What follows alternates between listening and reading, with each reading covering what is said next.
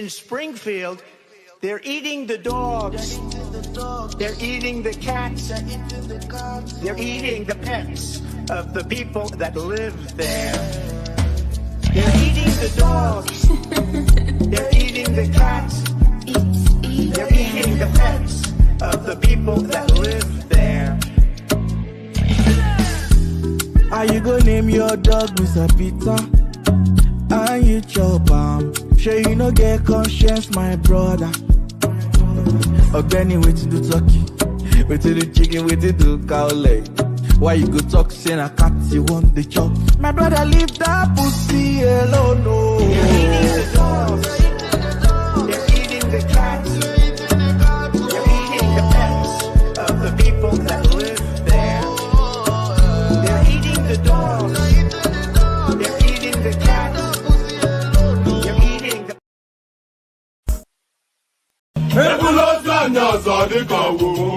Okay now. To person between my bed. I see. I see what the wedding for game. Okay. Papa, you look at me. And the Ikea. Mama said, I want it to go. I got no one who tell them back. Oh, where would he get? I got it on everything. Ìjẹ̀bú ọmọ alárẹ̀, àyẹ̀wò la ò jẹ́ rí. Tell them, let them know, say, wọ́n lè bá. Then they see us as they emulate. Then one begin, they imitate. Maybe someday they go graduate. Many people don't know about Baba. I see they go. Owó lọmọ gbàgbé òṣì. Ìjẹ̀bú Àwùjalẹ̀. Ìjẹ̀bú ọmọ alárẹ̀. Kékeré Ìjẹ̀bú o. Àwọn tó mọ̀ wá o. Àgbà Ìjẹ̀bú o. Àwọn alábòsí o.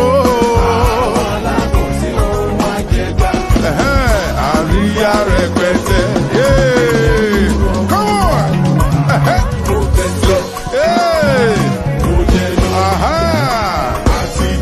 Ìjẹ̀bú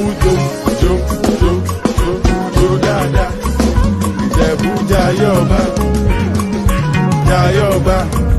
We done the ball with the represent. Olówó lọmọ ṣe yóò.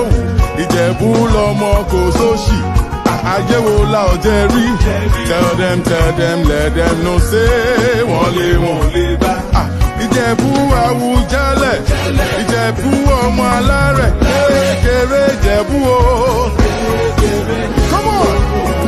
Àwọn tó mọ̀ wá o. Àgbà Ìjẹ̀bú o. Àwọn alábòsí o. Ẹgbẹ́ ẹ ó pọ̀.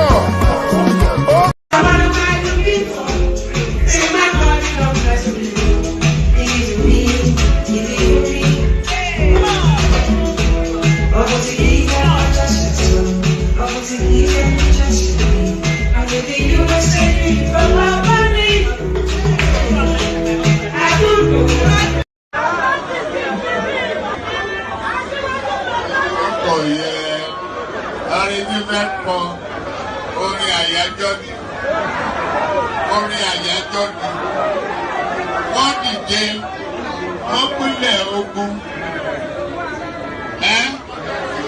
Oyin tí mo rí ká bá mi wáyé dà, ká ní kó bá mi wá.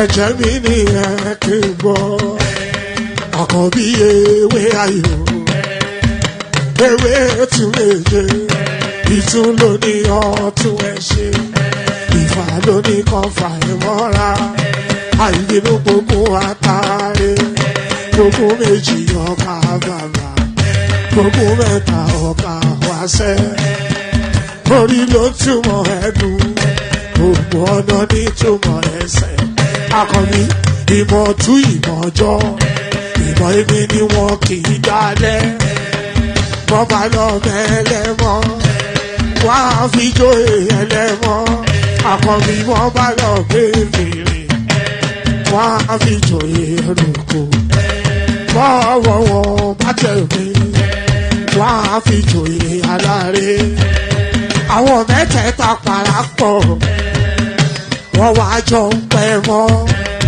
ẹ̀ẹ́mọ́ olóko jẹ wọ́n pa Akíntọ́lá ọmọ Ògún wọ́n pàdé ìyọ̀dà ọmọ àtàràbọ̀bà àkọ́bí wọ́n pàdé ṣàtàdá dẹ ọmọ bá Ìjẹ̀bú mèrè aṣíwájú odò gbólùkẹrẹ ajagun lólòdì ọ̀run tó bá ṣe pé tìyẹ tó bá ṣe pé tìyẹ náà bá ń darí jọ wí àpérò ní kún gbọ́wọ́ ọgọ́ ti ṣìgìdì máa gbé àgẹ́tì ló máa ń gbé àyàn tí ìlàyàn ewúrẹ́ ọlọ́run dákun má padà lẹ́yìn ẹ kó má gbàgbé ọ̀rọ̀ tẹ́ aṣíwájú ọ̀. And there it is right there. So there it is right there. So there it is right there. So good day to you. Oh, no, I didn't want to start it like that, actually. You know how I wanted to start it. I wanted to start it one with a bubble. So let's put the bubble up. If we can find the bubble. So first, I wanted to start it with a bubble. So that's the bubble right there. How am I positioned? Let me position centrally.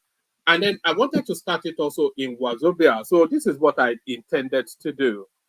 I was going to say in Nakwana Drama, which is the greetings, good day in our northern part, our Hausa brothers and sisters. In Nakwana Drama. Drama means people congregated or the mass or people gathered. So in Nakwana Drama, so to our northerners, and then to our southeasterners, Kedu, and to our southwesterners, Bawoni. I don't think it gets more. Ekabo Surieto. Yes, Ekabo Surieto. So in Nakwana Jama, Kedu to our southeastern brothers, Ekabo Surieto to our southwestern brothers. So all together, the rapture of all of that encapsulated in Wazobia. So Wazobia, you know that Ghana, you know that Ghana used to be called the Gold Coast. So that was the colonialist legacy that they left behind. But they had to unshackle themselves from that and change it from Gold Coast to Ghana. So some of you may not know that actually, but the original name at independence for Ghana was Gold Coast because they essentially named it after what they were harvesting after that space. So where am I going to? The independence name of Nigeria, guess what it was? Was still is Nigeria. So if we have to, you know that cap that Tinubu wears with the chains but not totally interlinked, so that is to send the messaging of unshackling. So if we have to fully unshackle from the vestiges of colonialism, then we have to really find a name to replace that, because we didn't name ourselves Nigerians. Somebody somewhere in some office in Parliament Square, they say her name is Flora Shaw. I don't believe that for a moment. Somebody from the British, probably some functionary, some office lark, came up with the name Nigeria. So that doesn't satiate, it doesn't encapture who we are in the fullness of. So what should we replace Nigeria with? It's essentially where I'm going to. So should we call ourselves Wazobia Nation? You know, or is that just too rash, as they say on the streets of Lagos? You know, Wazobia Nation. So there it is. Enakwala Jama, Akedu to my southeasterners, and Ekabo to my southwesterners. So that covers broadly the geospace that is the firmament called Nigeria. So good day to you, good to be your company, and how are you? So hopefully you can hear my voice this time around. We had a bit of an episode yesterday. I was speaking and I could not be heard. The same system I've always used, I used it again. So I'm not quite sure what happened yesterday. So apologies for the way yesterday went. It wasn't anything of my doing. I changed nothing. And from yesterday till today, I've still changed nothing. So I'm not quite sure if it was just a moment in time. But yes, I still have to wrap my head around it. But it went that way, but now it's going this way. So good day to you. Good to be your company. And how are you? Always a delight anytime I get to do this. Spend time in the company of friends. Spread, we are more or less friends. A lot of you, and there's quite a sizable amount of you that listen to these sessions fairly regularly. You may be surprised, and I hope you don't recoil from it when I say it. You may be surprised to hear me say, and then it will dawn on you just as soon as I say it. But you may be surprised that you actually spend more time in this company than you probably spend with members of your family. You may be surprised to hear that, but that's probably and your friends even. You spend more time in this company, in this gathering with your friend one man and the crew. You spend more time in this company than you probably do with your family. Because you spend what, a good 6, 7, the average session lasts 8 hours a stretch, and you're there chuckling along, getting annoyed, laughing, getting offended, all of the emotions that the roller coaster is, day after day after day. And that's a good 8 hours out of your day. So if you add sleep on top of that, and then you sequence how your day. Ja, good to see you, my friend. So that's Ja Nzola. That is the now new big spender of the one man went to more platform. You may be surprised that you actually spend more time on this platform than you do with members of your family. So if you account for the 8 hours that you spend here on average, and then you account for the 8 hours that you spend sleeping, that's 16 hours. And then if you chop up the rest of the hours that make up the day into the various slots of life incidents that carry you through that day, walk, shopping, coffee with a friend, etc., you will see that none of the pockets of activities actually matches up with the amount of time that you spend here. So what am I saying? When I say we know each other a lot more than we imagine we do, we really do. We really do know each other more than we imagine we do, but all for the better, of course.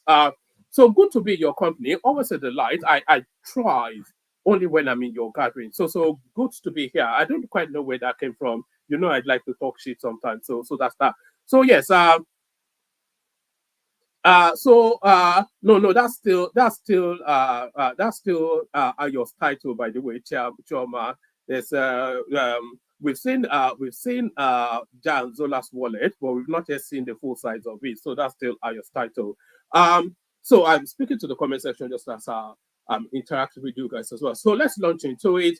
The usual protocol: click on like just as soon as you're coming in. Please do that. Click on like. Very, very important. Yes, I did disappear yesterday, Emmy. I gave the reasons why. Click on like, please. Very, very important that you do that. So click on like. Click on subscribe as well. When we're asking you to do all these things, it is no skin of your nose. It's no expense to you, but it's a big difference to the person that is within these spaces, because it's essentially a numbers space.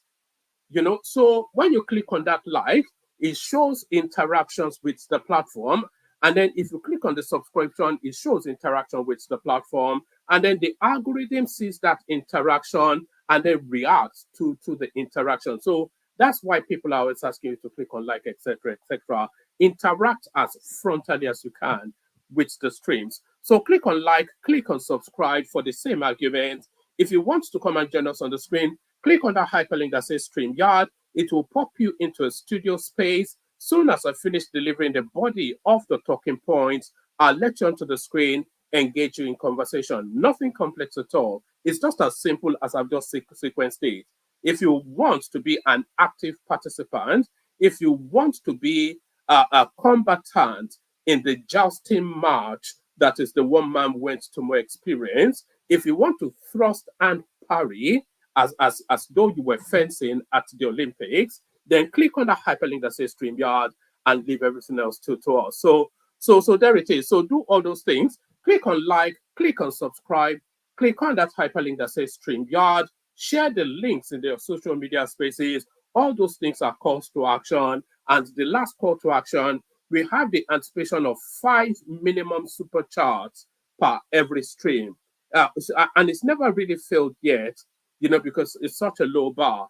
So we have the anticipation of 5 minimum super chats per every stream. And this applies to all of the platforms we're streaming to, by the way. Facebook, X Space, especially YouTube. We have the anticipation of 5 minimum super chats towards the stream. So it should be the first to set us on our way. So do all those things that I've just invited you to do. Do all of those things, and your body will be subsumed. You'll be enraptured with a glowing feeling of warmth. That feel-good factor. So you'll be enraptured with a glowing feeling of warmth. So all those funky things, do all those funky things. Play that funky music for me, white boy. So play that funky music for me, white boy. So enough of my noise making. Let's launch straight into. There'll be a bit of crossover from what was intended for yesterday and what we're digesting today. So let's kick it off with this one. But because people delighted in that Trump song so much, let's have a little bit of a soupçon of that, and then we launch into the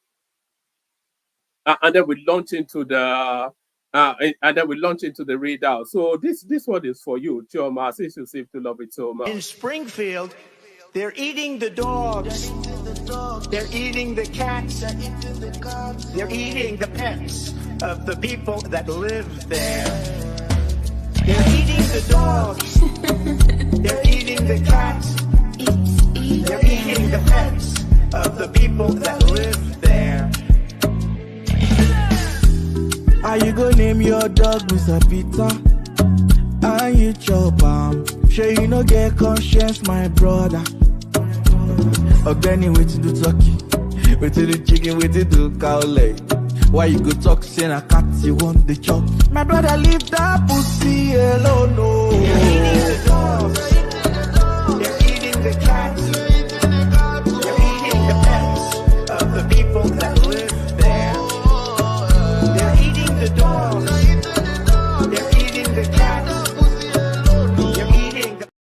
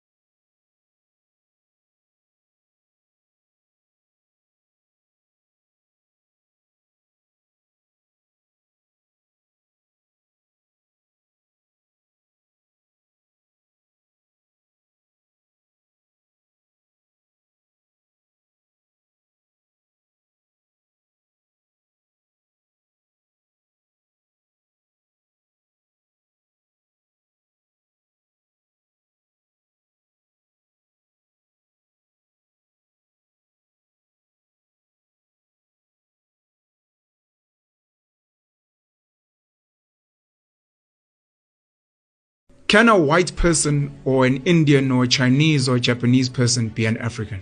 That's beautiful. I lived in Britain for some years. I lived in Netherlands and Utrecht for some time. I spent some time in the US. And while I was in Europe for those years, I never became a European by all practical purposes. If I can go and live in India right now, I'll never be an Indian. 6 generations later, 10 generations later? My children can assume citizenship and stuff like that. But in all fairness, if a black man living in Sweden right now and in Germany cannot be addressed as a European, and even if he has children and they're on the paper it's written European, but are they European? You're asking the essence of identity. No. There's no white man who can become an African, because there's no African who can become a European. Full stop.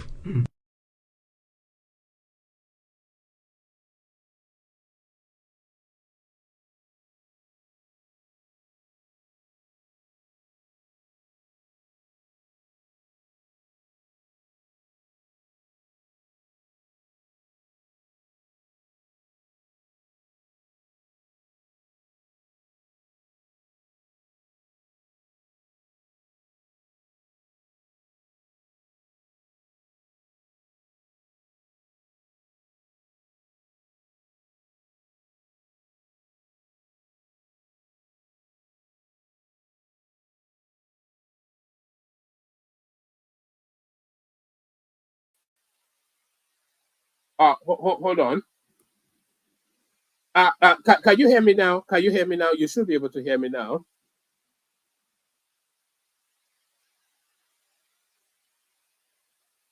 All right. You should be able to hear me now. Let me know.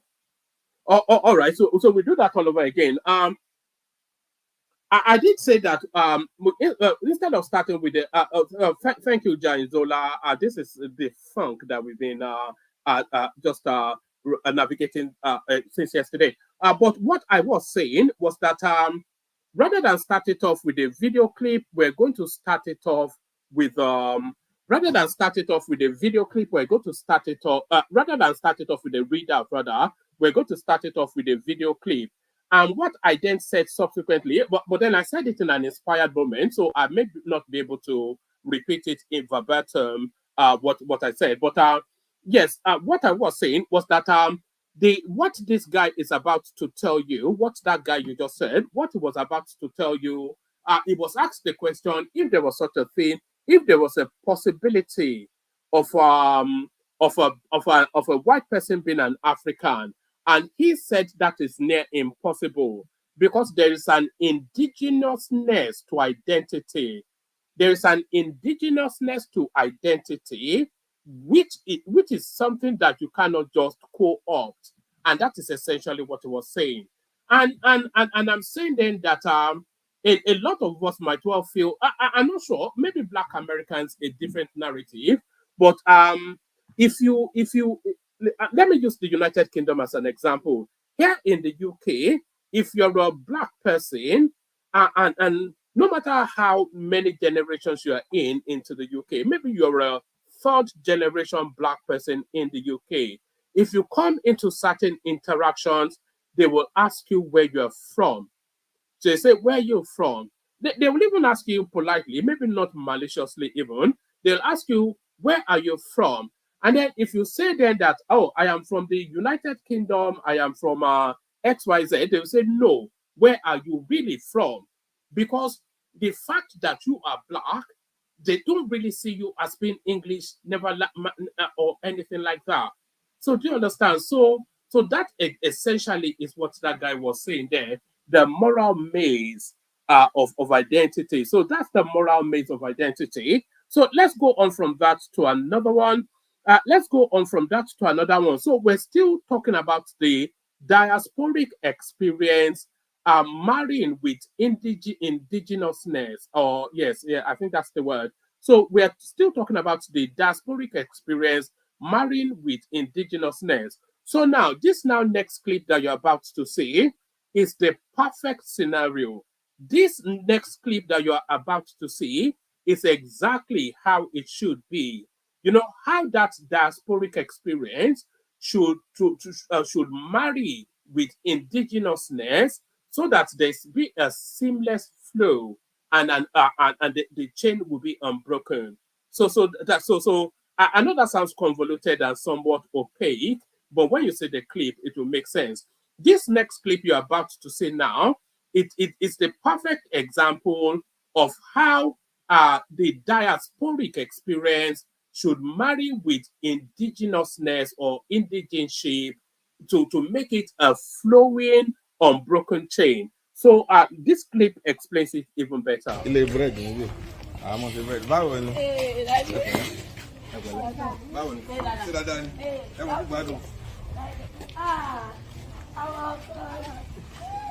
Kai, what is Jadam?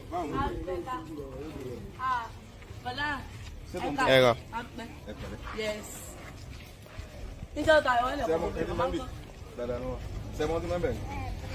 You know, Freddy, no.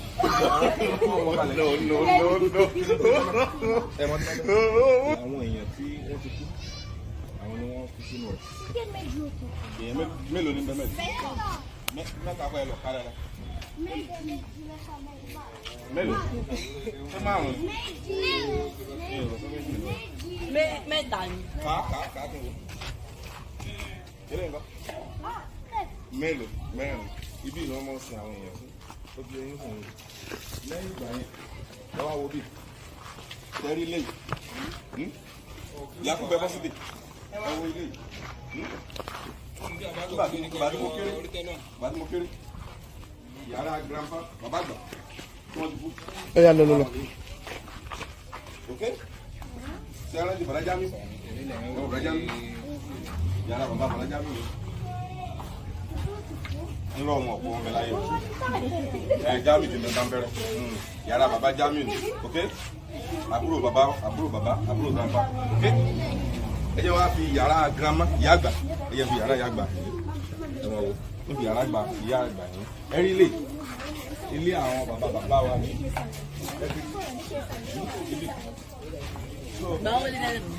ẹ̀yà ìjẹta sá.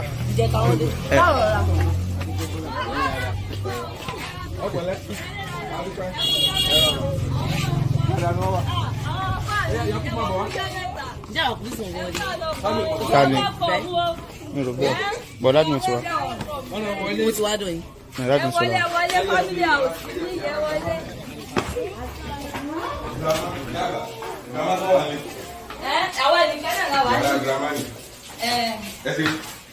Ẹ wo. All right, so that's exactly how it should be. So that you could see the kids, of course, are mixed race or mixed heritage, as seems to be the now woke terminology. So those were mixed heritage children being taken to the core source of where their father sprung from. And you could also notice then that those children were, so maybe they are not fluent, but they had a decent enough grasp of the Yoruba language. So that's the unbroken chain right there. So no matter how wide you travel, still stay within the source. So still stay within the source. I'll play you one more clip and then we go on to the readout. So now there's been a lot of controversy about the affordability of life in Nigeria. Affordability to the point that people seem to be struggling to buy food. So that seems to be the narrative. But this next clip here somewhat it debunks, I wouldn't say it debunks that, but it certainly adds a different perspective. So this clip here, pay attention to this woman goes on a journey with 40,000 naira and see what she comes back with. Watch this. So this one is for you, Ekene. I know you're watching. Come with me, guys. Let's spend 40,000 naira on food stuff in Duse Market. First stop was this catfish vendor. I wanted quite a big one, and I got this one for 6,000 naira. The vendor helped me cut and clean it as well. Next stop was meat. So I got some part of cow tail and cow head. The cow tail was sold for 6,000 while I got the cow head for 7,500 naira. And together I paid 13,500 for both of them. I got a mudu of white beans for 3,000 naira. I also got a mudu of yellow gari for 1,200 naira. A pack of no beef for 1,400 naira. A kilo of Titus fish was 5,200 naira, but I just got one piece for 2,500 naira. I bought this stockfish head for 2,000 naira. I got a cup of obonlo for 2,200 naira. I bought this quantity of uzeza leaf for 500 naira. 6 fingers of plantain for 1,000 naira. Bought this yellow pepper for 500 naira. Also got this red pepper for 500 naira. Bought this onion for 500 naira as well. This big pomo was 500 naira each, so I got got 2 for 1,000 naira. Smoked fish was 2,000 naira each, so I got 2 for 4,000 naira. And there it is, guys. Should I say 40,000 naira well spent or not? See you guys in my next video. Oh my god. So there it is right there. So that is what 40,000 naira gets you in Nigeria. So that should feed a family of 5 for a good month. What that woman just harvested right there, and she didn't even bargain that much. So she would have gotten double if she had she wasn't some idea butter just throwing money away. That would have fed that harvest, that bounty that she got for a measly 40,000 naira would have fed a family of 5 for a month. So there it is. So there it is. So don't come and cry, woe is me here. We all know what's going on in that country. We all know what is going on in that country. And some of what is going on in that country is this. Everybody is crying. Things are getting out of control. General Abdul Salami Abubakar speaks on economic hardship. So the people that looted the country to a comatose, they are the ones now carrying that, they're crying that the country has gone to the dogs. Former Nigerian military head of state, General Abdulsalami Abubakar, has shared his concerns over the economic situation in the country. Abubakar lamented that the economic hardship is getting out of control. He stated this whilst receiving the leadership of the Campaign for Democracy and Human Rights, led by Abdullahi Mohammed Jabi, who visited his hilltop residence in Minna, Niger State, on Tuesday. So now, so let me just pause there for a moment. You see, this traditionally, Abdul Salami Abubakar does not run commentaries on the state of the nation. Maybe out of deference to whoever the president is. Certainly said not a word under Buhari's 8 years. No, you didn't even hear him sneeze. Never mind say a word. So, but now he's running commentaries against the Tinubu administration. But curiously, he's running these commentaries barely 2-3 days after some shady, shadowy meetings between him, Obasanjo, and Babangida just in Mina a couple of days ago. So now this now seems to be the outtake of that meeting. This seems to be the strategy that meeting has evolved into. So this essentially is their stance now. This is a collective stance. It's speaking not from his voice, but it's echoing to other voices. So whatever we read from here now is echoing the voice of Tinubu and Babangida as well. So here it is. Here is their strategy in play now. So Nigeria now really on the precipice. Former Nigerian military head of state, General Abdulsalami Abubakar, has shared his concerns over the economic situation in the country. Abubakar lamented that the economic hardship is getting out of control. He stated this whilst receiving the leadership of the Campaign for Democracy and Human Rights, led by Abdullahi Mohammed Jabi, who visited his hilltop residence in Minna, Niger State on Tuesday. The former Nigerian leader said many people now struggle to afford basic needs like food and transportation. So the video clip we played already debunked that. There's an abundance of food at relatively affordable prices, just from the example of that lady in that clip. Everybody is crying about this hardship, and it seems to be getting out of control. People cannot afford 3 square meals. So sorry, in which country?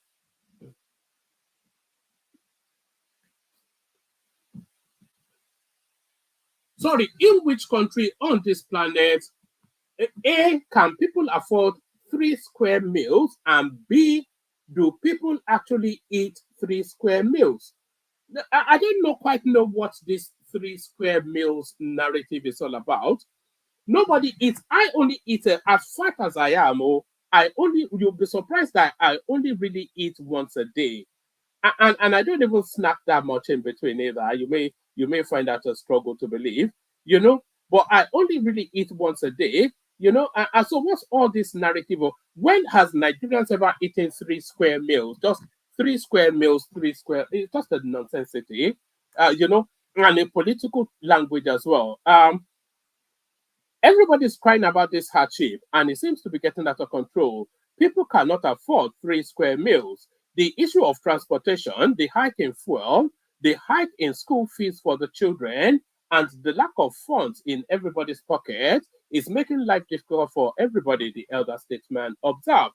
General Abubakar disclosed that he belongs to a forum that had passed 3 recommendations to the federal government on the way out of the economic hardship. I wonder if that, or if some of those, do you know that under this guy's administration, it was only the head of state of Nigeria for about 12 to 16 months thereabout, sadly not up to 2 years. Did you know that they were sending bullion vans to central banks almost on a daily basis to pack it with dollars because he wanted to match what Babangida stole? He stole everything. That was what Obasanjo told us when he came in. This now, the champion of the oppressed, the voice of piety, Abubakar Abdulsalit is the person speaking. General Abubakar disclosed that he belongs to a forum that had passed 3 recommendations to the federal government on the way out of the economic hardship, as giving out palliatives is not the solution to hikes in food and other commodities across the nation. He suggested that the government should provide affordable food options by buying and selling essential items at lower prices. I think the government already acting in that direction.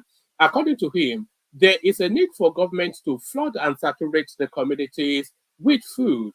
Let them, the government, buy food and sell it at lesser prices to the people, so that people will try to buy some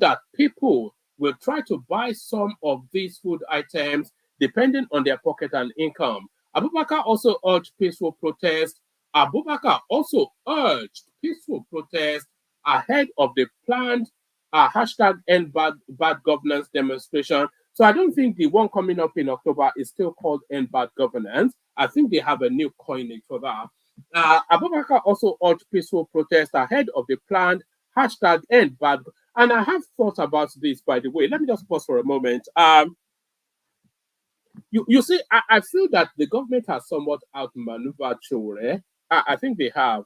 So Showore came in back to Nigeria, with his feathers all unfurled, wings ready to flap and everything. So he was expecting then that he will be arrested and thrown into a cell next to Nnamdi Kanu just as soon as he lands at the airport. So he was correct that he would be arrested, and he was arrested. But he was arrested, interrogated, set on his way, and given his passport back. So with that, the government then defeats that narrative, because if they had arrested him and thrown him in a cell next to Nnamdi Kanu, all of the streams would be about Showore and how brutish and brutal and backward the Nigerian government is, how they will not allow free. So all of the narrative, if they have thrown that guy in prison, this stream we're having now will be themed around Showore, with everybody running around throwing so many invectives. So, but they cut that off. So they didn't give him that. And that was what he wanted. And he needed that as well for this is October protest to succeed now. And that October protest is going to be a categorical failure because it's too soon after the last one won, and people have not recovered, and the space is tired of it, of course. They want to breathe for a moment rather than being on the street. So they've not given him a storyline to lead up to that protest, and he's going to end up on the streets with Deji Adeyanju in their usual white shirts, jackets slung over the shoulder. We no go grill, we no go. It's reverted back to type essentially. Really completely outmaneuvered by the government here. Abubakar also urged peaceful protest ahead of the planned hashtag End Bad Governance demonstration on October the 1st, recalling the violence and looting that marred previous protests. He lamented, during the last protest, we saw unnecessary uncalled for carnage theft and criminalities instead of protesting. The people went about looting even private houses. Private individuals suffered in the hands of demonstrators. So they will say, "Oh, the government infiltrate." We all know that he opened that anarchical space up, and of course, the usual suspects jumped on it. So the usual suspect jumped on it. So now this now next storyline. And by the way, if you see me somewhat, I think I'm straddling two screens. So this now next storyline, if it was a Shakespeare play, if it was a Shakespearean play, it would be to be or not to be. Is this guy in custody or not? Is the question. Yahaya Bello arrested in midnight sting operation, did not surrender. So that's a source. But then I think subsequently the EFCC have come out to tell us that it's not in their custody. So I'm not quite sure. This guy telling you that you cannot arrest him, and he goes about from party to party, and you claim that you're some law enforcement agency. It's not even worth the read. So we just leave that at the headline. We leave that at the headline. Any politician demarketing in Nigeria does not deserve to be a president. This is the Attorney General of the Federation, Fagbemi. We all know whose direction is pointing, of course. Peter, Nigeria is a rubbish country, OB. Any politician demarketing in Nigeria does not deserve to be president. Attorney General of the Federation, Fagbemi. The Attorney General of the Federation, AGF, Lateef Fagbemi, has stated that any politician speaking ill of Nigeria deserves no chance to lead the nation. Fagbemi, who spoke at the Abuja Social Media Summit, themed harnessing the power of social media for national development, faulted politicians who are fond of demarketing Nigeria on social media, asserting that such individuals are unfit to aspire for any leadership position in the country. The AGF emphasized the necessity of collective efforts to elevate Nigeria into a more prosperous nation free from discord. He affirmed that the administration of President Bola Ahmed Tinubu is dedicated to guiding the country towards a brighter future. Just as they say that social media neither sleeps nor slumbers, we must watch our words. Well, weigh it before you utter it. For once uttered, it cannot be retrieved. So no, social media does not forgive and it doesn't forget. Once you've said it on social media, then you are damned to it, or you are praised by it. But whatever it is you say on social media, you cannot take it back, you cannot reward it, and you cannot deny it. It's there permanently in some algorithm somewhere. Just as they say that social media neither sleeps nor slumbers, we must watch our word. Weigh it before you utter it. For once it is uttered, it cannot be retrieved. No individual should use his freedom of speech on social media to infringe upon the rights of another, as it is fast becoming the order of the day. We must also be careful of what we say about our country. Political differences should not make us demarket our country on the international stage. Only unpatriotic citizens or leaders will choose to do so. Those who speak ill of their country to settle political differences should never have the opportunity to lead the same country at any stage, the AGF said. Fagbemi, represented at the event by his spokesperson, Something Ogundele, emphasized that utilizing social media for national development entails capitalizing on these platforms to drive economic advancement, enhance governance, increase civic participation, and promote societal progress. So there it is right there. So there it is right there.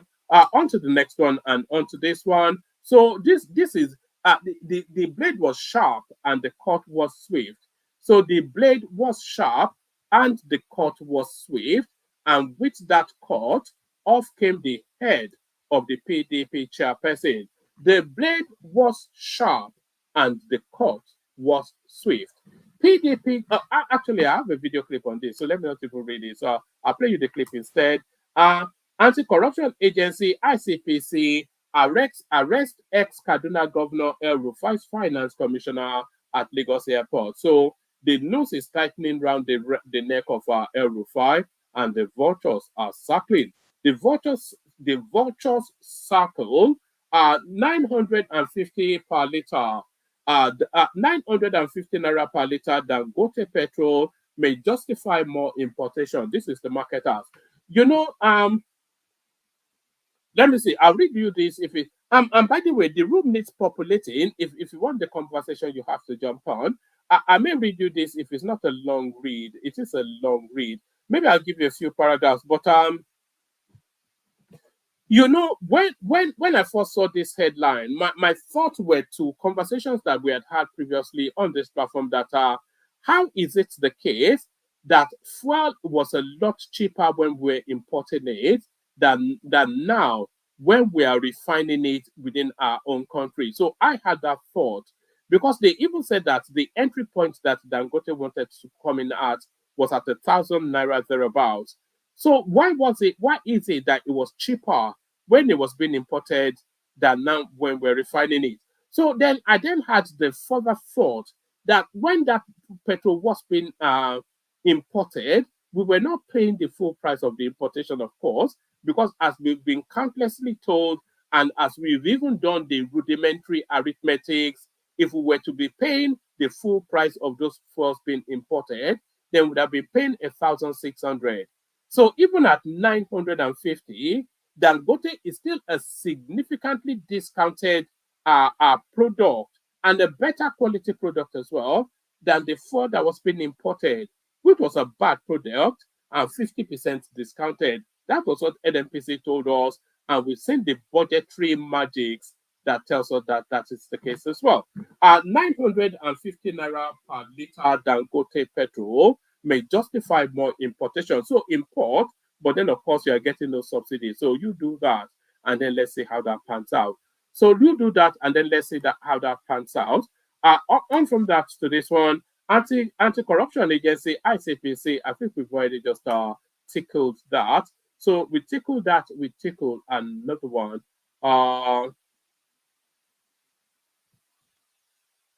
NNPC Dangote, fresh dispute emerge over supply volume. So I'm not quite sure if there should be any dispute over that because Dangote gave us the assurance that fuel scarcity in Nigeria is a thing of the past. More controversy has emerged in the execution of a sale purchase deal on premium petrol spirit, otherwise known as petrol, between the Nigerian National Petroleum Company, NNPCL, and Dangote Refinery.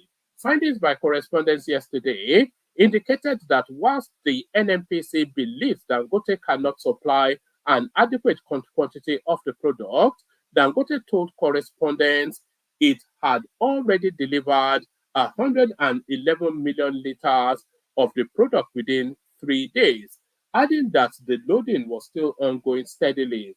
NNPC last weekend said Dangote could only deliver 1.8 million liters out of the 25 million liters it initially agreed with NNPC. So if you look at this, it's just the disparity in these figures, isn't it? Dangote tells us that he's delivered 111 liters.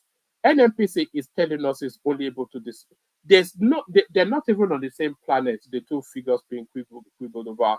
So they said he's only delivered 16.8 liters, and he's assuring us that these things are metered. So what game is in play there? We'll never know. So this one now, enough already. Do it or shut up is really the response to this. Enough already. Do it or shut up is the response to this now next headline. Enough already. Do it or shut up. Tinubu set to reshuffle cabinet before October the 1st. So enough already. Do it or shut up. President Bola Tinubu is reportedly prepared to reshuffle his cabinet in anticipation of Nigeria's Independence Day celebration on October the 1st. Sources within the presidency revealed to correspondents that this decision is a direct response to growing criticisms regarding the administration's handling of the economy. Reliable insiders indicated that several key ministries are likely to be affected by the upcoming reshuffle, including the Ministry of Petroleum Resources, Ministry of Power, Ministry of Transportation, Ministry of Water Works, Ministry of Environment, and Ministry of Defense. Discontent. And by the way, a lot of people will also want to put the CBN there. There was a kite actually being flown a couple of days ago to indicate that Tinubu had invited Jemi Cardoso to resign immediately, which Bayo Ononuga subsequently debunked, but that kite was flown to see what response there will be to that. President Bola Tinubu is reportedly preparing to reshuffle his cabinet in anticipation of Nigeria's Independence Day celebration on October the 1st. Sources within the presidency revealed to correspondents that this decision is a direct response to growing criticisms regarding the administration's handling of the economy. Reliable insiders indicated that several key ministries are likely to be affected by the upcoming reshuffle, including the Ministry of Petroleum Resources, Ministry of Power, Ministry of Transport, Ministry of Water Resources, Ministry of Environment, and Ministry of Defense. Discontent has been brewing within the ruling All Progressive Congress APC regarding the current administration's performance, with party members expressing concerns that without significant changes in economic management, the party may struggle to retain power in 2027. A chieftain of the APC, speaking on the condition of anonymity, let me pause, I'm going too fast.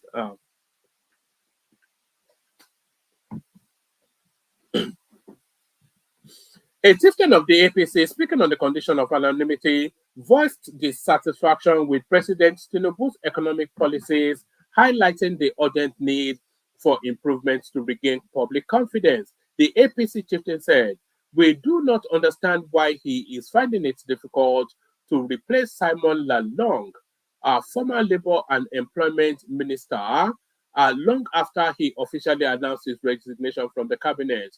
Look at the Humanitarian Affairs Ministry, one of the most strategic ministries designed to give welfare to Nigerians, especially members of our party.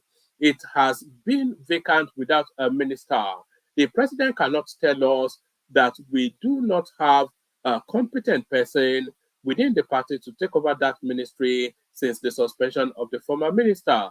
Even if they want to recall her, she can be reassigned to any other ministry, but there is no justification for leaving that ministry vacant." The APC chieftain revealed that all is not well with the party, noting that the 2027 political consideration is being elevated above current challenges facing the nation. Recall that whilst Simon Lalong, representing Plateau State in Tinubu's cabinet, resigned to take up his seat at the Senate, Abeta Edu, representing Cross River State, was suspended over alleged corruption in a ministry. According to correspondents, the president will announce the cabinet reshuffle ahead of the October 1st celebration, the source revealed. The president has concluded plans to reshuffle the ministers, and it will be done before or on the 1st of October broadcast. I may not be able to tell you those that will be dropped or those that will go, but remember that the president has been monitoring the performance of the ministers, so he knows those that are performing and those that are not. So certainly the Minister of Power, he should be long gone, as useless gets. He's an Ibadan man as well, which is more to the shame of it. So I'll send the link to the studio again, see if anybody wants to jump on. So I'll send the link to the studio again, see if anybody wants to jump on. Let me play you the clip on the sacking of the PDP chairman. Sustainable democracy for our dear nation. Along that line, we discussed extensively the need for collaboration between the Nigerian Governors Forum, the PDP Governors Forum, and the National Working Committee, so that some of the issues that result in litigation. Issues that cannot be resolved will be resolved on the table. It is along this line that we collectively agreed the need for rule of law, and the delegation gave their firm commitment or support to the position of the Nigerian Governors Forum (PDP) on Rivers State, where we have an established practice in which any governor in any state that is coming from the party is the leader of the party and would therefore have the structure of the party for sustainability. That commitment on behalf of the Governors Forum, we are very grateful to the National Working Committee, ably led by the legal advisor. We also discussed some of the legal issues that are lingering, and I use the opportunity on behalf of the Governors Forum to ask the delegation to convey our appreciation to the acting national chairman and to insist that please those committees they have set up on reconciliation and disciplinary issues should work in a manner that we will do it through consensus, through agreement, so that at least we will not create any political imbroglio. In conclusion, I seize the opportunity to thank them and to assure them going forward the Governors Forum will be meeting with them from time to time and to give them all the support so that we can have a well-knitted structure between all the organs of the party, the BOT, the NWC, and even some of the other organs like the former Governors Forum, former Ministers Forum, so that all the stakeholders will be talking in the same voice. So that in 2027, inshallah, Nigerians will have the hope of having PDP back and good governance back into the country. Thank you very much. On the summary of our discussion on what is on the table in the country about the change of leadership to get a permanent leadership in the party, because right now our brother from the Northeast is acting as chairman, and it is a constitutional aberration because according to our constitution, any vacancy that exists must be filled from where that vacancy is created. And we know the North Central have been craving for it, and we discussed the issue. We will work with the acting national chairman and the working committee and the party to ensure that the Northeast is given and the North Central is given the opportunity to assume that responsibility, since we in the Northeast also benefited from such constitutional arrangement, where after the resignation of Alhaji Bamanga Tuku, our brother, our former governor, Ahmed Adamu Azu became the chairman of the PDP. It is not something that is in contention by the grace of God. Thank you.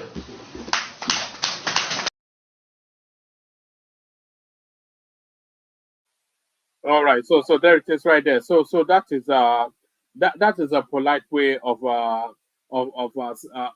uttering those famous Donald Trump phrase. You're fired, essentially. So that's essentially it's the removal of the acting chairman of the PDP, Damagum, who is a wicked man, and also they reversed the structures of the River State PDP that was gifted to Wike back to Fubara. So it's a game of thrones going on in the PDP at the moment, reshuffling quite aggressively. We'll see how that lands. But for them to make any form of progress as a party or be of any value, they either have to rescue. If Wike seizes hold of that country, he's going to surrender 2027 to Tinubu. He said that himself. He said he's not going to contest against Tinubu in 2027. So that's Wike right there. So still on the Tinubu space. So they keep telling you that Tinubu built Lagos, and people keep insisting that how did they build Lagos, etc., etc. So let's take you down memory lane to show you what Lagos was just when Tinubu took over. Let's go to Oshodi by way of time portal.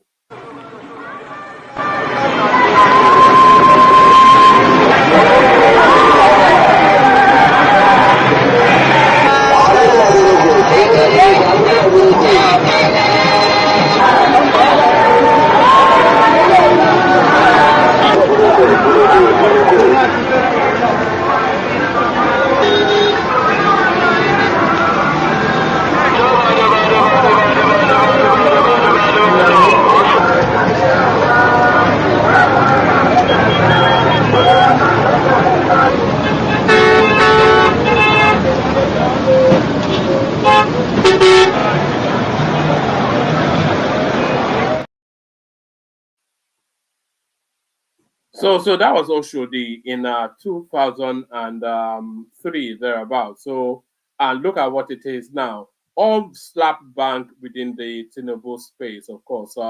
So all slap bang within the Tinubu space. I still got a couple of clips, but maybe we'll. I must play you this one. So this one is quite interesting, and I'm going to task you a little bit.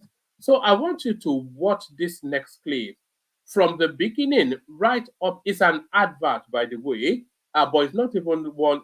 It's probably the best advert that I've ever yet seen. I want you to watch this clip right from the very beginning to the end. So watch it intently. Watch it intently, unless, of course, it's from your country and you already know it. But I watch it intently and try and guess what is being advertised. So at the end of the clip, it captures the essence of it, and you say, "Oh wow!" But that's what I thought. I thought I'll bring it to you. So watch this clip. It's an advert. So watch it intently and see if you can, before it gets to the reveal, guess what is being advertised here. Watch this.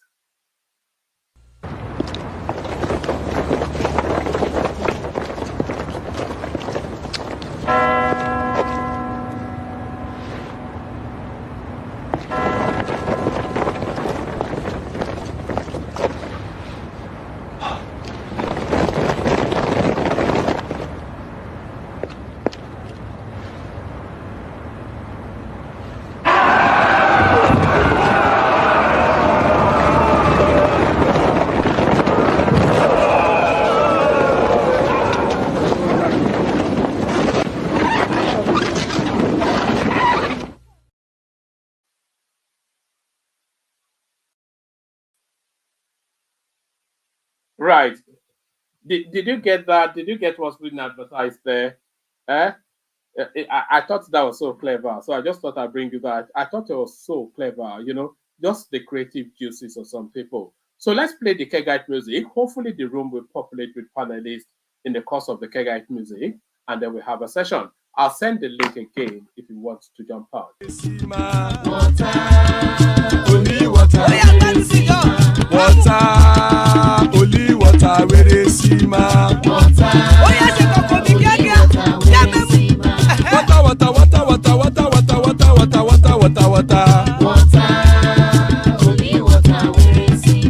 Hapa o naido.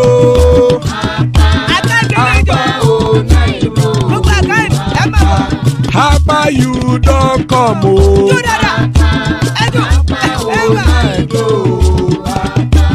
Hapa o naido.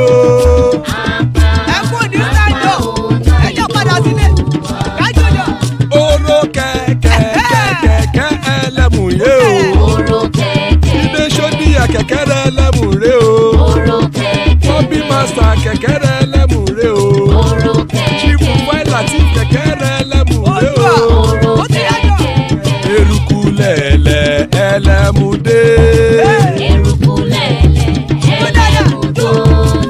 Eruku lele egbe elemu dodo jare o.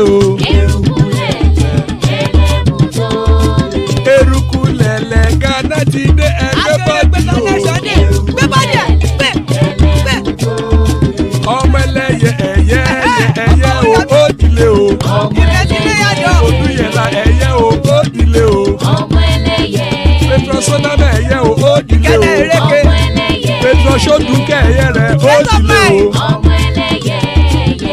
ẹlẹ́kọ̀ ọ̀run mú ìní o. ìgbàlà tí èlé. ìgbàlà tí èlé. àkùkọ ọ̀run méjìkọ.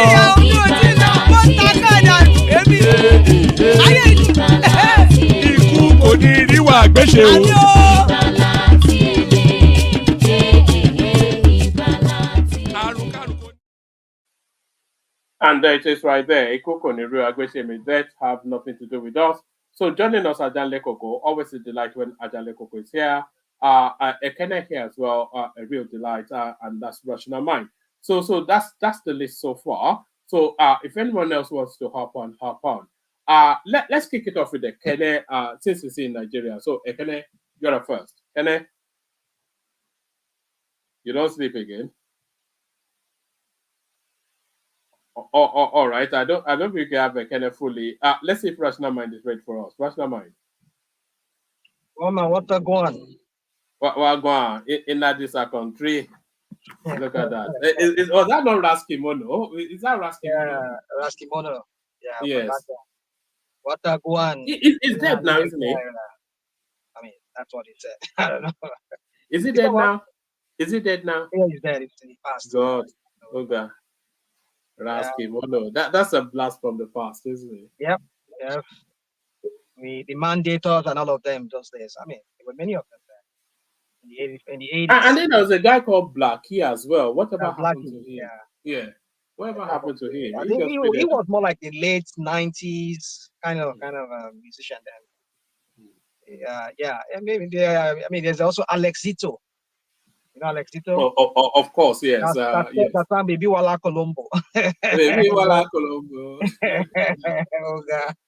Those were simpler, happier times. Yeah, you know? exactly. Those were those years when people were just, we live simple and we're happy. You know? Remember those Sunday rendezvous on the NTA channel? Yes. Remember they even used to bring us Soul Train. You remember with Don Cornelius? With Don Cornelius, eh? And then we those flared trousers. You know? Trousers the man one guy. Yeah, I mean it's And then we used to watch JJ. You know, remember JJ? Those were happier times. That was happier times. Simpler times. That was Nigeria. That's why we still hold on, isn't it? Because we remember those things. I still have respect for NTA to some extent. There are so many things that NTA showed back then that I think the kids of these days, I don't know. It's been a while. I mean, we grew up, we saw NTA, even though by the standard then, we think say NTA was not really by that any standard. But then back then, looking back at what I saw, and compared to what I saw here in the United States, I was like, NTA wasn't bad. NTA wasn't that a bad TV station then. Even being a government, talk about Sesame Street then, talk about so many other cartoons that we watched back then. You know? Samanja, do you remember Samanja? Yeah. Dawn, Uncle Beke and all that. Yeah, and then this Sarawiwa alias 430. Alias 430. We have Sarawiwa then did Mr. B. And I mean those old TV shows, and then we have Suraju Taylor. Yes. Suraju Taylor is our man. Suraju Taylor is your man. That dates us, doesn't it? That dates us. Exactly. Let's get to the Nigeria and his never-ending wahala. Never-ending saga. So what are you looking at in the news? We're talking about Abdul Salami coming out to say that Tinubu needs to sort matters out because it's becoming unbearable. With this inherent hypocrisy in that. And then, has he been arrested or not? Yahaya Bello, he's in the headlines. But the EFCC coming out to say that, it's not in their custody. Any politician demarketing Nigeria does not deserve to be president. That is the Attorney General of the Federation. We all know who is speaking to, of course, but you concur. PDP showing they have teeth. They got rid of the national chairman as a first step towards getting Wike out of that space. Anti-Corruption Agency ICPC arrest ex-Kaduna Governor El Rufai's Finance Commissioner. So the news tightening somewhat around the never-ending saga that is the Dangote refinery, whatever. The importers are saying they can import, they would import if it doesn't crash its price. So should they call his bluff? Should they call their bluff? Is in a so many way fight. The LMPC, of course, are quibbling volumes with him as well. They are saying they are lifting only 16.8 million, and he's telling us they are taking 111 million liters. So just Nigeria as ever convoluted and just difficult to decipher. Yeah. What man? Somebody wants to say something? No, that's Charles. I think you're muted by mistake. Okay. So yeah, woman, you have to feel because I can't remember all of them, but I have to just speak to them. And yeah, Oladipo Ekun, let me just address Oladipo Ekun. You see that guy. I don't know when people see the Ekman respect for that guy. I mean, I don't even know. Who is Oladipo Ekun? Who is Oladipo Ekun? Is he not the Attorney General of? Fagbemi. Fagbemi. Okay, sorry, I'm sorry. Oladipo Ekun was defense attorney when during the election. Yeah, Fagbemi. So you see, Fagbemi, I don't know. People talk about him like, oh, learned or whatever. Those legal jargon, so they easily address themselves, you know. But then I just kind of wonder that this guy. I mean, like, you don't have to be speaking into political things. Like, well, yeah. What about you when Tinubu? I mean, you want me to go and dig out Tinubu's tweets of many years ago when he was talking against the Yar'Adua and talking against what's his name, Goodluck Jonathan. That time nobody said they were going to ban their Twitter. Nobody said they were going to like silence them, take his Twitter from him. I mean, what are we talking about? What did APC not say? What is it, the marketing that APC did not market Nigeria? And did you hear the Attorney General at that time, at Dimogobi, what was that man's name? Come out and say anything like, see, sometimes, you see, I said with Tinubu, people don't get it. I know you people don't still get it. I don't know why people don't get it. With Tinubu will rewire Nigeria to some kind of, I don't even know how to even, I mean, some kind of medieval kind of, some kind of 15th century Europe, where life was just like, just live and there's no standard. I mean, Tinubu has rewired that country. That is, I mean, he met the rods and he built more on it. Never had Nigeria so low. Like an attorney general will be speaking like a politician. I don't even get it. But he is a politician. He's a political figure. See, that's what I'm saying. Not even that PDP have always seen Nigeria this low. Tinubu has brought some kind of, I mean, I don't know why people don't get it. I don't know why people can't see it. But rational mind, you can't blame Tinubu for the statement of Attorney General. Oh, come on. Hold on now. Is the Attorney General that we should go after? You know, we should go after him. We should condemn him, and you know, he shouldn't get involved in politics because he's serving the state. He's managing the law of the state. He cannot be partisan. Yes, he could be a member of the party to get there, but once he step into that position of Attorney General, partisan is over. Partisanship is over. It should be strictly based, so you should not have even make that statement. So I think if you concentrate on that man, it'd be better than rapping. But you don't understand why I use Tinubu. See, when I always bring Tinubu into the picture, people always wonder why do I have to? If I yeah, my wife, I understand why you are doing that, but at least about you know, Tinubu is not. I will blame Tinubu now. That's so. We all think that. So what you just said, we all think it. Let me tell you why. I will tell you why Tinubu I will tell you. But what I'm talking about here is this. I'm talking about this one. You see, you don't understand why I'm saying that I blame Tinubu.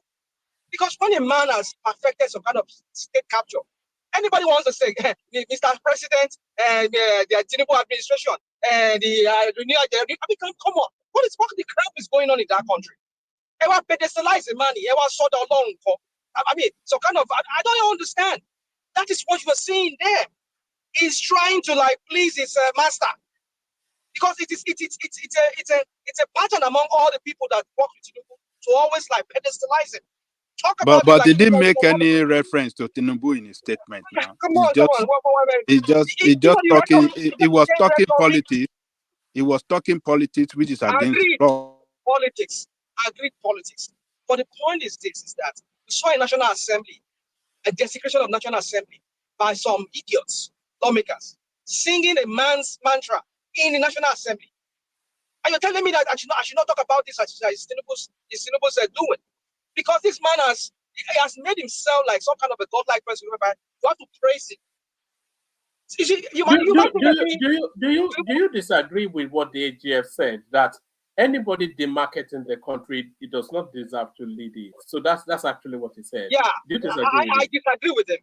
I disagree with him. That was why I say I want to go and dig out Tinubu's tweets from many years ago when it was the market, not even 2013, 2014, before the 2015 election. What they said, even on live camera, on cameras, on videos, not even his own tweets that he tweets, and nobody said he was demarketing Nigeria then. Suddenly, because now he's there and he's doing his crap. He's mal-governing, take note of that word I'm using, that English word, mal-governing, is mal-administration of that country. And now we should not talk anymore. And so when we talk, we are demarketing Nigeria. You see, people are going along.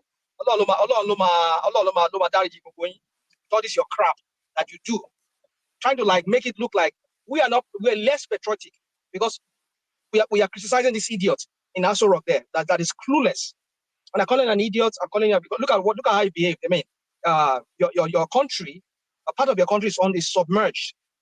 And you have the God to be telling them that I only have 5. You see, to tell you, some people are like, what's that English word I'm looking for? They disengage themselves from the reality. They can't sympathize. They can't empathize with their people anymore. I only have 5 minutes. I'm going to America.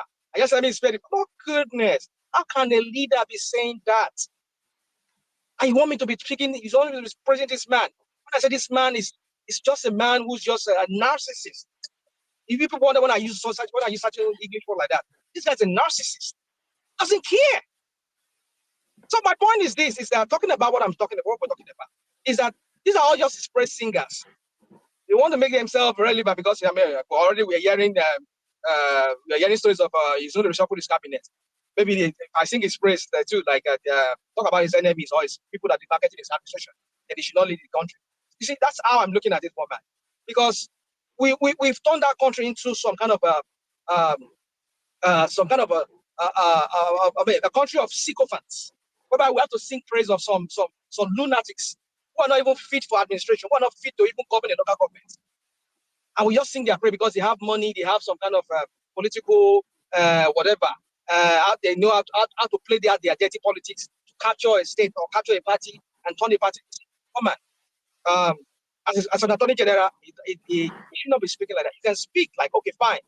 Well, it's not right to be using that, but you can speak on a general term. But I'm not speaking about the opposition because suddenly they criticize your government, and then you feel like, yes, they should not govern the country because they criticize. What have they said? That our country is being governed by criminals. Is it out of place to say that? Your Senate president, who is he? You were talking about the governor now. Who AFC has been looking for him for how many months? Go to the National Assembly there. We have so many of them who have cases with EFC. I don't know if you people saw this interview that this guy had, Shenwo Kibaloye had with one guy on his own platform. The guy was giving us breakdown of the so many pardon that Ningi was complaining about.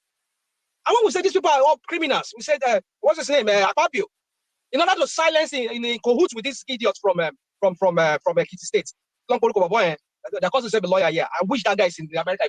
Maybe we'll write a petition to the board of this lawyer. You want to debar Ogbeni now? No, not Ogbeni, not Ogbeni. This guy in the Senate, Senate whip at Longporukwe. In the Senate in America, that guy now. Opeyemi. Okay, all right. Yeah, that's what I'm saying. He was the one who was writing that the nigga should be sanctioned. And look at how everything that's coming to. I mean, he was he talking about oceanography? There's an agency responsible for the ocean there in Nigeria. They were padding their budget. Normally their budget is not beyond maybe like 10 billion, or maybe like 7 billion. They padded it to the tune of almost 60 billion. And these are projects that are not even relevant to oceanography. You see, so many of them that are coming to light now. And when Ningi said it, Opeba stood up. He was reading their stupid useless cookbook, their book that they made for themselves. He was reading it. Yeah, if anybody should not see, she is there. She should not come to the Senate first. She should be sanctioned. And they sanctioned that guy. They silenced that guy. Or call everybody liar there. So that anybody that they use him as an example. If anybody dare bring anything against this government or whatever, like this idiot is talking about here. Tony Jenner is talking about saying that they're demarketing Nigeria. So we should not speak about all this criminality anymore, right? So they can have their field day. You see, one man, when I say you people are creating a monster, you don't seem to get the ramification of what I'm talking about. And that is why we're having, look at what the former head of state was saying, Salam. Woman, let me ask a question, all of you here. Do you people have people back home? Do you know the level of cry that people are crying in Nigeria? Did you see that clip of that played of that girl that went shopping with 40,000 naira? What was that? Say that again. I mean, what girl is that? No, I played a clip of a lady that went shopping with 40,000 naira. What man? You don't even need to show me any lady. I spoke to many people today from Nigeria. Everybody call me the best Bishebukwe. Yeah, because they want to squeeze you now. They want to squeeze you. One man, don't give me this. They want to squeeze me. Yeah, I agree with you. But the point is that they are in a dire situation, in a dire strait in that country. Nigerians are really and yes, all the beer parlors are full every day. Yeah, go on, bro. Yeah. You didn't watch that? Did you watch that video that one man play of the lady? I didn't see that video. Maybe I wasn't on there. I wasn't. So, but let me ask one man this question. I don't know why one man is doing what he's doing. I don't know. He does it every time. I don't know what he's trying to achieve. I don't know what he's trying to portray. So, woman, are you portraying that situation is better in Nigeria today? Food are very cheap. Is that what you're trying to? No. I'm just trying to marry we've had a lot of people go to Nigeria as well. It's on Kulata sent in a clip. We saw it wasn't even telling us this is what I saw. He videoed it and sent it in. So I'm trying to marry all these people at starvation's door that we hear every single day with clips. We've seen clip of Kulata that was trying to buy a small basket of potato in some state. That is what you want to use to push? Not just that. Ajale Koko, you can't look. Kulata doesn't live in Nigeria, man. No. Okay, you can't use that against those people living in Nigeria, telling you situation on the ground. One man, you can't be doing this. No, hold on, Ajale Koko. Kulata was in Nigeria. It was pricing. How many does it live in Nigeria? No, but it was buying food items in Nigeria. So that's one. But we've also paid countless clips of people going to buy pepper and they buy it. It's so outstandingly cheap that they video it and send and put it on social media. We've seen examples. So why is the former president complaining now? The former president does not know the price of anything in Nigeria. Oh, really?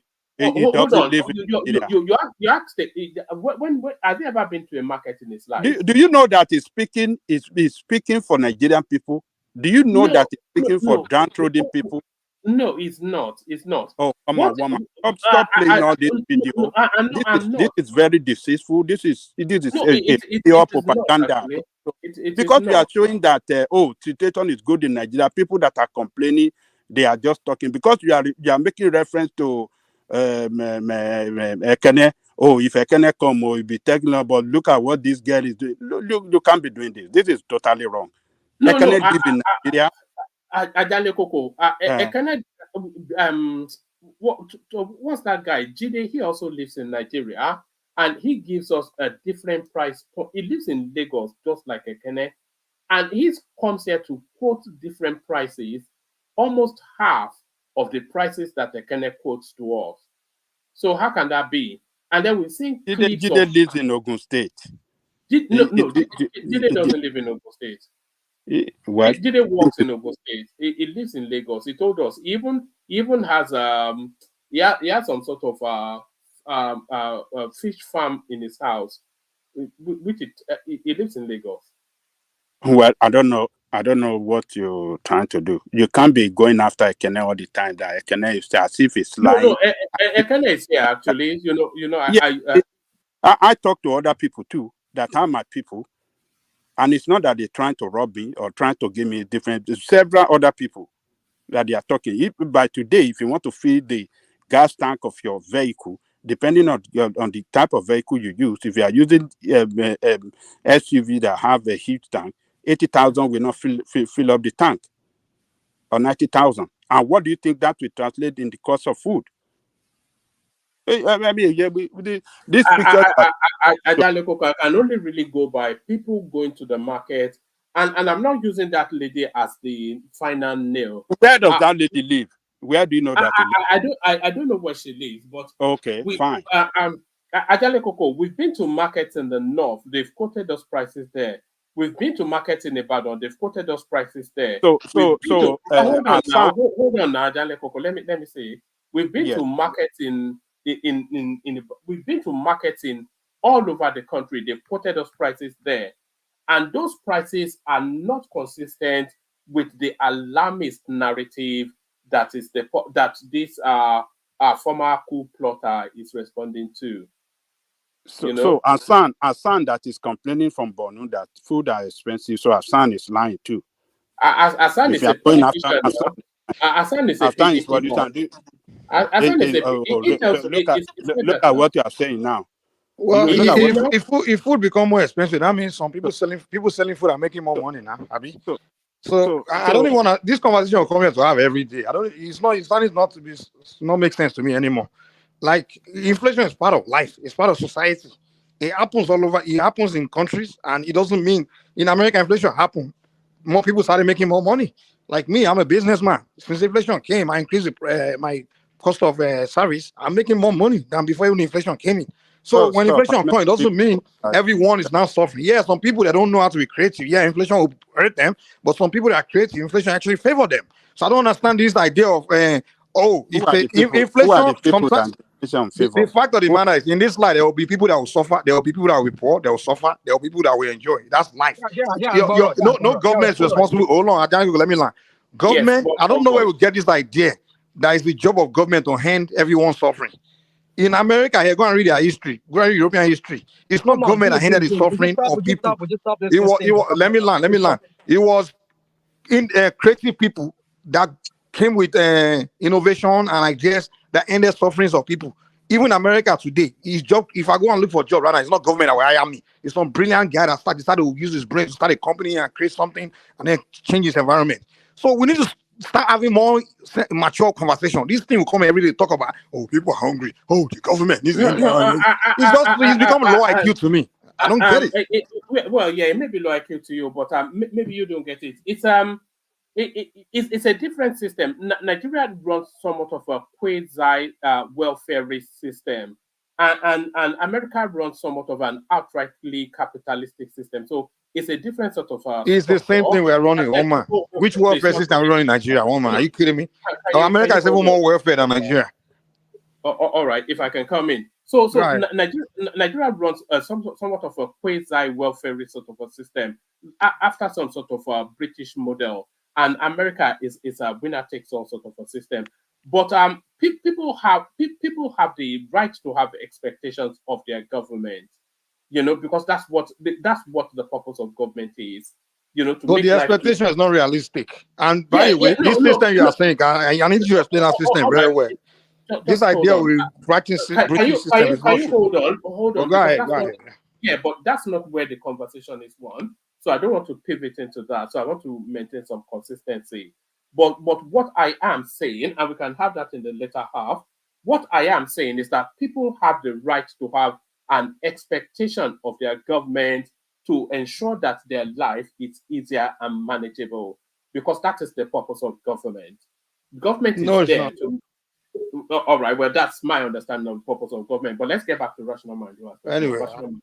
Woman, you Rational see, mind. it's just so it's alarming. I mean, it baffles me when some people come here and because they find themselves in a country where things works for the people, and they try to make this. Let me quote the words of our friend Thomas EMBG, Thomas from Australia. Come and be doing this. What about? I mean, come on. I mean, the country where you live here, most of the things here is subsidized.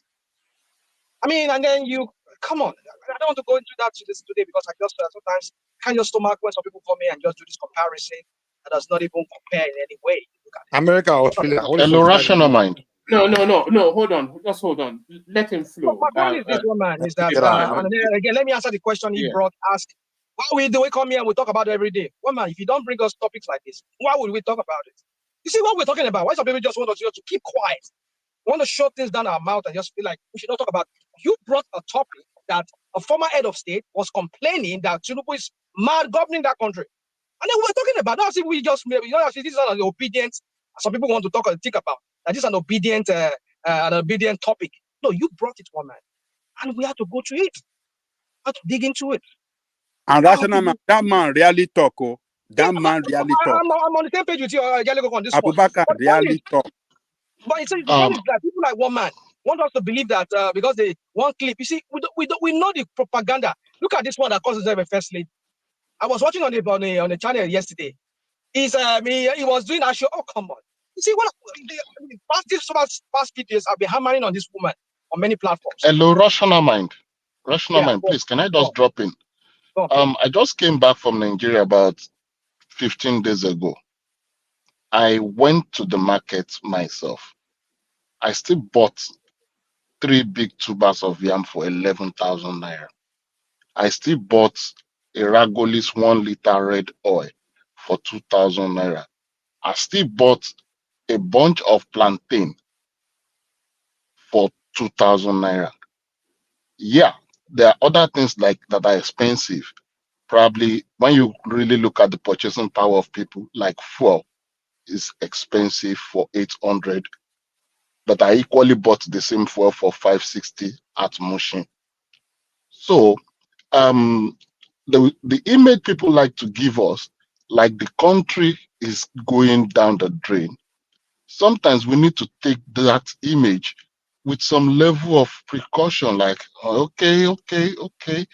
But these people are still living. I still went to a normal joint on a Sunday evening while I was expecting to meet an empty place. The place was still full. So Nigeria is like a university in which whatsoever your parent gives you, you will always find a class to survive in. When people make this image like, okay, it's the end of the world there, it is not true. People still earn 70,000, they still feed. I made it a point to go to the market and I bought those things those items myself. It's not as crazy as they want to make it look like. And if we really look at the rate of inflation in whichever of the Western world we are, and we put it in percentage, we will understand that this is not a peculiar case to Nigeria. Let me give you an example. I drink coffee a lot. As at 3-4 years ago, a pack of coffee here is still about 3 euros. Right now, coffee is 7 euros. And that is not the usual way of increment in the Western world. It increases by cents. We've been here for decades. It increases by cents, not this kind of almost 50 cents or 1 euro. The same thing with fuel. Today, you go to the gas station, you find fuel at 1 euro 70 cents. The same evening, you will buy that same fuel at €2 10 cents. The same day, it's happening. So this thing, it's not a peculiar problem because of so mismanagement of the country. We also have to understand that Nigeria is a All right. very Are you interjecting or taking over at Rational Mind Slot? I think no. you made that point. I'm just having a no. I'm just having a clear. No, Yeah, I'm it's giving okay. Rational Mind a clear, a Yeah, more you're not giving me realistic any clear. picture. Hold on, my friend, you're not giving me any clear anything. You see, you would like to. If you've made up your mind, you see, Rational Mind. You see, the beauty of educated people I is had we all the listen things to you said. facts. No, there's nothing like facts you're telling me here. It's not about you're skewing the. Okay, so everything you're saying doesn't make sense No, then. no. Hold on. I think you've made a point. Let me No, have that conversation hold with you, on. if you don't mind. If you don't Just mind. hold on, Rational Mind. I think what it said to you was facts. It's giving you, it's telling you. There's no fact. It's a skewed fact. Hold on. No, just hold on. The prime. It's telling you that he went to the market and this was his experience. So those are factual statements. It's telling you that he was buying coffee at X amount barely 2 years ago and it's twice that price. And those are factual statements. It's telling you, and you probably have this experience as well, that the price of petrol has gone up almost threefold. That's almost the same here in the UK, and those are factual. So you can't say those are factual statements, but carry on. Woman, those are skewed facts. Fact that is skewed, just to make a point that he's trying to make. You see, it's again, I go again about this. What about we do here? You live in Europe. I agree that it's very expensive to live in Europe. But one thing you need to understand is that the government, whenever they pay you a wage, they factor in so many things. Is that the case in Nigeria? No. Because what Nigerians they earn, it's sorry. not. Sorry. In what country is that? I mean, in Europe, if they are paying you 10 euro per hour, or they're paying you 20 euro per hour, they are factoring in so many things. That they will factor your gas, they'll factor your house, your whatever. They'll factor everything. And you pay 45% taxes for that 10 euro. Don't bring up all this whatever on the side. Well, if you want us to have this conversation, I'll have this conversation with you, with this guy. You see, we come here even with our friend that's No, I think you're wrong in what you said anyway, but carry on. What? Say that again.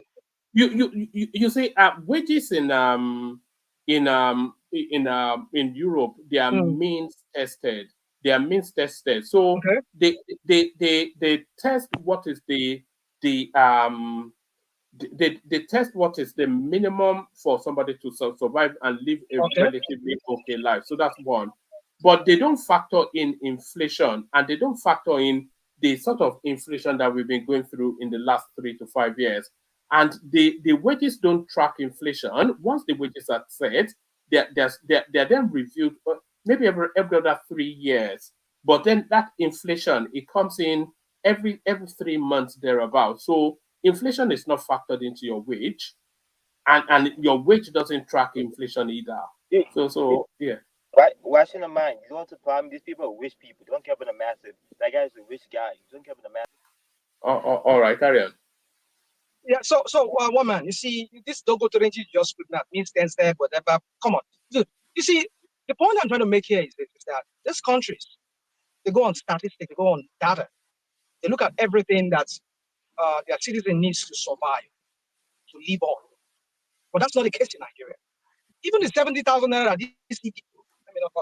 this president that's in Nassau Rock, even the 70,000 naira he's promised these people, has he paid it? They were buying bag of rice in 2015 when this idiot, this demonic party came in. They were buying for like 7,000 naira. It skyrocketed to almost 120 in some places, 90,000 in some places. You see why some people come here, they tell you they buy banana for a plantain for a certain amount of number.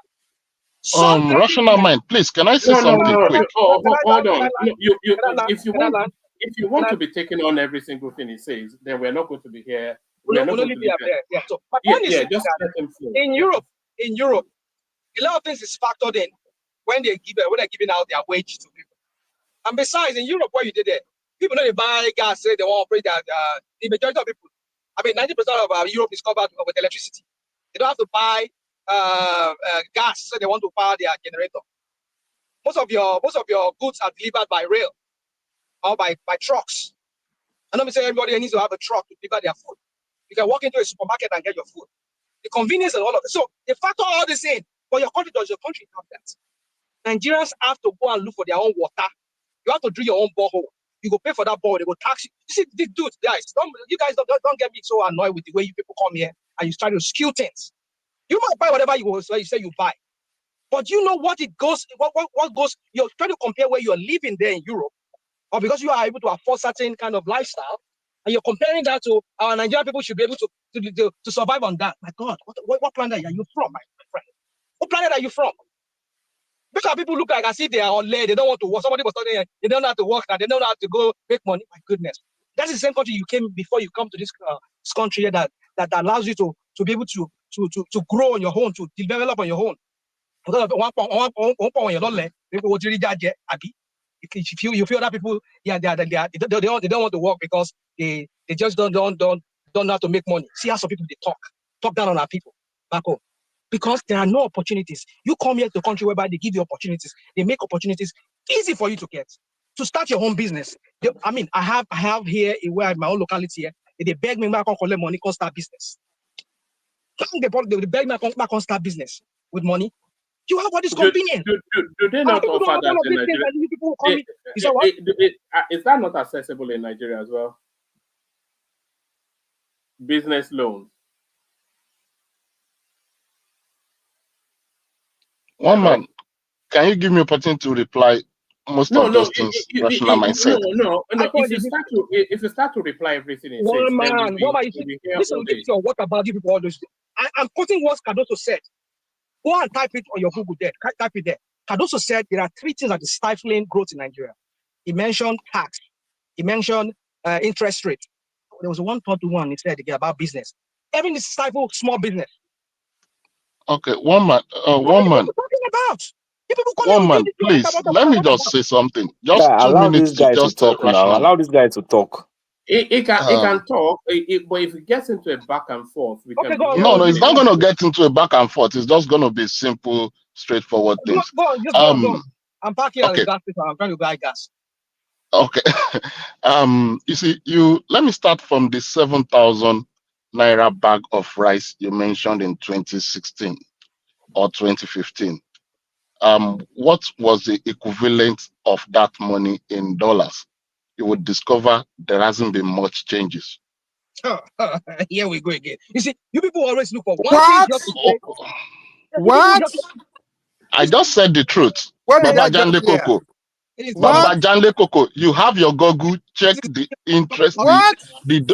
Baba Janle Koko, check the dollar equivalent. What was the exchange rate in 2000 check it as at that time now? A What's bag of rice, Baba Janle Koko. Hold on. I mean, the that exchange, time, the exchange rate then I said, and now. that is what I'm saying. You should just check it. You can just run to Google. You will discover that 7,000 naira was almost 50 euros back then. Okay, fine.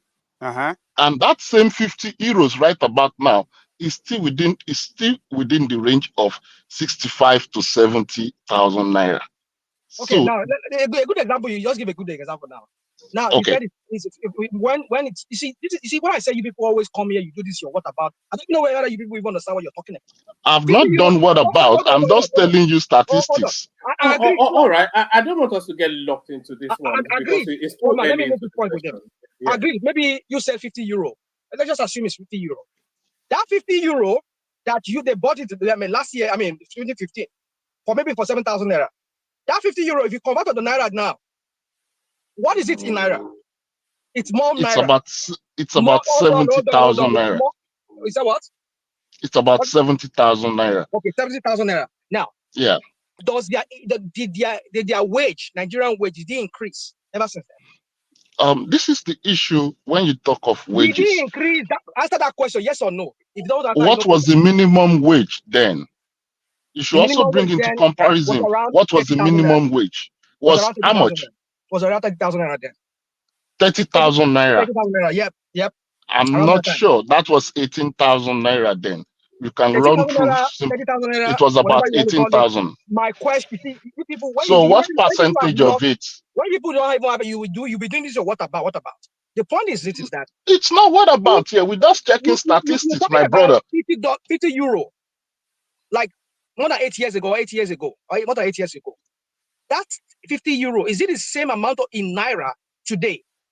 And if it's not the same, does average Nigerian who earn money, do they earn more than that 50 euro to buy that one bag of rice? First of all, there hasn't been any time that a bag of rice is a standard of living. You know. Hold on, the prime. It does not. Let me just add this. I don't think you're quite getting the point that he's making. Just from what he's saying, 50 euros then was about however much it was. I don't know quite how much he said it was, but it's 70,000 naira now. Okay. Even then, they could not afford a bag of rice on the minimum wage of 18,000 naira then, as they cannot afford it now. So they always bought in those Derica packages. Now, let me do maths for you. You're saying you don't have to buy a whole bag. You don't have to buy a whole bag. 18,000 naira. Hold on, 1 minute, hold on. 18,000 naira. Let's assume it's 18,000 naira. Let's just say somebody just say, I mean, if he's feeling so happy, he wants to go and buy one bag. Remove 7,000 naira from 18,000 naira. You remain 11,000 naira, right? Do you buy things you don't need? Will you allow me to speak, please? Allow me to speak. Carry on. Please, I beg you, please. Remove 7,000 naira from 18,000 naira. You remain 11,000 naira. At least you can still afford to use that 11,000 to buy meat, buy protein, and other things. I tell you, if you collect 70, which they're not even paying. Some people are still getting 30,000 naira paid. If you carry 30,000 naira, you can't even buy one bag. I don't know if you guys see the difference, what I'm trying to say. 18,000 naira, you can buy one bag of rice for 7,000 naira. Let's just say you only want to buy. You still have 11,000 naira to buy other protein and other things and just to put. Even with just the 70,000 naira, if they even pay, you can't even buy that one bag of rice. Why would you even find money to even buy protein? Why don't you find money to even pay your house rent from there? You see what I'm trying to say? So you people just come here, you just do this here, what about? You're not even looking at the real bigger picture here. That is not just the money equivalent. It is the purchasing power of the Nigerian people. This crap this guy did, this maladministration of this country, of the management of that economy of that country, has brought our people into mass poverty. You came from Europe, you're able to buy 11,000 naira with a tuber of yam. How many Nigerians can buy it? Sorry, Rational Mind. What are you talking about? Sorry, Rational Mind. Can people listening please click on the like button? We need the numbers going up. We want to try and hit 100 likes today, and I think we have in excess of that watching us. So if you've not yet clicked on the like button, just pause for a moment to do that. Click on like, and if you're not already subscribed, do that as well. So Rational Mind, should I take you to another space? Please, because this is so irritating that people come here if I take you to another, because you are able to afford it, then it means that Nigerians cannot. You see, let's stop this calling our people back home like they are ole. If they get I tell you, most of us will left Nigeria because we have no hope in that country. But we come here, we're trying better. What I'm doing here in this country, if I to be in my own country, you know what I've done here in this country? I've worked in many, where you need security clearance. Who will give me that one for Nigeria? If I don't know one, you don't know, I want to join Minister of Foreign Affairs back then. He said, "My go collect, my go look for my dead body. My certificate can't collect." You see, the point I'm trying to make here is that we have opportunities here. How people don't have opportunities back home. Because you come here, because you don't become one person, you manage one business of your own, they work on your because you're because you're well, you say that they don't know way. They want more way. They don't know they have to depend on government. The government here makes opportunities for you. Have you forget that? And then you can come here and be telling me what about? Come on, dude, guys, let us stop this crap. And let's stop calling our people back home or left. Because if they had the opportunity, like most of us come here, we have the opportunities and we grab it and we're doing very well for ourselves here. If they have it, they will come here too, they will do the same thing, even more than you. I leave it at that, one man. All right, brilliant. Take us to the PDP and the goings on there. PDP. Yeah, I think Wike's number. I said it before. Wike's days are numbered in PDP, but I don't know because I saw another clip of what's his name? Your state governor. Sheyi Makinde. Makinde, yes. Yeah, it was countering what Bala Mohammed said. So I don't know. See that if PDP need to do a lot of cleanup. If they have to remove or suspend, because I heard they suspended Dino Melai. Have you heard about that? Yes, yeah, we covered it a few sessions ago. So if Dino Melai was suspended, who is Sheyi Makinde to be suspended? I know Dino Melai is nobody. I know you can say he's not the government, whatever. But the thing is this: nobody is bigger than the party. But I know PDP is just a crap. It's a crap of itself. I mean, it's just I just see if these people don't get their acts together, which I don't think even Labour Party is getting their acts together, Tinubu is going to ride again into power again in 2027. I know that's what all this plan is. I know he's planting it to these people like Wiki and all of that to cause katakata, because he said it himself now when he was talking in the River State, when he was saying that if any of those governors dare even meddle into their affairs in the River State, he will start wala for their state. But that's what he does. That's who he is. So how do you expect Tinubu to be defeated? That's the point. You see, what I said, I don't know when some of us don't even show insight, we don't show foresight into matters. Some of us just see the immediate. Oh, because it's my Yoruba person like that. That's not the issue. We're talking about the welfare of the generality of Nigeria. One man cannot come and hold the whole country to ransom because of his own stupid ambition, his own selfish and narcissistic ambition, and turn the whole country upside down. So that nobody can challenge him in 2027. So I think PDP needs to get themselves out together. If it means that they have to suspend this former Benue State governor, suspend any of those Eastern governors that also supported Wike and Sheyi Makinde, let them suspend them. Start cleaning up your house, because you cannot allow one person to become more bigger than the party, whereby it would jeopardize the chances of your political party. Because with Wike in the picture, still with Tinubu, what do you think? Is he going to allow Tinubu? Is he going to allow his party to win against Tinubu when he's serving with Tinubu's government? And he's even on the more. And even they even removed it. What I'm saying is Sheyi Makinde also needs to be suspended. Because even if they suspend or they remove or they suspend Wike, he has his stooges or his moles, people like Sheyi Makinde, people like Benue State Governor, people like the other guy from Abia State and from Enugu State or from whatever state there, that are still within PDP. They'll be feeding him whatever. We're using them to cause mayhem. So all these people need to be sanctioned. Let them do it without no regard for any person. That's the only way they can move forward. If not, I don't see them rivaling Tinubu in 2027. That's what I see. And I want to leave it at that, one man. All right, stay with us, Rational Mind. Let me move around a bit, just so I'm not keeping people waiting for too long. Let's see if Ekene has actually now just dropped. So let's go on to Ajan Lekoko then. So Ajan Lekoko, the conversation. Go to someone else, if it is Prince or whoever you want to go. Yes, and come back. One man, come to me. Let me go. All right. So you come in then. Come in at whichever entry point you'd like. I came to you now, so why are you now muted? Emmanuel. Okay, one man. Sorry, I muted myself again.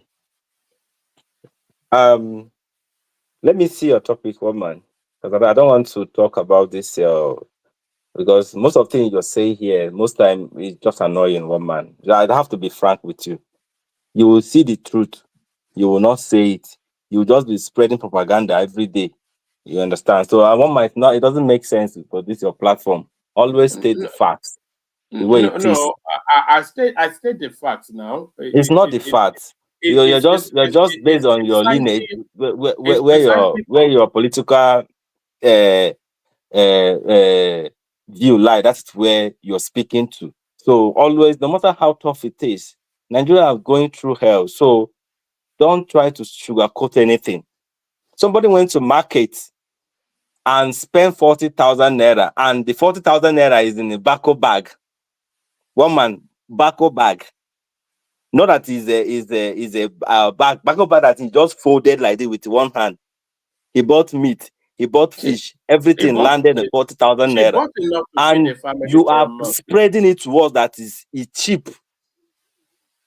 That's people are even earning 30,000 naira as a minimum wage, and somebody used that minimum wage and went to market and put it in a nylon leather, carry it and go home, and you're saying that he's going to spend that thing for a month for 5 children. It's not propaganda, oh man. Who is earning 30? You saying somebody is earning 30,000 naira? What is the minimum wage?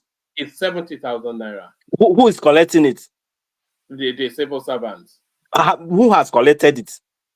Well, you have to ask Joe Ajero now. If they are not collecting it, then you should let us Who know. No, we are telling you that they are not collecting anything. They are collecting it. Not only were they collecting it, they backdated it to a few months. So backdated, who has collected it? Because NYC let me tell you. Listen, let me tell you. The NYC people that normally collect it first are still receiving 30,000 naira. The NYC that you send to different bushs, they are the first people that normally receive that minimum wage when they increase it. They are still collecting. In fact, as of last month, I asked them, they say they pay them 33,000 naira. That's what they pay them. That they have not started paying the 70,000 naira. The civil servants, I asked them, they say they have not received anything. But every day they are increasing this. They are using audio announcement every day in Nigeria. Let me just say this. When they agreed that 70,000 naira minimum wage, not only did they agree it, and we can go and bring the clips and the readouts if you want to dispute it, the government also backdated it, so they actually get a windfall of quite a few months. So there's that. And the issue is that I'm not. Hold on now. No, you don't, wait. Let me ask you. You continue. No, you don't want me to put out the truth, but let me. When they agreed that, the labor union led by Joe Ajero, the TUC, every single one of them, they were at Aso Rock Villa. Do you know what they were doing? They were singing "On Your Mandate with a Shall Stand," or they were singing praises of the president. I can bring you the clip. I think you've seen it already. So now, if they are not paying that 70,000 naira, which was they agreed a few months ago now, the labor union has certainly not come out to tell us because they fought very hard to get it. So you're saying that's clearly untrue. That is not untrue. It's possible that they are still processed. Oh man, listen to me. We are here in Nigeria. You can call any NYC people. Ask them what I'm telling you. In Nigeria, we know the history of when minimum wage increased. Those children are the first that received it. Even those civil servants have not, they are the first that normally receive that money. They have not, for 2 months now, they announced this, they have not received anything. They are still receiving 33,000 naira. I don't know whether the process to backdate the money is still on progress. I don't know. But they have not. I can clearly tell you that they have not started receiving that 70,000 naira minimum wage till today. If anyone has received it, let the person come here and debunk that he has seen someone that received that 70,000 naira minimum wage. Edo is paying. Lagos is paying. I didn't say Edo is paying as no. I said there's somebody that collected the money to come and tell us they have collected it. Baba, call someone that is doing you service to see whether he has collected that money. All right, let's just move on because we've not heard from the unions. Let's stop spreading propaganda. When the truth comes out, guys, let's know. No, don't do that. You are the one spreading propaganda because the union fought for that money. The government agreed it, and the union have not told us they are not paying. I'm not arguing. I said they have not started paying. I'm not arguing. Telling us that they are not paying, but the union has not told us. So you are the one spreading propaganda. If you want to doubt me, hold on, guys. Can you hold on? The minimum wage, according to the trade union in Nigeria and the government, the trade union representing the workers, the government representing the payers, is 70,000 naira. So if you know differently, then bring proof. So you are the one spreading propaganda. When the union tells us this is their minimum wage, the union has said that they have approved it. But that's the minimum wage. Yes, but they have not paid. Don't accuse me of spreading the two different things we are saying. We are saying two different things. What's the minimum wage in Nigeria? One man, we are saying two different things. The minimum wage in Nigeria is wait now, one man. Is it my turn now? Let me talk. No, but you can't talk loosely now. And just it's not loosely. I'm telling you that they have approved. Guy, just be quiet. Don't throw invectives about. Don't throw accusations. The minimum wage in Nigeria is 70,000 naira. How do I know that? The trade union representing the workers told me so, and the government paying the money told me so. So don't accuse me of spreading propaganda when those are factual statements from all of the parties concerned. Just be elegant with the language that you use. Don't be One man, the reality on ground. You don't want me to speak, I'll go down. The reality on ground is that what you do, man. One man, the reality on ground that they are not paying the money. It's a two different thing. It has been approved, but it has not been. They have not started paying it. Let me use that word. They have not started paying it, because if they have paid it, the NYC copper will be receiving that money. Till today, they have not received it. So how will you want to convince me they are paying it, or is it that they are not part of the minimum wage increment? We are saying two different things. I'm not arguing that they have not been approved. I'm not arguing that they have not gone through the process to approve it. I say, okay, they have approved it, but they have not started paying it. So what's the argument? The minimum wage in Nigeria is 70,000 naira. So let's just move on. The minimum wage as of today. Hold on. One man. Did you hear what the NLC said? What did they say?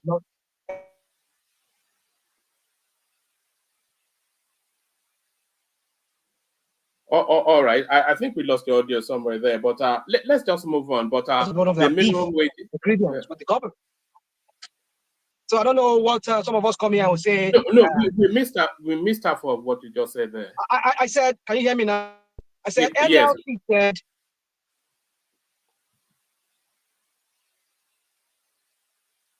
All right. I think we can't hear you. Yeah. All right, it's okay. You go on. You guys go on. But sorry, Emmanuel. But I wasn't having that propaganda, whatever it is you were saying, because you're starting to want to build that as a theme. You know. One man. What I'm saying, one man, we are saying two different things. No. What you're saying, one man, listen. What you're saying is that they have approved it. They have done this. They have gone all the process. One man, I'm not arguing with you. That's not what I'm saying. I'm saying the minimum wage is 70,000 naira. One man, I'm not arguing with you. I said they have approved that the minimum wage is 70, but they have not started paying it. It's a two different things we're saying. Do you get it now? They approved it as 70,000, but today they have not paid it.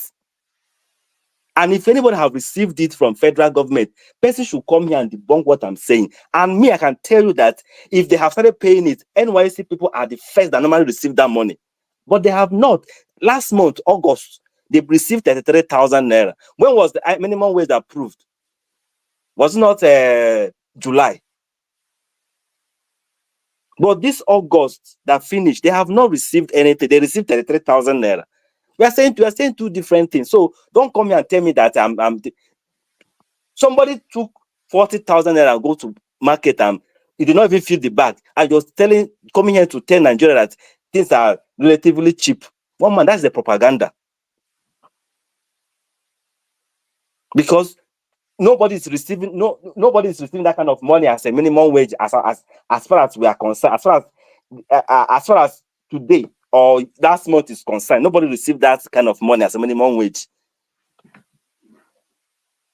So take me to the. I just wanted to tell you that sometimes what you're saying, just try to go back and listen to yourself, because it's as if you're living in a different world and other people are living in a different world. Just go back and listen to yourself. All right, let's just move on. Do you want to speak to the talking points, or do you just want to speak in general? I want to speak to the talking points. All right, so we're talking about Abdul Salami, the former military head of state, saying that the Tinubu should sort out the country, and we're talking about the Attorney General of the Federation saying politicians in the market in Nigeria do not deserve to be president.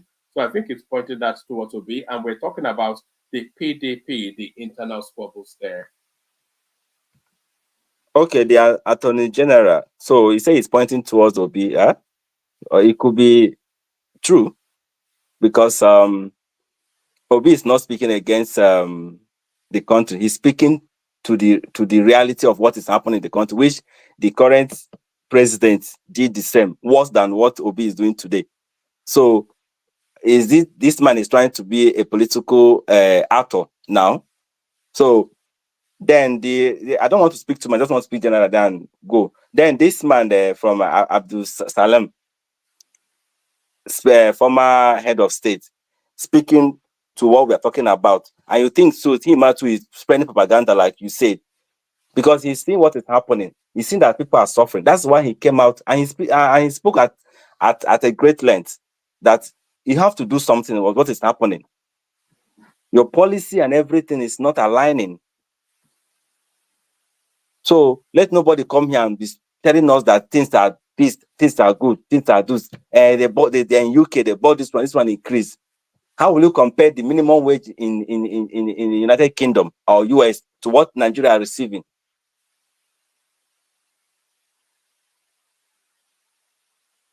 Honestly, it's annoying, so it's seriously annoying. So I don't even want to talk too much, one man, because this thing, most time I just feel like this is your platform. You cannot say the truth so that we can be listening to what we want to hear. No, Because every time you're spreading something that will make somebody to use the platform. No, Guy, you do what you like, but I'm going to invite you not to be saying that. You know, you are welcome to voice your own opinion, but people are welcome to voice theirs as well.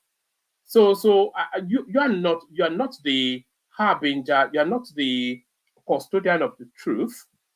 Nobody says anything that is not true here, you know. And if anybody says anything that is not true, people quickly pull them up. So please, I'm not sure if that is a theme that you guys are trying to build, but I'll invite you not to go there. Come here, give a contrary opinion to whatever it is that you disagree with. But it is like the guy said, don't demarket the country, and certainly don't try and demarket the I'm not platform. demarketing anything. We are saying Yes. the truth, and we are saying how it is. Don't You are sugarcoat saying it. that. We don't want No, you to no, it's not. sugarcoat It's anything. not. Say it the way it is. What do you mean the way it is? Is your experience the way it is? You don't get it, but carry on anyway. Just people want to carry on. Well, one man, go to the next person. Oh, all right. Well, I think that's probably best. Baba, you're up next. Baba. Yeah, woman. A very fine evening to you. Sorry about that, Baba, but I didn't quite like that language of not speaking the truth, or what was the other one that you It said? is strange. You have your You know? opinion, I have my opinion. You have your Yes. facts, I have my facts. Why do you want to bat me down for my own opinion and the facts I presented? If you say mine is fake, how am I sure yours is not fake? It's the fact about life. I mean, it's a debate where ideas, opinion all contest. So why do they want to say, oh, yours is propaganda? Why is yours not propaganda? I don't understand. If I disagree with you, I keep quiet. If you're not listening to me to hear my own opinion, I just keep quiet and let you have your time on the floor. But we have listeners who are discerning and they know the truth. Some of them are on the ground, some of them are abroad. So I don't know why they want to force their own opinion on me. Well, not me anyway. You can do it to one man, maybe. I don't know. Co-panelists, I salute you. And comment section, as usual, keep on shooting. Our listeners, how can we have about 150 of you and you only click 30, only 30 people click the like button in good conscience? Please, the whole 100 and something of you, kindly, please, Jobiku, click the like button right now, and we'll be thankful for it. And you will enjoy more because there are more discerning people on the platform. You can see the ideas and opinion are contentious one. So very good. Yes, woman. I think we can see the Abdul Salam, General Theophilus Danjumon. We are expecting Gusau. Babangida doesn't have a voice now for health reasons. Maybe a spokesman will speak for him. I think it's just a coordination and or a culmination from the visit of Baba OBJ a couple of days back to the house on the hill in Mina. All well and good, no problem. But they should also remember that whatever brought us to this position at this moment in time of our country didn't start today, did not start last year. All the four of them are complicit in no small measure. Only Dan Juma and Gusau. Gusau has been head of security, I think twice. Twice, if my memory serves me right. Gusau, Lieutenant General Gusau. Dan Juma has been Chief of Army Staff and Chief of Defense Staff, if I'm correct. Vangida, head of state. Abdul Salam, head of state. We all know the story, how they did during their own time. Fine. It really, with benefit of hindsight, everybody is now contributing. Yes, Danjuma has come out to say, fix the security. Good. Abdul Salam, hunger in the country. Fine. Which one did they give Gusau to come and talk about? We will know in due course. Equally also that of IVB. Good. I like it. So they are contributing their own. But like I said, they should remember they are part of the bad actors that brought us to this situation on a bended knees. Our country is at the moment. All this did not start from yesterday. And at a point in time, the freebies we'll be enjoying has to come to an end. Like all good things, all good parties has to come to an end. That has come to an end. It is good. A country can aspire and be welfareist in outlook and in operations. That is when the money is available. When the money is not available, what do we expect the government to do? That is the question.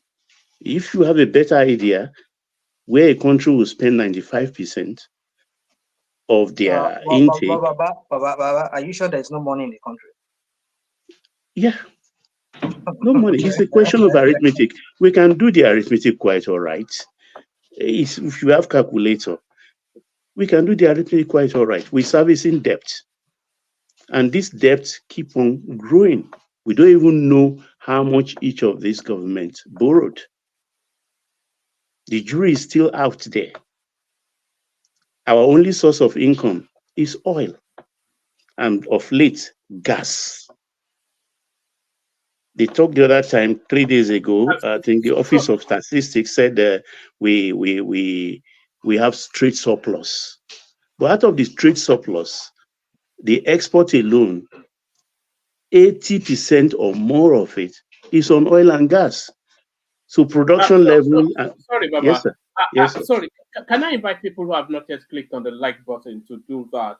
If you have no reason not to click on it, then you have every reason to click on it because it pushes the algorithm in favor of the platform. So if you've not yet clicked on like and you don't viscerally recoil from the idea of doing it, then you have every reason to do it. Sorry, carry on, Baba. Well, we are in a very sorry state at the moment. And so at a point there must be reform. Even in our own household. If the breadwinner of the house peradventure lost his job and he has his savings somewhere, he's not going to continue life as it were before. If at the time he lost his job, he was giving the wife maybe 100,000 every month. Naturally, he will reduce it to 70 or 60,000, pending when he's going to get a job and everything become rosy again. That's just one of the examples. But for those who are gleefully applauding Danjuma, applauding Babangida, Gusau, and Abdul Salam, well, I want you to watch this space. If truly the president is going to sack his ministers and appoint new one, these same people will be asked to forward names. They will forward names to the president. He will bribe them with 2 or 3 ministerial positions. End of story. That's our political life in this country. But are you saying they should not complain because they give him ministerial list? They should not complain. Yoruba, good a thing you can speak Yoruba language. I will try and interpret my proverb. Tójú ajá bá léwu, kì í ṣẹnu adìẹ láti máa gbọ́. If a fox, tójú akátá bá léwu, not ajá, ẹnu adìẹ kọ́ láti máa gbọ́. If a fox has a painful boil in his eyes, it's not the fowl that will come and tell us the story, because the fowl too is a meat for the fox. A fowl that sees that boil will not come back to tell you, alive to tell you the story. In their good conscience, they brought us to this. One man in his opening address talked about Abdul Salam for just how many months did Abdul Salam rule the country? Have we forgotten what happened in those few months? Because we're in a hurry to transit. We just didn't care. They planned a World Cup. You know how much that Junior World Cup cost? Do you know the story of Ahigbe, the deputy to Abdul Salam? Not to even talk about. Let me finish. Okay, go ahead, carry on. Let me hear you. Yeah, go. I don't know what Abdul Salam did into pre-2019 or 2019. What does that have to do with Tinubu coming and scattering the whole thing, this policy? So why are you blaming? He was there in 1999, not 2019. Okay. 1999. 99, Abdul Salam ruled. So my question is, what does that have to do with Tinubu coming and mismanaging the whole economy?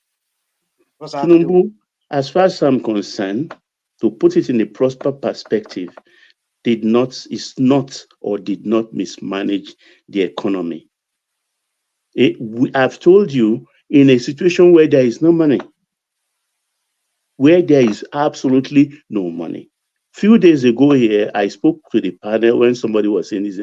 Even during Buhari's time, there were occasions the states don't receive FAC allocations because there was no money. They printed 23 trillion ways and means that is still outstanding. That is still outstanding till tomorrow. We have more money in circulation. The Emefiele notes we don't see today. We still see brand new notes of the old currency. Where are they coming from? So the problem is there. There is no doubt about it. Maybe the president may not be applying the correct solution in your own opinion, but in my own considered opinion, I can see where he is going with this. I can see, but you're entitled to your opinion. Where is he going with it? Where is he going with it? Where's he going with all this crap that he's doing? Where is he going? Okay, one. Can you give us? Can you share more light on where he's going? Calm down. You ask question now. So you go listen now. Okay. One, he came. He removes fuel subsidy. We all agree, except now that everybody now saying it's bad, it's bad, it's bad.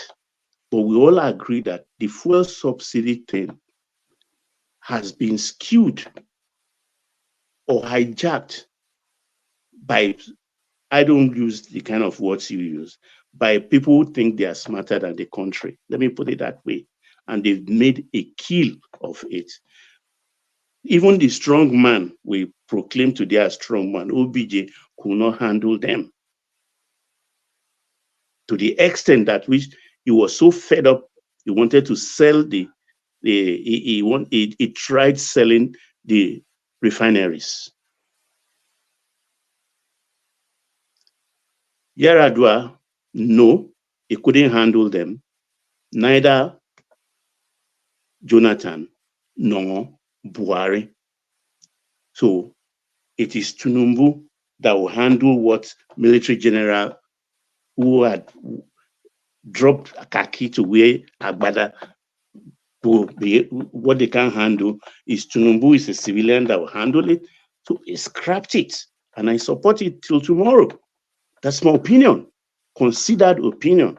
He scrap it. And when he scrapped it, we have enough money, savings from there.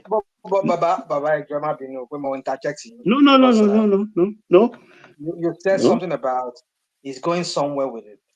Do you see? Yeah. Do you see any light out of the tunnel here? Because I don't see anywhere he's going with this.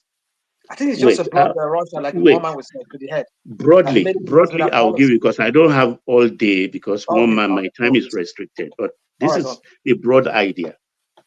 The solution here, where I see him going, he wants Nigeria to be a welfareist state. There are classes of people. We have upper class, we have upper middle class, lower middle class. We have the other masses. Even amongst the poor, we have poorer of the poor. How did they say? The poor of the poor we have. You understand? Those are the people that needs government help. The helpless. I will call them the helpless. In a welfare state, it is the helpless that are given the help, or those who accidentally run into financial state, can afford their rent, can afford to pay electricity bill, and things like that. There will be a way to provide for them. But two, all school age people for tertiary institution can go to school without talking to your parents, without bothering them.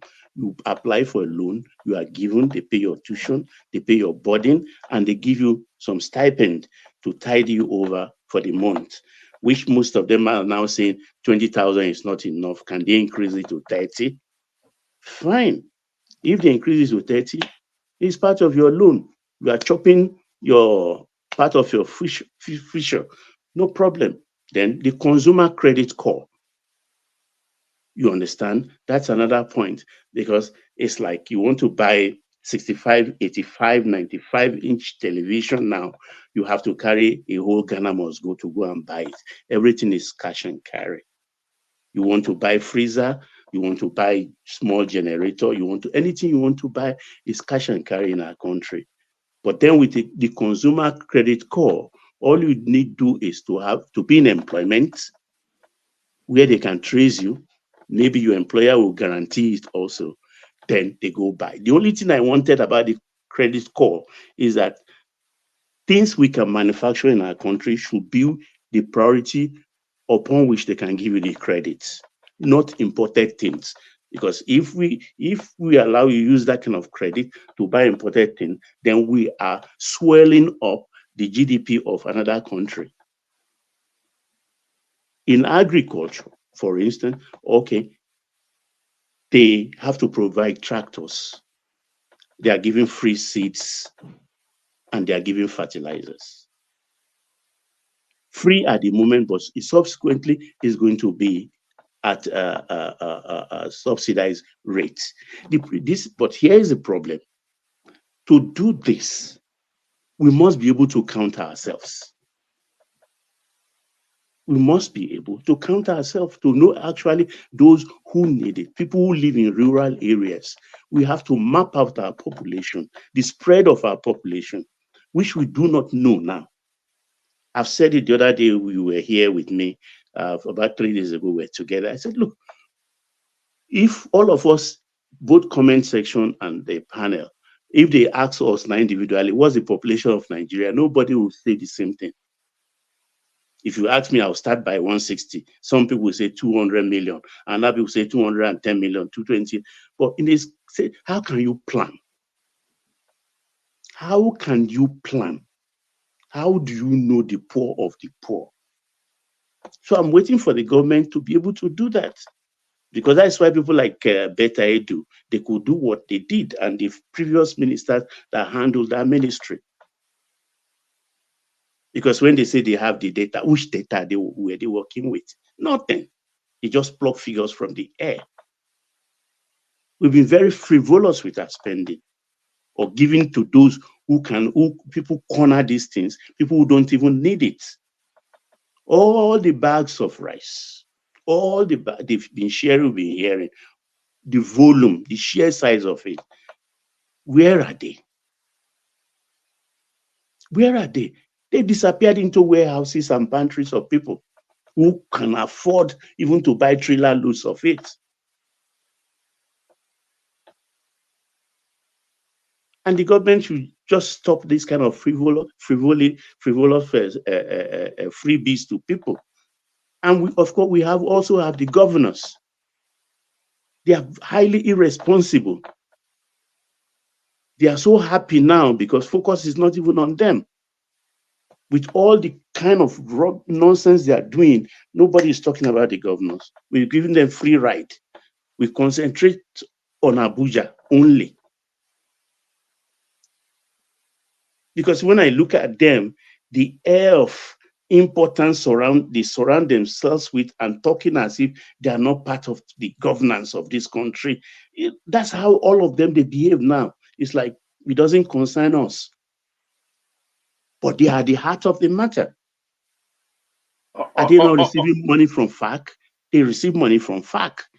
What do they do with it? Some of them owing salaries, and only 2 states pay minimum wage so far. All of us are complicit, one way or the other. One man, just let me have 1 more minute for this point. All right, go on. Because people like Ajero, for instance, what is he doing? 2 states alone, we can say they are paying, and they've challenged and say, if we are not paying, come and tell us. Only Edo and Lagos. What are you doing about all other states that are not paying? And you say you are Nigerian Labour Congress. Why? We allow people just to go free for a lot of things because we centered our concentration on Abuja. This is the problem we are facing today. And the more we face Abuja, the more the governors will be thumbing their noses at us and getting away with murder. Yes, woman. All right, Baba. Let me take you to the ever getting more complex situation. The ménage à trois, as they would say in French, the ménage à trois of the NNPC, Dangote refinery, and the marketers. So the marketers come out to tell us that if the price point of Dangote is 950 to the liter, then they are better off importing anyway. But then, of course, NNPC had already told us that those imported petroleum, they are discounted. So if they import now, no more subsidy, can they ever be cheaper than Dangote? So that's one. And then there's an argument also, there's constant arguments already. This is a relationship that definitely is not going to last the course of time, Dangote and the NNPC. So fresh off the back of disputes on how much was bought and how much was sold at, they are now disputing the volumes as well. So NNPC are telling us that Dangote only gave them 16.8 million liters, and Dangote has told us that over the last 3 days, they've taken 111 liters. So is Mele Kyari up to his old tricks? Look, woman, whatever is going on, I think the president should just sit down and solve this problem. Because these are stubborn people. It's a triangle. The marketers, NNPC, and Dangote refinery. In between them, there is the truth in the center. Because Dangote saying he has supplied 110 million liters of PMS in 3 days. I don't think Dangote, that's what he said, but that can't be true. That cannot be true. Because at full operation, that refinery cannot produce more than 53 million liters a day. And that refinery is nowhere near full operation today. So how could they do 110 million. That is 1.2. Second point, each of those tankers contain 33,000 liters. It would take 30 trailers, tankers. Yeah, 30, about 30 tankers to load 1 million. To load 1 million. So how many trailers have left that place in the last 3 days?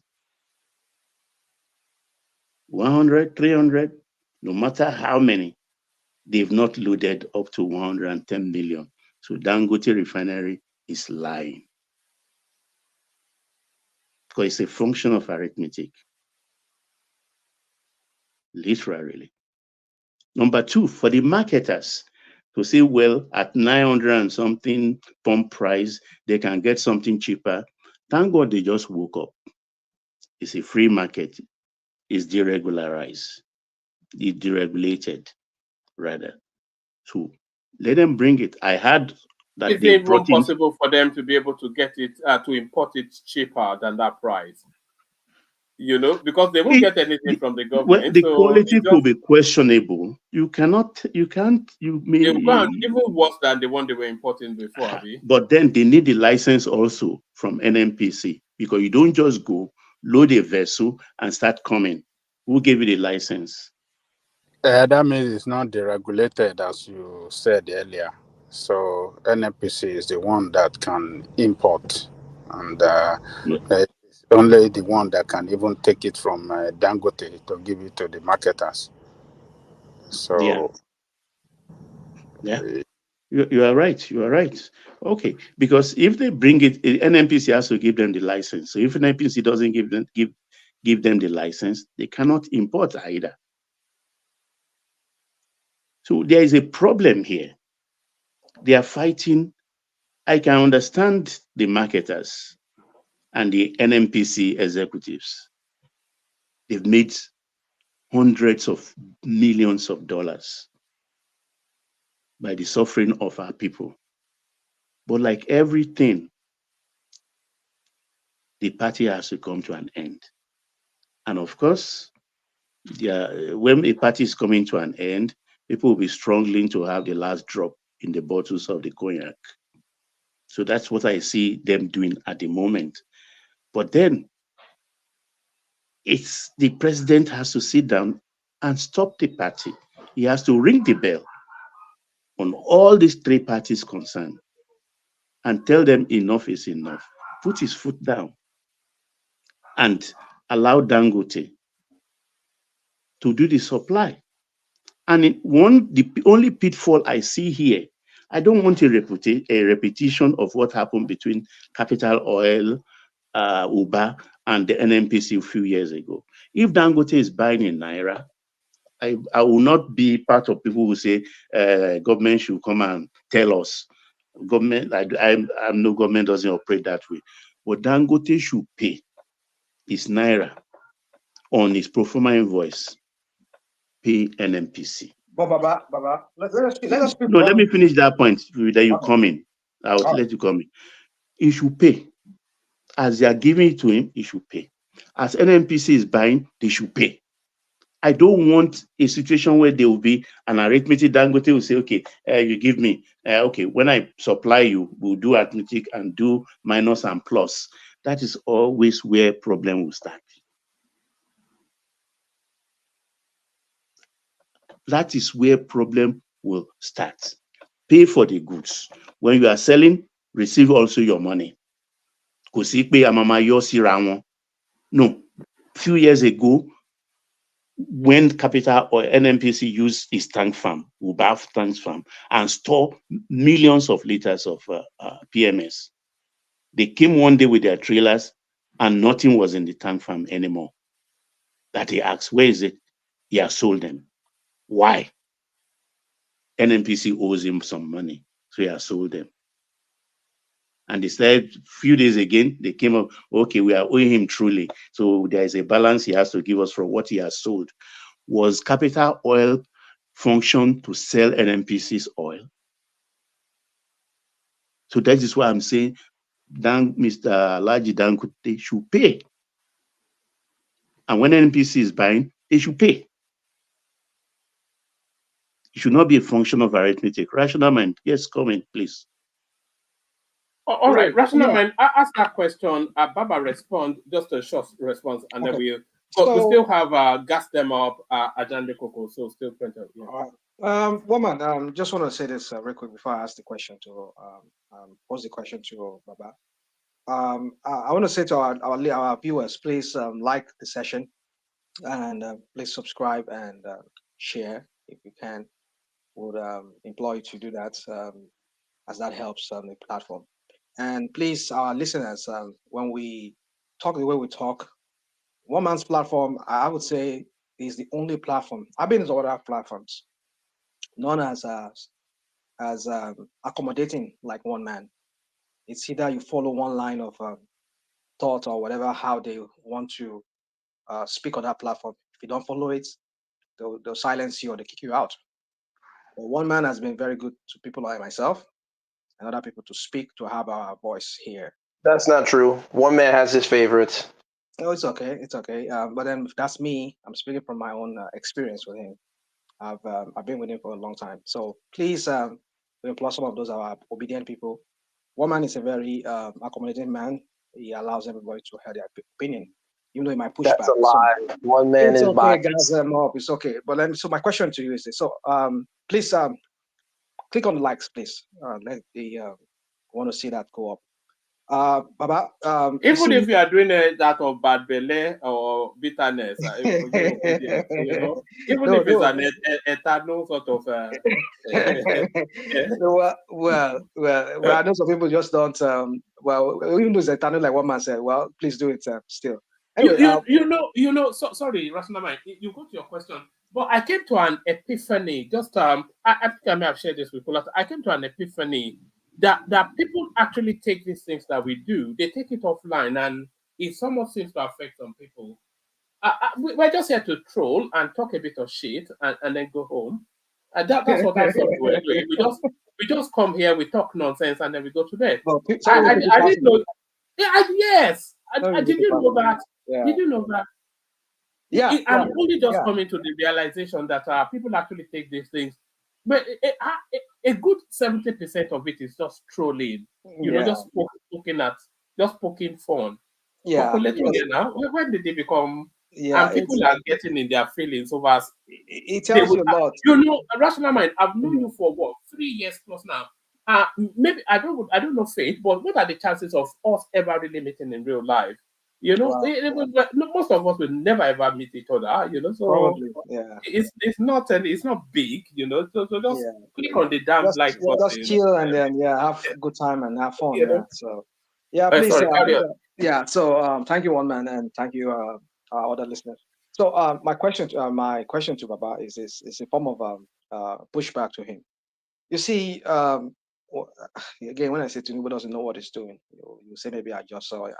But my point is this: when this man is getting crude from Texas, and also we hear that they sent some. We saw the fanfare that was shown. I mean, they showed us pictures or videos of a huge ship that was carrying barrels of sweet crude or whatever crude from Escravos or whatever they call it to Dangote refinery. We saw the whole. So now he's selling it at it's in 900 something. I mean 900 something naira per liter. 890.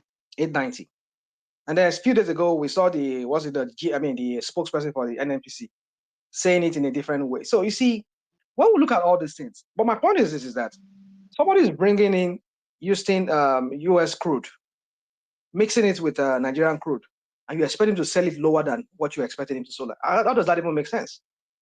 So how do you even distinguish which one is light crude, which one is? And look at the quality. Although as far as I want to believe that's what he showed us on what he showed people on camera. When you go to French countries, it's what they call super. there's this kind of petrol, call it essence. They call it super. It's very light. Super. I did it for the super. Yeah, super. So it's Have what is it. the highest grade of kind of that's the kind of one I saw. The lead content.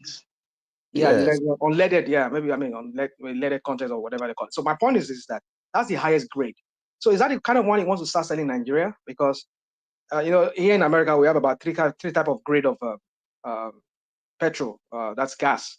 We have the leaded, unleaded, and all those kind of thing, and maybe unleaded, I don't know, premium or whatever. So my point is that is that the one he wants to start selling to Nigeria, or is just using that for marketing and then he will drop the quality? So my question here is this: how do you expect him to sell if he wants to sell that quality that I'm seeing?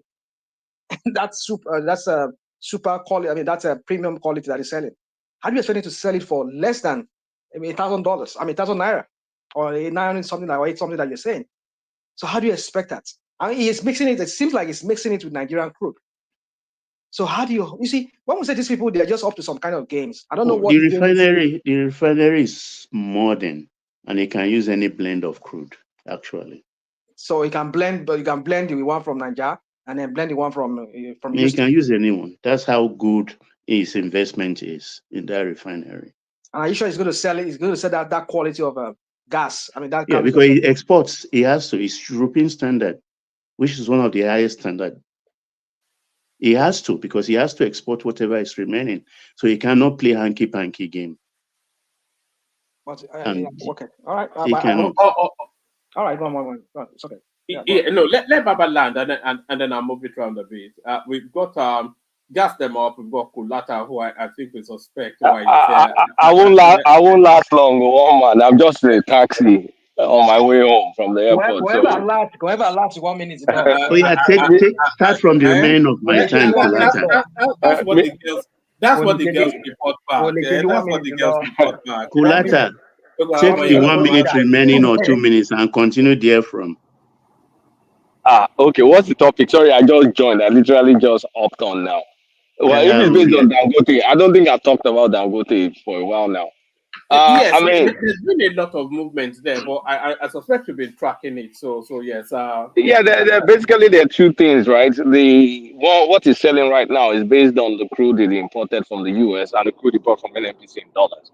So there's no, rational mind is right. There's no way in hell it's going to sell it any discounting, and I don't think there's no pricing. I mean, when I say pricing, quote unquote, arrangement between him and NNPC yet, because whatever that is will be based on the Naira transaction, and that's not starting till October.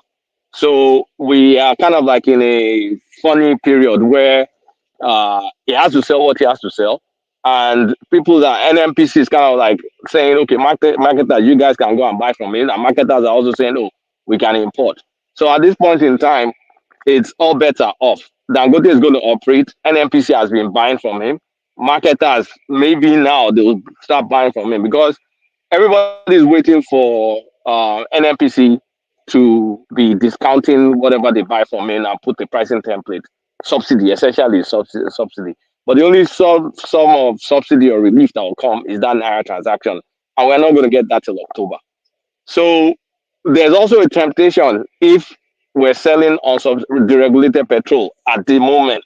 It appears we're close to deregulation if we're not fully deregulated. I mean, you just have to compare it to the price of diesel. It should be like 100, 200 difference or so by rough back of the napkin calculation. So there's also temptation, like if we can be selling deregulated petrol and it starts now and people absorb it, why in the hell should we now start applying another subsidy when it comes to October, besides the gains of the Naira transactions? So I think, or if I was Tinubu, or if I was any position, I'm going to remove I'm going to fully deregulate petrol, and the only thing I'm going to offer is just going to be that Naira crude transaction, and so be it. You guys get with the program. PMS is fully deregulated forever and ever. Amen. But then they can now focus on dollar Naira stabilization, because I don't like repeating myself, but when we're talking about short-term plan medium-term plan and all whatnot on how the whole. So we just started the medium-term plan now with the Dangote with the Dangote petrol that potentially will relieve us of 40% of our forex demand if the importers will allow, because I think those importers will still be pulling that Russia mixing Malta shenanigans, and NMPC regulators will not inspect. So that there's still a possibility for that, except Dangote does what it does best and drives them out of business. So we do expect It's more than a possibility. Kulata, they've actually threatened it. Let me put it on the screen. Yes, they've threatened it. It says that 950 liter Dangote petrol may justify more importation, and those are the marketers. Yeah, I mean, they should do it now, and Dangote will probably drop price and make them run into losses. He's capable of doing that. I'm sure he's still is looking for an opportunity to do that. But the thing is, at the end of the day, we've gotten to the point where we're going to get we're getting import substitution, whether you like it or not. You know, last time I came, I said it's happening. Just forget it. It's going to happen. We're going to get full import substitution. Whoever is going to cry will cry. It is happening. So the next phase in kind of like this medium term phase, which is a bit longer, is investment in the gas sector and investment in drilling. We need to drill, baby, drill. The investments are not flocking in like Tinubu would have anticipated. We're still struggling trying to get all those onshore. What's the name for it again? Uh, it skips my mind. All those onshore oil that's been drilled that we're just selling to the likes of O&O and Seplat and Co.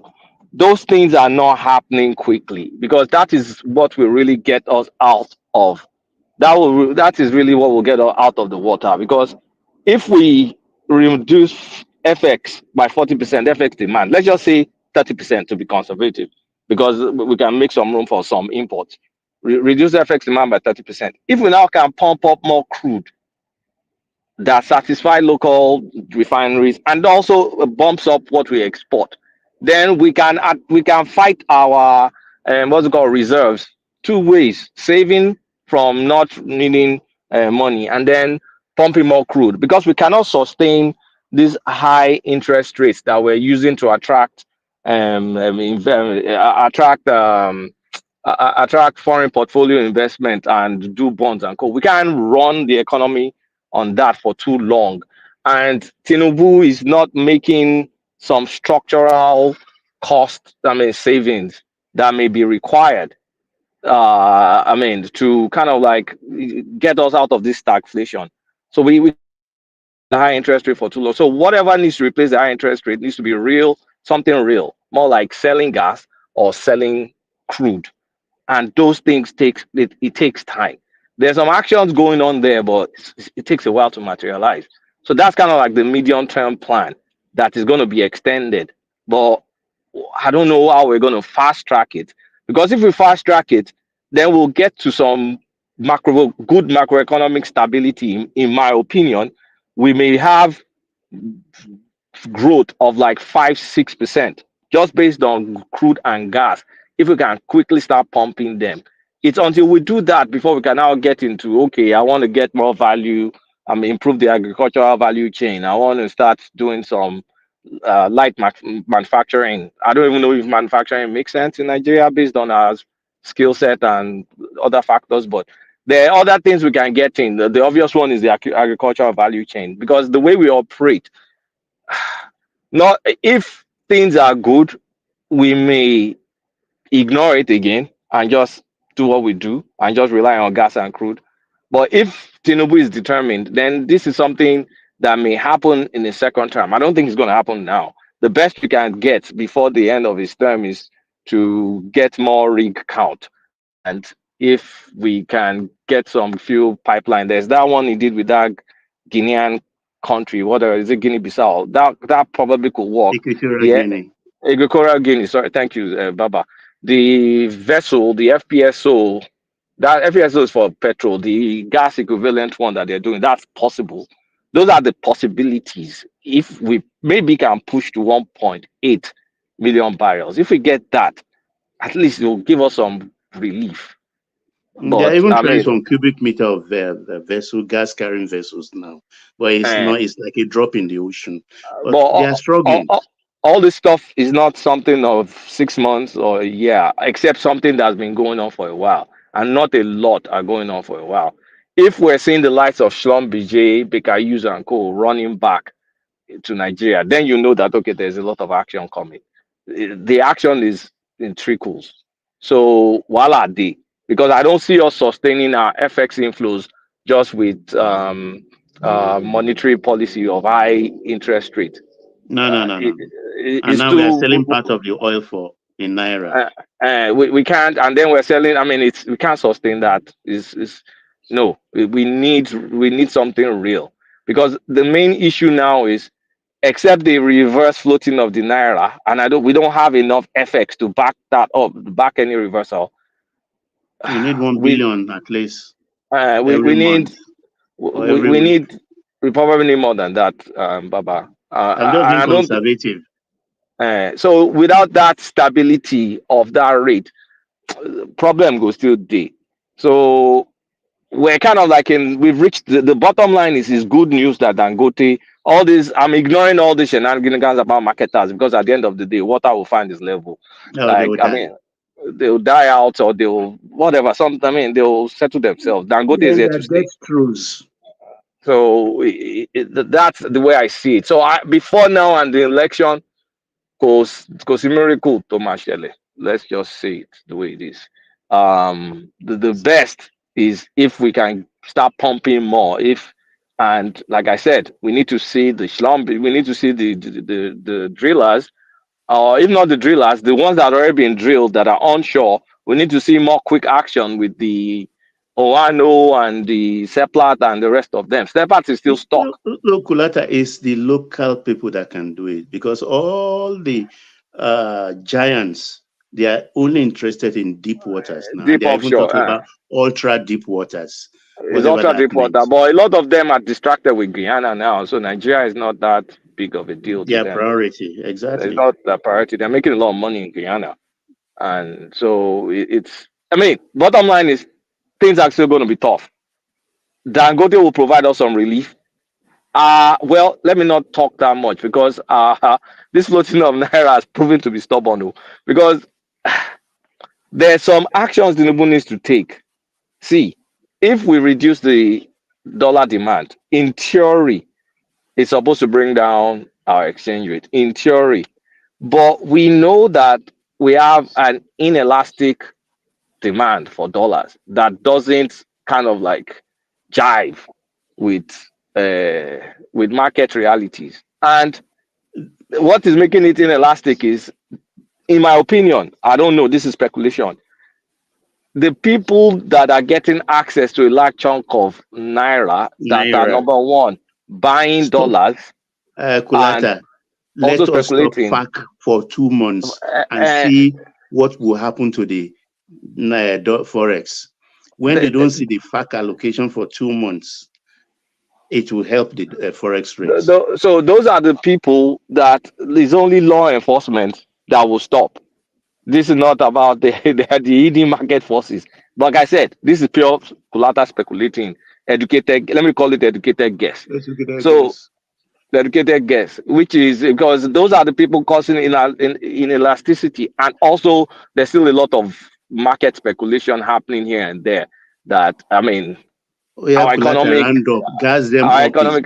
bad eye me. He's killing me with his eyes. Just round up, I beg. Okay, so that's how I see the Dangote. I mean, I don't see any other interesting topic that's happening lately. I mean, the rest are just the normal shenanigans. So yeah, let me stop there. Yes, woman. All right, Brendan. So with Ajale Koko's permission, let's go on to gas them up if he doesn't object. No, I want to talk now. All right. Yeah. Let me. All right, Ajale Koko. So to the conversation then, you know the topics. Let's say from you. Yeah. Greetings to our listeners around the world. Click on the like button, share and subscribe if you haven't done so. As a matter of fact, we have to click on the like button. Very important. I mean, you spend some hours here listening. It doesn't cost you anything to just click on that like button. It's for the good of all of us, everybody listening. So we have to reach out to more people to come in, particularly new voices, to come in and come and speak. So it's time for Nigeria. It's time for us to save our country from the hand of criminals that are destroying the country. So if you really love the country, you really want more people, particularly voice opposition against the administration, the way they're managing the country, that is not good at all. Click on the like button so that the algorithm can go farther and then new voices can come in, new people can come in, so we can have more or richer conversation here. We shouldn't limit it to ourselves. So just do that if you are if you're on the platform, wherever you are around the world, just click on the like button. We want more people to come and participate here in this conversation. It's for the good of the country and the future, good of the future of our children, and children to come after us. So, thank you.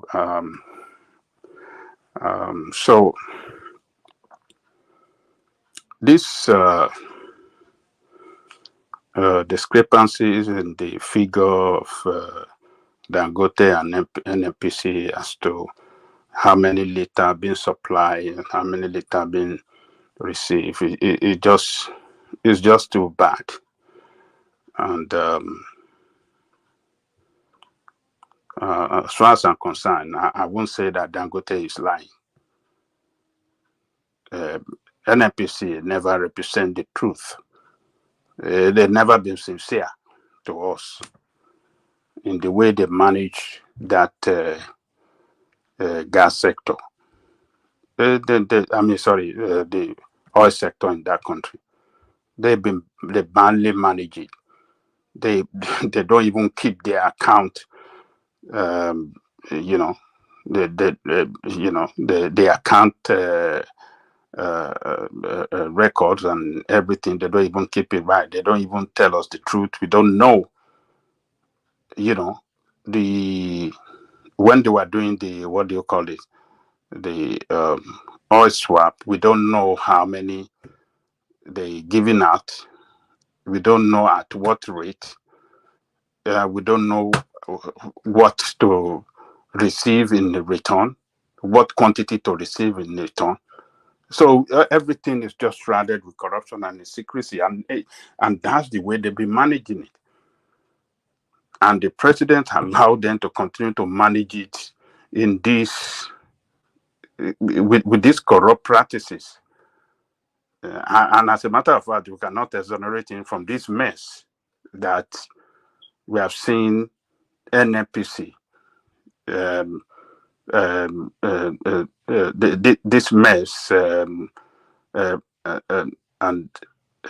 in the management of that oil sector. The president is the oil minister of that country. So he's the one that is showing incompetency in the management of the resources of the state, of the country. So there's no way we want to blame NNPC and we won't point accusing finger to the president. He's the minister of petrol or minister of is it oil or minister of petrol and gas in that country. So it's just very shameful. But for Dangote, I cannot say that Dangote doesn't know what he's saying. Obviously, they're saying that they are the one discharging this petrol to them. They have their record right. So, and I hope that this news It's not fake news anyway, because this is a very is very, very bad for the country. That within how many days? This is within 2 or 3 days, and the record is not straight. We can't. There's discrepancy already. It's just so that we cannot keep our record straight. We just it's just too bad. If within 3 days, not even up to a week, how many are being distributed? How many are being collected? We can't have a clear picture of it. So on the way forward, what do you think is going to happen? So they have started with in this manner. What do we think is going to happen on the way forward? So they need to get it right. I hope it's. I mean, this news is fake news. It's not, and I will expect somebody to speak in this regard, maybe to debunk it and set the record straight tomorrow within 24 hours. I think that would be good for us, because how can they be managing the resources of the state and in this manner we are seeing it? It's just very shameful. So that is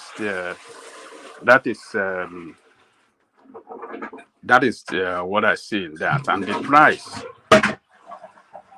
excuse me, the Ajale, can you hear me? Wama, can you hear me? Yeah, have that moment. I think Ajale Koko may be busy doing something. I wanted to ask a quick question. But anyway, can you hear me now? We can. We thought you were maybe using the bathroom or Ajale, can you hear me? Yeah, what are you saying, rational mind? So I want to put a position to you. Yeah. Now, considering this Dangote issue with supplying us gas, supplying us petrol. But you know that they said that most of the marketers in Nigeria, most of the gas, the filling station, they are complaining that they've not received anything from Dangote.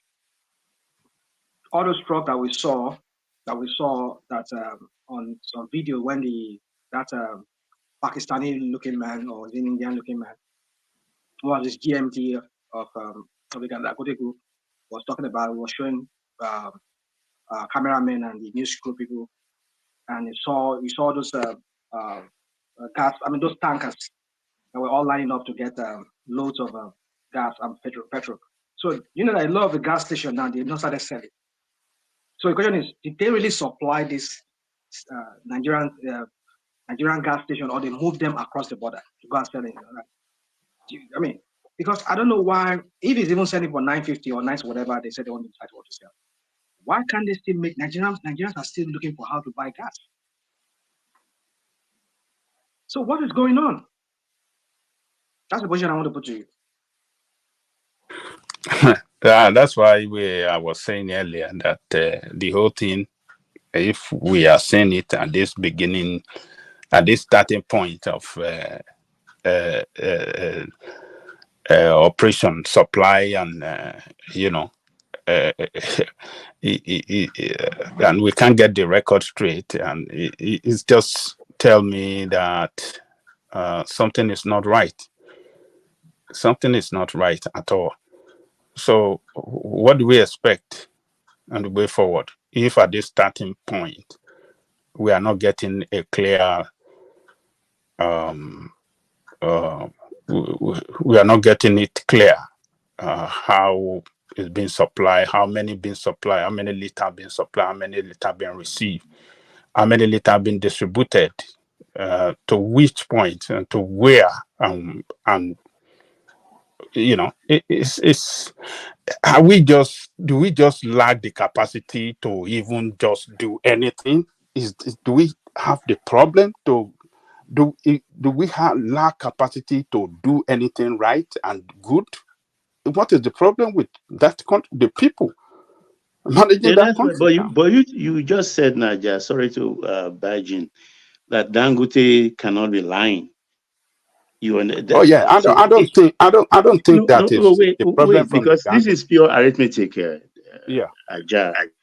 Because if he says 110 million liters, that is 3,000 trucks, 3,000 tankers. There is no way 3,000 tankers will hit the road in 3 days in Lagos that traffic will not stand still. So Dangote himself, except the reportage is wrong. If truly that statement came from Dangote, then he's being economical with the truth. I agree with that is why I said too that I hope this information is fake news, and I hope somebody can come out tomorrow or from both sides to give us the clear figure of what have been received and what have been distributed. So it's going to be it's just too bad that we are having discrepancy in the figure available now. It is not good. So, but to answer the rational mind question, well, I don't think it's going to be too fast to have that petrol available in all in all gas stations at the same time. It's going to take some time because the problem of transportation and the road situation, the condition of the road. So it's going to take some time. But if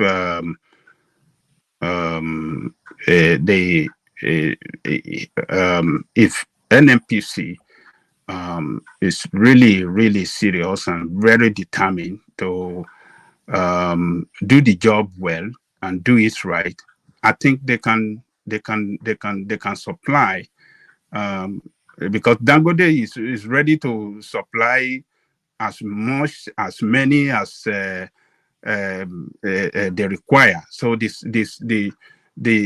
supply is there, but the transportation, since it's only the what do you call it, NNPC by law is allowed to take it from Dangote. There's no way there's not going to be a slowdown for this product to go around to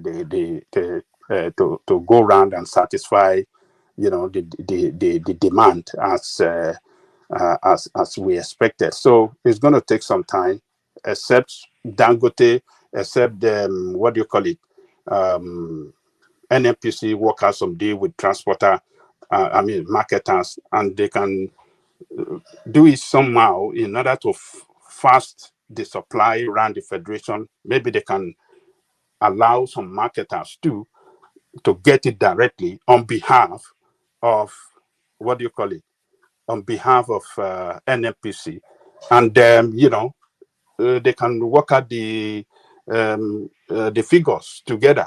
So that is what can fasten things up. But the way it is, only one man will NNPC alone will collect, and then now share to thousands of marketers. That is there's going to be a slow process. If they allow them to go and get it directly from this guy, there could be manipulation from them. It's either they take it across the border, or they do some kind of shenanigans with it.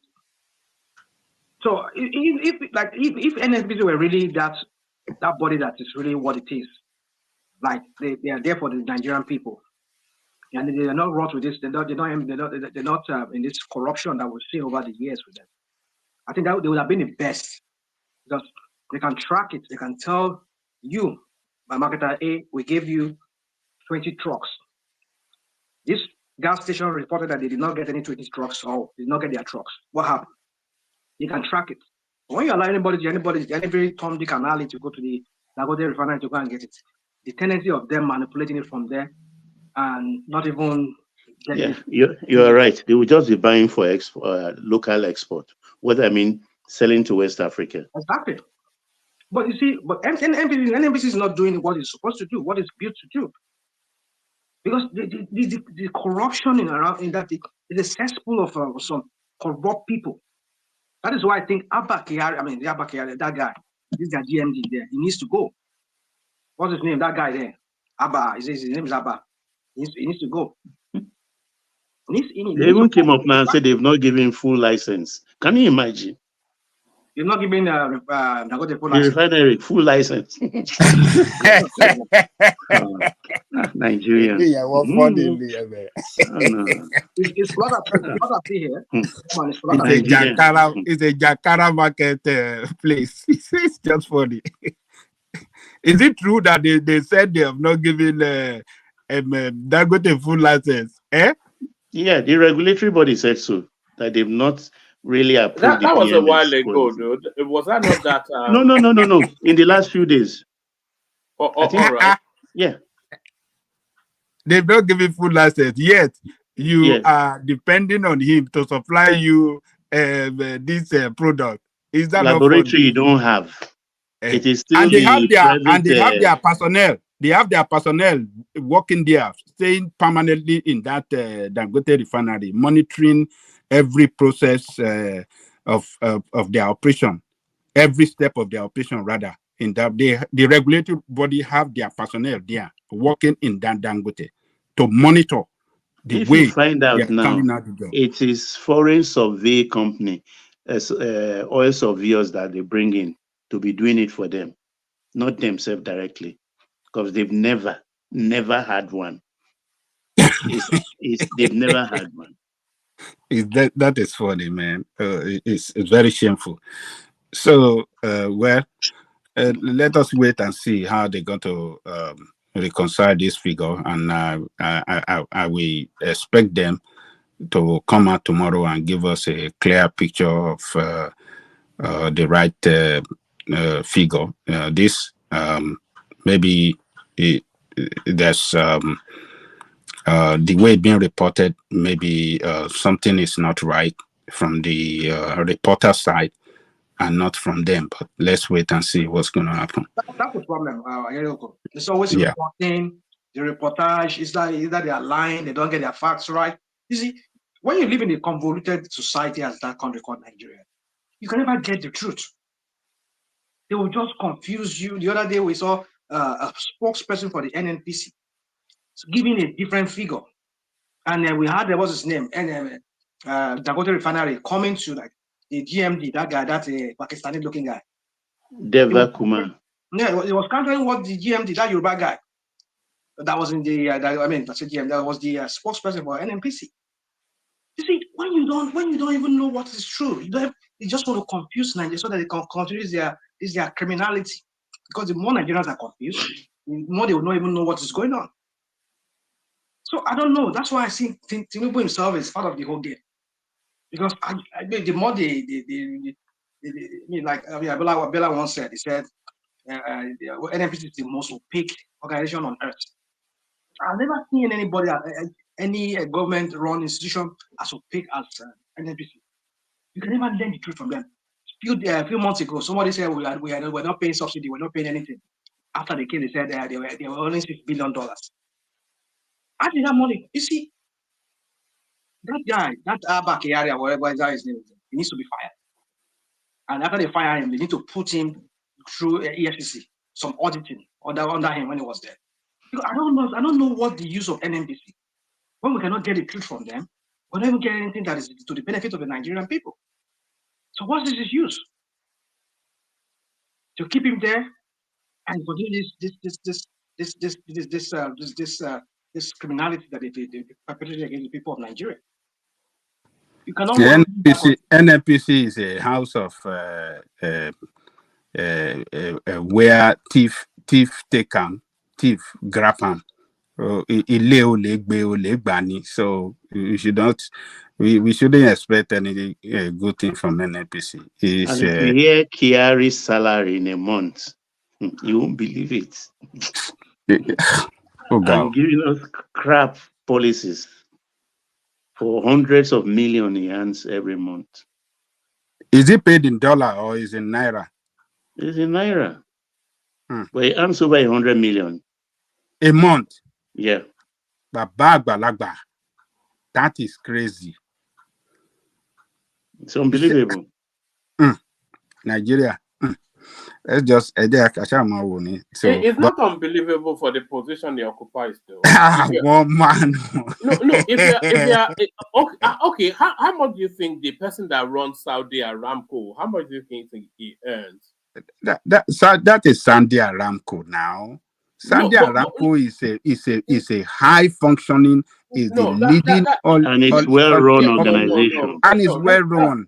Hold on, that's not even the direction I'm talking about. The site. Nigeria is meant to be the 7th largest oil exporting country.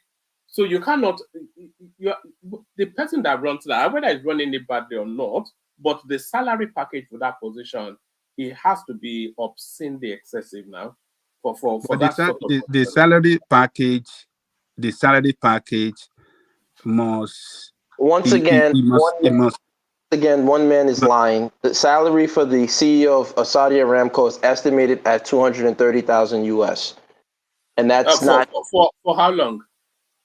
Per year. And by the way, hold on, Gastelum. You don't. It's not. Is it a month or per annum? Hold on, Adan Lekoko, please. Gastelum, I really want you to be coming here often, but this is not. It's not a combative environment. It's not. It's not. We don't have to be antagonistic. If you feel I was wrong, you just say, you are mistaken. This is the information I have. So it doesn't have to. You don't have to battle it out all the time. But give us that information, Gastelum. I will gladly give it, but I would appreciate, I agree with you, but I want you to also, when Kulata does the same to me, tell him the same thing. So I will take what you said. I'll take your correction with no complaints. Let's see if you're a man of integrity. When Kulata does the same to me, do the same. What you just did to me, do it to him, and then I'll know you're a man of integrity. But as you were saying, the salary for the CEO is estimated at $230,000 a year. So Basic. That's the CEO of Saudi Aramco. I can't hear your answer. Is that basic or allowances inclusive? It says the average salary for the average executive at Saudi Aramco is $230,000. No, we're talking about the CEO, the person that runs it. I don't know if they'll provide that information because are they a public company? They're not. They've gone public, but they've gone public on the Saudi Arabian stock exchange. Because they're listed. They sold. Yes. I'll be surprised. I saw the U.S. Congress interrogating the guy that runs Boeing.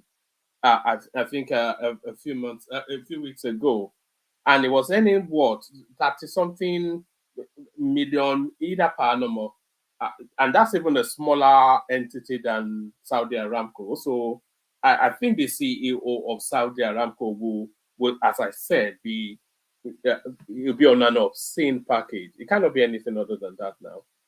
The biggest oil company on the planet. No, actually, earning 200,000. Just quickly check it. I think they're paid in Saudi Arabian. What I'm looking at right now, it's the Saudi Arabian. I don't know if it's US or Saudi. I'm not talking about the executives, so I'm talking about the CEO of Saudi Aramco. Yeah, I think. From what I'm seeing for the executives, it is a public company, but are they listed on any American or British exchange? Because they're listed, I believe, on the Saudi Arabian. No. I think we're deviating from the point. We're just trying to establish what the CEO is. It's one man. Slow down. I'm an investor. Trust me. It doesn't have the one of the CEO, so we don't need to. Yes, it doesn't have it. So it's calling me out without having the facts. Can I respond if you guys don't? All right. But CEO now. Listen. Oh my God, gentlemen, listen. When we talk about value investing, right? That's one of the reasons why people invest in the US and in Europe, because you can easily pull up the salaries of top executives, particularly CEOs, CFOs. I'm asking specifically because you guys keep mentioning the CEO of Saudi Aramco. That's why I'm asking, is Saudi Aramco listed in the US or any European exchange? Because then we can find the salary of the CEO. I'm not seeing that salary. I'm checking Dun & Bradstreet right now. It's not coming up. There are different databases you can check. I just checked different databases. I invest regularly in companies. So if you're saying that the salary of the Saudi Aramco, if it's public, then that means it's published on, particularly you can check the New York Stock Exchange, whatever exchange that it would be published on. It's not public. That's why I'm asking, are they listed in the Saudi Arabian exchange? If they are, then that information is going to be difficult to find. That's all It's I'm saying. $211,000 a year. That's what I saw. That's what I saw. Can you send in that link, Baba, so we can okay, because we have to do parallel comparisons. If we are imagining, I don't know what the CEO of Mobile or a Jeep or XYZ, I don't know what their CEO are earning, but I'm pretty certain it'll be more than $200,000 per annum. So if that is the case, and Saudi Aramco being the biggest oil entity out there, it's very difficult to fathom how it will be 200. Maybe $200,000 per day, but certainly not. Well, maybe that could even be the allowances. Yes, the allowances could be different now. I mean, so but we shouldn't. What is somebody saying here? Is it Kulata? I mean, yes, it says Amin H. Nasser, CEO of Saudi Aramco, earns 5.2 million, not inclusive of benefits and shares. Even that I quibble, but that more is it per annum, right, Kulata? But one man, but we're not talking about per annum. I just checked it. They're saying 5.2 or 6 million. Some estimates are saying 6 million per year. But that's what I'm saying. These are not reflective of what you can check on a balance sheet. So that's why I'm skeptical, because he's probably making more than that. But the issue is Saudi Aramco is not listed on any American or European exchange, because like he talked about the CEO of Boeing, you can pull up Boeing and find out exactly what the CEO is earning. All right, so let's not get too heavily sidetracked in that. What led us there down this particular portal actually is that Baba was saying that military and yes, he earns 100 million or so per month or however much, and Adale Koko was alarming that is excessive, and I was countering back that for the tier of that particular job. That cannot be excessive. If you dollarize it, then it's not excessive. So that's Baba. So that 100 million. Okay, you said it's per month, right? Yeah. That's just the basic, or including the allowances. Total take home. Total take home. So that's around 1.2 billion. This guy is earning a year, and anyway, so that's an average of, let's say, $1 million a year. $1 million a year. Okay, so that's not too much actually, if you think about it. In Nigerian how much is it bringing? In Nigerian context, is more. Yeah, but not even in Nigerian context. Nigeria, if we're saying Nigeria is the 7th largest oil exporting country on the planet, and the person that is running that, you say is running it badly, but it's immaterial. It's the package for the position. If it's not it's part of it too. Hold on. Let me just make this point. If it's not hitting its targets, then get rid of him and put somebody else in there. So we're not talking about this. Yeah, we're not talking about his performance or lack thereof. We're talking about the size of the job and the remunerations for that size of job. You cannot say that somebody running the 7th, I think it was, maybe it still is, largest oil exporting country in the world, a derisory $1 million a year. I think that is underpaid. But one man, I think you have to juxtapose things in the real, true, proper context. Because first, what you're now doing is you're now pushing it to say, well, Nigeria is the 7th largest exporting country in the world. That's a great stat to put out there, but it's not reflective of the actuality, right? So then we have to ask, is NNPC profitable? And there's no executive that should be running a company that's not profitable that should be getting in excess and earning its keep, correct? That doesn't make sense, right? You would fire that executive right away, but that's political, so we won't touch that. Then the other part is his salary, not just his salary, governors, senators.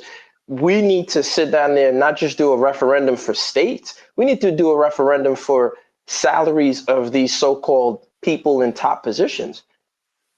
if you're telling me that you're in a country, because I'm sure if I were to sit, I'm not sure, but I'm guessing if I were to ask him, hey, sir, you know, the minimum wage of Nigeria is at 70,000 or however many thousand it is at now.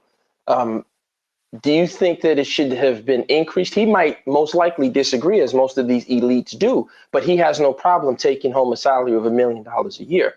So it's something that there's just a gross imbalance. And I think when you think about leadership and leading from the front as opposed to leading from the back, it's just ridiculous that we make excuses for our so-called leaders. But that's all I wanted to point out to you. Well, so one man, for a man running a place like that, that is that failed to deliver, making so much money, I think it's just our bad way of rewarding failure. A person that failed completely and they can get so much reward, it's just too bad of us. It's not Aramco. I mean, if the Aramco CEO is even making 10 million, I think we can see what they are doing in Aramco and how what Aramco have done well in the oil and gas sector in the world, and they keep on growing. They grow every day, every year. Aramco is so. But our own, what has happened to our own? We I think fail. Aramco is worth more than $1 trillion now. Oh, it's a $1 trillion. So, but what is NNPC worth? Do we even know? Maybe like maybe 200 billion naira. Oh, come on! Are you sure? What did they even have that they're what? I mean, they're worth into and even they are non-profitable. All the organizations that their sisters organization that connected to them, all of them too, they are all running at loss. So it's just we reward failure in that country, and that's why we can pay this guy 100 million a month. That's a lot of money. So if him is can and look at all the other executive and others, do you know how much they be raking out of that organization pause every year? Multi-billions of naira every year, and yet they cannot produce one single liter of petrol for the common good of Nigerian economy. It's so one man. Let me leave it. Let me go to Abubakar. Abubakar. Well, Abubakar. I mean, everybody have responsibility now to speak up because the direction that the way that that country is being run now by Tinubu administration, I think we are not heading in the right direction. So leaders in that country, past leaders, and some that are not, I mean, business leaders, everybody must speak up so that a policy redirection can be put out by Tinubu. If we want to continue with this policy of devaluation of currency and removal of petroleum subsidy as we have it, this is just the beginning. It's going to get it. The cost of gas will go higher as we move forward. So the economy we suffer severely for it when the price go higher and the devalue of the currency get worsened at the same time. The economy will crumble at a point. So there must be policy redirection, and the only thing that can make it happen is when people speak up. But when people don't speak up, they will think they are doing the right thing, and they will run the country into, a state of economic mess that won't be able to recover anymore. So that man rarely speak. He doesn't speak. He's never at one time speak against government policy. So for you to please speak now, it tells me that there's been pressure from his people, from the northerners. So everybody have the right to speak. I hope the Tinubu people will not go after him for just trying to advise the government, because this is just an advice, or trying to tell the government to do better. So I hope they will not go after him and start saying, oh, during your own time, what did you do? You left a mess. He left a mess. But you have one man talking about it here and said, oh, you had it now. So you left a mess 25 years. 25, that was 25 years. Is it not? Is the hypocrisy not be true, not lie, that he left a mess? Actually, we cannot say he left a mess. It was Babangida and Abacha that left the mess. This man did not spend 2 years. He didn't spend 2 years. So what would he have done wrong? What can we really... He ran a budget. We know how much that World Cup, that under 17 World Cup cost. And he did some other projects that the bill was outrageous. The records are there. 25 years ago, we want to pointing to that. 25 years ago. It's part of it. So for 25 years, we cannot recover from the mess. We couldn't recover from the mess he left behind. OBJ could not recover. Yaradua, all of them couldn't recover. Excuse me, I just want to ask Ajani, because I'm not a fan of Abacha slander per se. Abacha actually, if you look at the records, Abacha actually left Nigeria in a better condition. Reserves were up, the Naira was strengthened. Nigeria now, in terms of the social and so-called human rights and political rights, it seems that people were angry, particularly the elite of Nigeria, because Abacha pushed most of his energies towards punishing the elites of Nigeria. But in terms of how he left Nigeria, he actually left Nigeria in a good economic situation. Look, when you don't have a stable political atmosphere, it will surely affect your economy. But Ajani, I agree with you. But here's my issue, and this is the fact that we don't want to be truthful for ourselves in Nigeria. The people that Abacha was, I'm not saying he was perfect, but most of the people that faced the issues of Abacha, other than, let's just say, perhaps Ken Saro-Wiwa, the people who faced Abacha's wrath the most were the same elites who are today exploiting us. Tinubu and the Nadeko crowd and all these guys were all hiding behind Abiola. Hey, we want freedom, we want freedom. Abacha was dealing with these guys. These were the guys with their ITT scams that were all stealing during the previous administrations, and Abacha was having no parts of it. So is it fair for us to just, say he was the worst guy in the world when majority of the people who suffered his wrath were the elites who came back to loot the country 10 times more?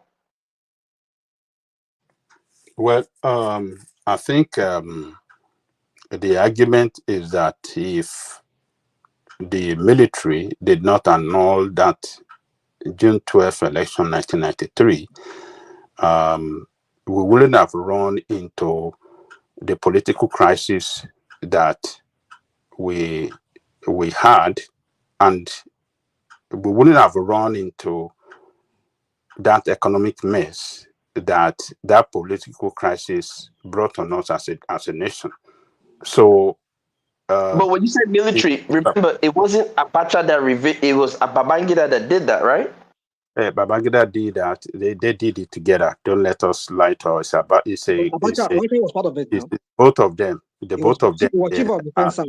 He was the chief, or they were the same. But hold on, gentlemen. Abiola was a friend before. Abiola was all buddy with these guys before. So I'm No, not that's saying listen. not. Listen. I love all Nigerians. I'm not tribalistic, right? I understand for what the loss of Abiola means to Yoruba people. It's a big loss. It was terrible. It shouldn't have happened. But what I am saying though is that aside, the ethnic part aside, let's look at it objectively. Abiola was friends with these guys. This seems like a backdoor deal that somebody messed up. Abiola thought he was going to get his way in, and then at the last minute, these guys flipped on him. That's what they did to themselves, because before that, he was all friends with them, high-fiving them, eating turkey with them. It's not a big. It's not a big deal. It's not a. It's not a problem to be friends with people in power. But what we are saying is that when the leader promise a nation that this is what we are going to do, they should fulfill it. So IBB promised the nation that it's going to hand over government to democratically elected president. He failed when the time when he was supposed to do it, he failed, and that plunged the country into a very, very serious Ajahn, crisis, both was that the economically. first time he failed? IBB. That Oh, was the third movie. time. That was the third He time. moved That's it. right. He shifted it. Yeah. So we should Yes. have seen the pointer that this guy was not going to leave. It was not gonna. So what he did. I Yeah. agree. He did. Yeah. Listen, So IBB. Abiola being their friend is not an issue at all. We Yes, have no, known that from time. yes, but what? That's not. But we voted, and the person we voted for should be allowed, that won the election, should have been allowed to govern us. So I agree. yeah. I agree. But Shebi, when Buhari took over from the previous election, previous administration that we also voted, allegedly, quote unquote, wink wink, we voted. No one complained. That seems to have been the Nigerian paradigm. We have Second Republic. Army says, things aren't working out. Let's go back to steel. That was the cycle that was happening. So all I'm saying though is that keep in mind, IBB is the one who he called himself Maradona, right? He's the one who brought in the first wave. Well, actually, it was the administration before him, the first wave, second wave of the IMF structural adjustment programs. Now, my question is, when IBB was doing that, did Abiola take a stand against any of those things? From all the records I've checked, he never spoke against the IMF structural adjustment programs. He was in support of it. So I'm not saying, like I said, the Why loss are of we trying to go forward and trying to take us backward? It is not a Abiola issue. This issue of annulment is a national issue. It's an issue that is bigger than Abiola itself. What it cost the country is what we are talking about. He almost plunged that country into civil war. Because Yoruba people, now look at the northerners that, yes, this is the northerner doesn't want the southerner to be president of the country, particularly Yoruba people. It almost plunged us into a very serious civil war. If Nadeko had not handled it well, the way they handle it, if people have if they have resorted to violence and back Yoruba people to go into violence, it would have been worse than what. Maybe the nation would have been broken up. But I agree with, like I said, sorry, gas them up. Rational mind, check it. Rational mind, check your phone. Carry on, gas them up. Carry on. Ajani, all I want to quickly point out to you, like I said, I am very empathetic to the loss of what Abiola represents for my Yoruba brothers and sisters. I don't stand by it. Just like I don't stand by, let me not go down the rabbit hole, but I agree with you. However, what I am saying is that if that was the next statement, that it seems as if they don't want a Yoruba man to rule, I would have pushed back, and of course that's back then. Hindsight is always 2020. But I think what should have been said is, but wait a minute, we can't say that, because guess what? We did have Obasanjo and Idiagbon, who are Yoruba men who ruled. However, it seems as if the real statement should have been, we don't want a Yoruba man who isn't in the military to rule, because a Yoruba man named Obasanjo ruled, Idiagbo ruled. So it seems the issue was that Abiola was not a man of the khaki cloth. And I think that was his biggest mistake. He overestimated the power of his money.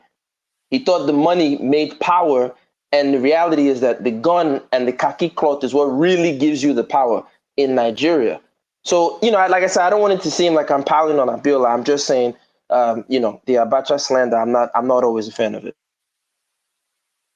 Okay, all right. Ajale Koko, let me bail out and hand over to you. I've been in the background still, but let me bail out. I haven't gone yet, by the way. No. You're immediately after Ajale Koko, so I'll still be in the background letting people in and out, but I have to bail out pretty much. A Rational Mind is still there as well for as long as we have him. So let me acknowledge Ja and Zola. There he is right there. That's Chioma right there. So that's Ja in Zola still. That's Ja in Zola. So you can see who is trying to impress with that super chat right there. That's Des who passed by. So good to see you, Des. That's Ayo, of course, not the crown prince, but the crown king of the certainly the sponsor of the platform space. So that's Ayo still, and that's still Ayo. That's still Ayo, and the big one is Ayo as well. So that's Ayo right there doing as it does. Only really because he vibes with the platform, no more. He knows what he's doing. So that's Ayo right there. Well done, Ayo. And that's Kulata getting into the conversation right there. So thank you, everyone. See you tomorrow. Ajale Koko, I'll hand over to you, but I'll be somewhere hanging around in the back. Okay, gas them up. You will come after me. Let me round up so that you can speak. So I think Abubakar, I think I praise him for speaking out. I didn't get the details from one man what he said. I'm not sure if it was. He said the president should just saturate the country with basic essential importation of food for at least in the interim. That's what he suggested. Okay, so he was not too critical of his administration. He said upfront is in a upper paragraph. It talked about the permissive hunger in the country in general. So that aspect is about the solution he proffered, that they should import everything we needed, at least in the interim, and let the government sell it to the people directly. Yeah, that's Baba, listen, hold on. But Baba, yeah. you said a little while ago, you said that there's no money. Where are they going to find the money? Where are they going to find the foreign exchange to go and be buying food? Where? No, you do it importation under license. You give it to people who are willing for the government to owe them. So when they sell, they give them their money. So I owe you. Yeah, exactly. Busy. People no go chop. Now we they say hunger day. So basically, climb up with again, Abi. Àtowó ẹni, àtowó olówó, gbogbo ẹ̀. Kọ́lọ̀ má fi kankan wá nú ẹ̀. Exactly. That's funny. So that's I mean that would be. Jojo, hold on. You see, when I talk the way I talk, not because I hate this guy. Isn't it my turn?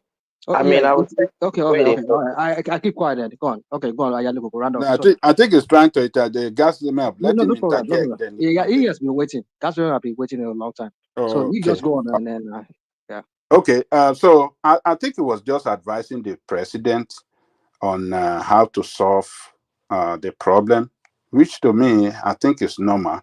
So, but the key point is that that man really talk, and for him to talk now, I believe there have been pressure on him. People are not satisfied. A lot of complaints have come to him, and he must have seen it himself. And the policy of Tinubu, we said it yesterday with Baba here, that for him to even get the re-election in 2027 with this policy, if he doesn't do redefine it and do a redirection of this policy, it's going to be very tough for him. So, except we want to lie to ourselves, the situation is not good with the price of this petroleum and the valuation of the currency. It has really crushed the people economically in that country, and financially it has crushed Nigerian people. So I hope he will listen, and he will do his cabinet reshuffle. He will come out with new policy, so that in the next, in another 1 year, people can start seeing a positive, sign of the way the economy is being run. People have seen some positive sign that will, give them the hope that, okay, maybe if we give this man another chance in 2027, yes, the nation could be better off than where he met it. So let me leave it there. So gas them up. You can the floor. I yield the floor to you, so you can Thank you speak. so much, and I hope I can have my time the same way everybody else You has their have time. plenty. Don't worry. You have plenty time. Look Carry at go, the carry score. go. I'm sure. I guarantee. Listen, you guys know me. The Soko guy. Yeah, The Soko guy. I'm Soko Anijo, so I'm not going to take too long. I'll Yeah. get straight to it. Yeah. Go ahead. No problem. Yeah. Just free flow. Yeah. Just two things. I just came back from Nigeria, and I was in Nigeria when they did the strike. So of course the Tinubu administration allegedly. Hey, you need to give us the full details of what you encounter in Nigeria, and we like to hear from people Yeah, no, that. listen. Yeah. Like I said, I was in Nigeria during the strike. Internet access definitely was slowed. It was bad. The only people who actually had decent service were those who had fiber optic service. So I literally, because I don't always use my fiber optic, I use my 5G, my MTN, and I couldn't get anything. My Airtel was actually working better than my MTN. At the time, I had some friends of mine in Computer Village who had to restart their MTN network. They had to go and their lines were blocked randomly. They had to go and put in their NIN. So yeah, it was crazy what the administration, even though they claim they didn't do it, but whoever did it, that I saw it with my own eyes. I went through the streets as I always do of Lagos. I went to CMS. I had shout out to my Elijahs there who I buy some products from. Went to CMS. I went to Yanoba, Sachi, all those places. I was in Mile 2. I was in of course I went to Ajogula. I went to just Lagos in general. Go through and just take the bus and just see what the people are experiencing just from my vantage point. And it baffles me how people sit down and read from the theories of Oyibo and try to apply it to their own people. And the sad part is the Oyibos themselves don't apply what they're telling you to do to your own people. So the Oyibo system has always been do as I say, not as I do. And, it's a painful thing when you get on a bus and you see a woman having to lap like 5 kids. She got her 3 children, 4 children. She has to lap 2. And I'm like, all right, miss, don't worry. Put the child down, sit down. I'll pay for everybody in the row because I don't want to be crowded. And, you see this stuff. You see the lack of safety. The roads are so bad. You go to Oshodi, man, the potholes that are there when you're getting out to get on the BRT, and the potholes that are there, you're holding your breath in fear that, the tanker doesn't capsize on you. but because the people just have to live this But life. gas them up, gas them up. Somebody just came from Nigeria said that Oshodi is the best. They have the best road network. So why are you telling us something different from what somebody like one man was even playing to us a while ago? Yeah, at the beginning of this session. Listen. Like I said, the person who tells you this, right? Let me say, may that person carry camera, may they waka Oshodi and film the road that they say is the best. Let them go and film it, especially by that BRT entrance, as if you are going to my two Sele Jesha. Go and film that road, or even if you are crossing to go and get the BRT to take you to VI and all those places, film that road. Hopefully the boys don't beat you and collect your phone, but go and film the road that they are claiming is the best, that is so good.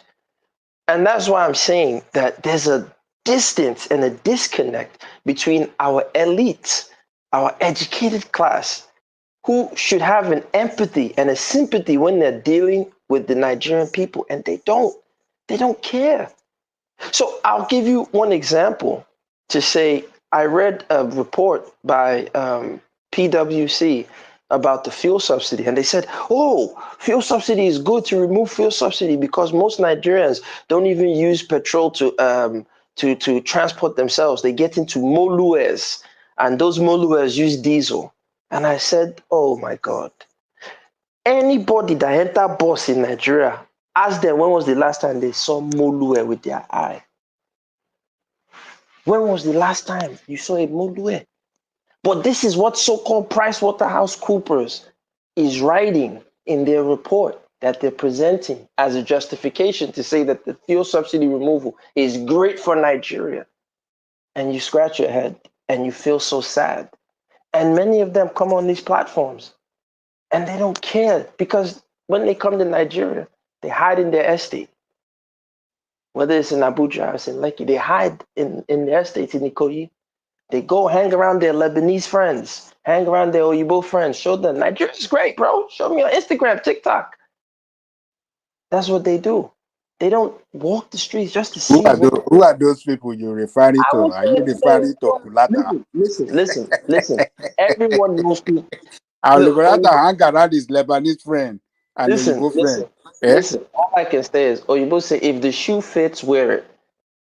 So if the shoe does not fit, don't wear it. Only a hit dog will shout that the stone touched me. So, as Baba Farouk said, I want to throw a stone.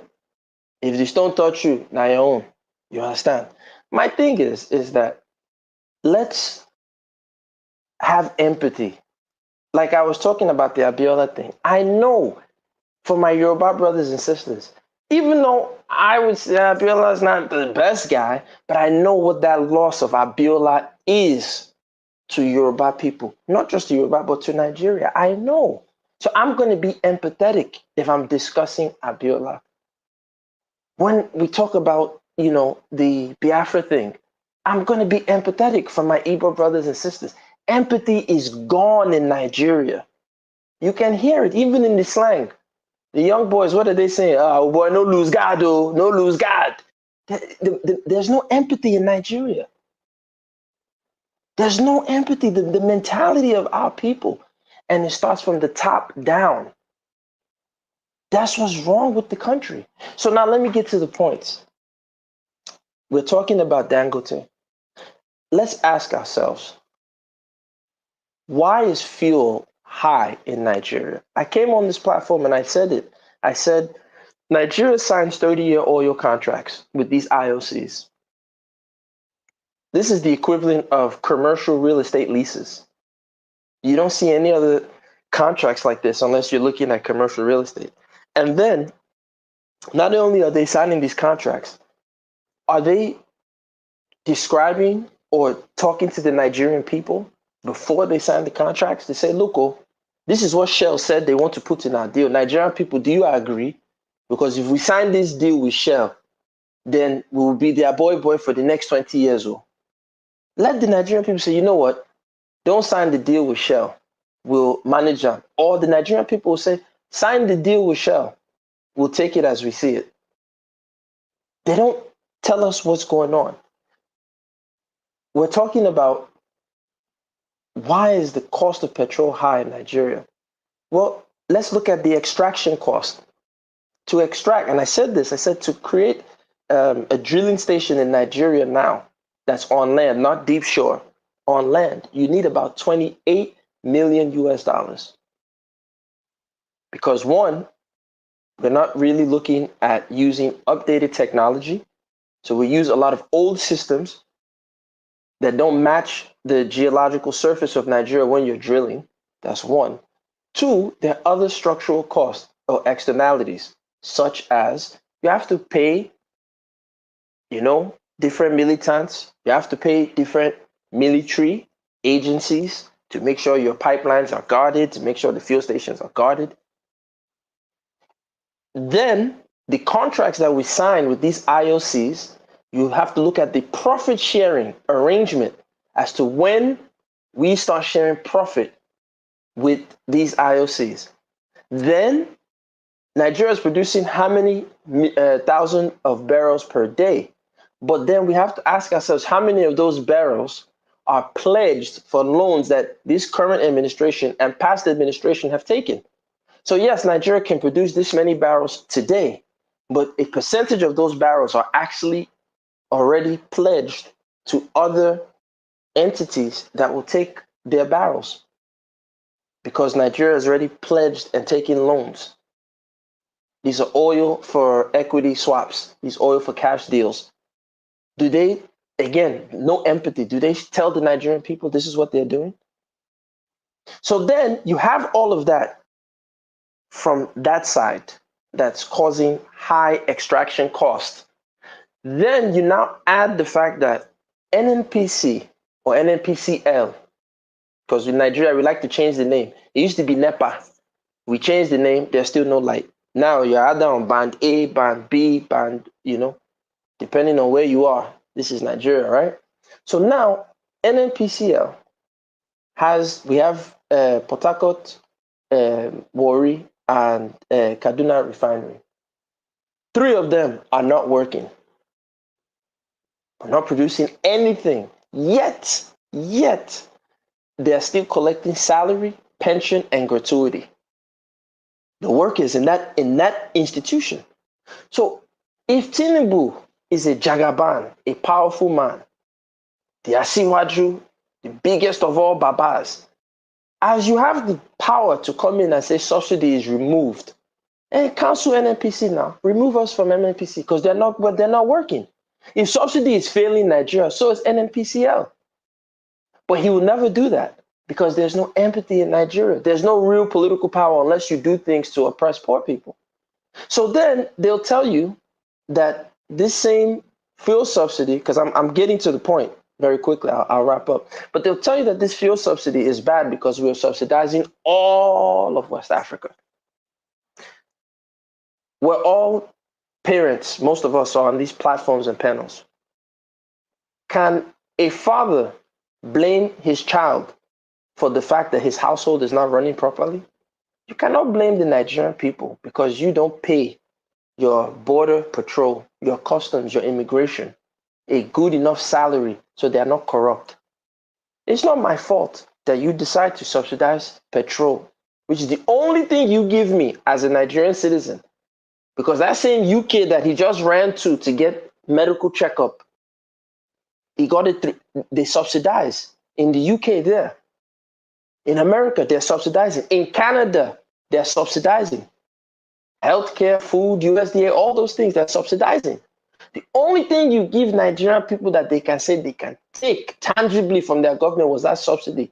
And now you remove it because your same elite friends and your same elite crowd that you don't want to curtail their excess, they are part of the ones smuggling it out from Nigeria. It's not my fault. Don't blame Nigerian people for your failures and for your friends and their failure and the previous administration and their failure. Why are you blaming us? But they removed the subsidy. They removed the subsidy. Then they now tell us that, look, we're going to free float the Naira, which, okay, sure, market forces for the Naira. And we're going to do all of this in an effort to do what? To bring in foreign direct investment. How naive are black men and women, but black men, to think that Oyibo will come and invest and fix your country? It will never happen. There's no country that was developed with foreign direct investment. It didn't happen. That's not how it works. That's not how it works.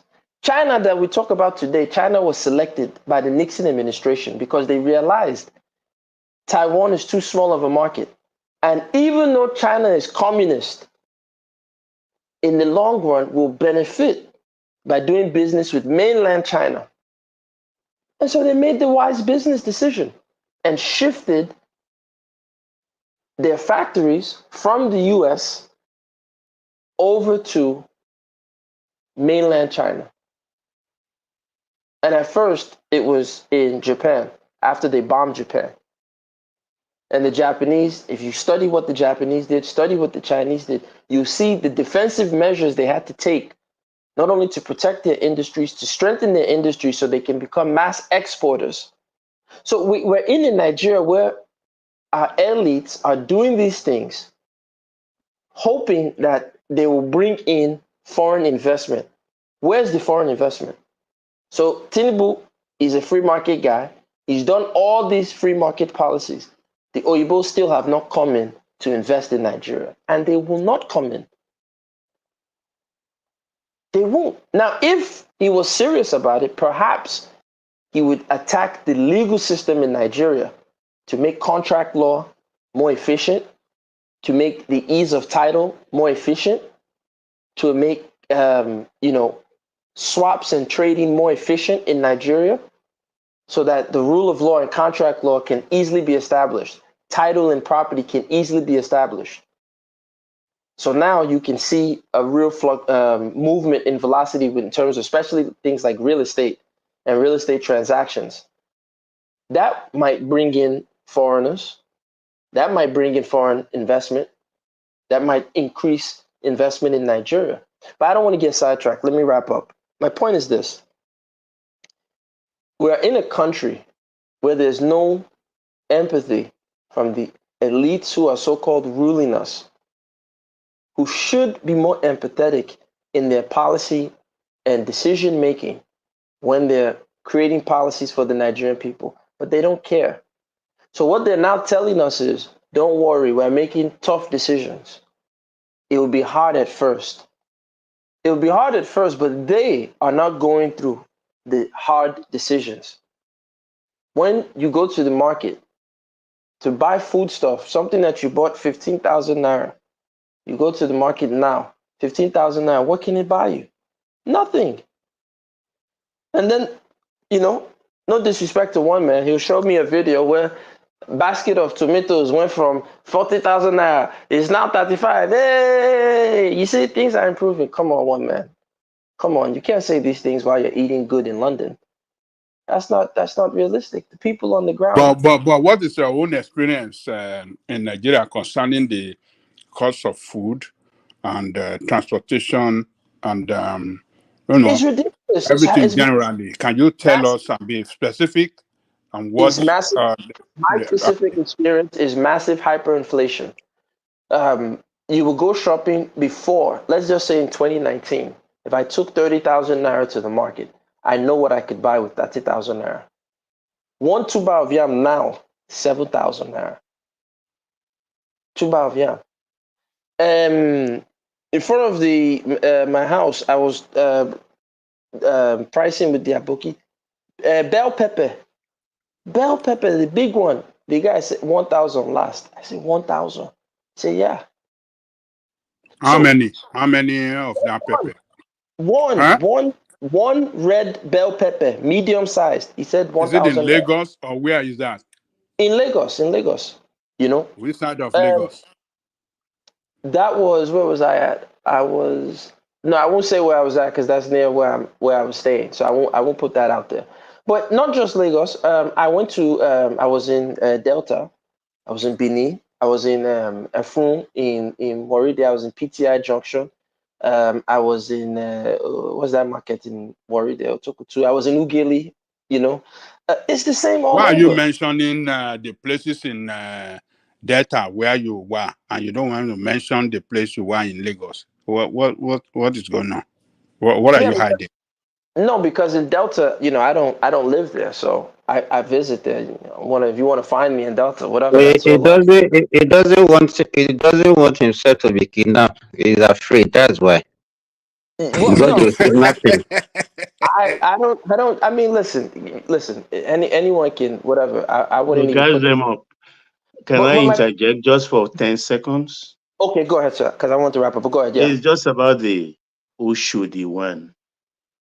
I Mhm. know you were in Lagos a couple of weeks back. Was that during the time they were just trying to finalize the Oshodi train station? Because that place is something else now No, compared I'm to not. what it was many years back. No, see, Because listen. with the The train train station. station there, I'm not. Listen, the train station is built. It's a nice train station. The way they've built it now, because from 2019 when they were doing the construction, that traffic in Oshodi was atrocious, right? Along that Ikeja long road. Now they've built it with that bridge. You can with the go up overhead, yeah.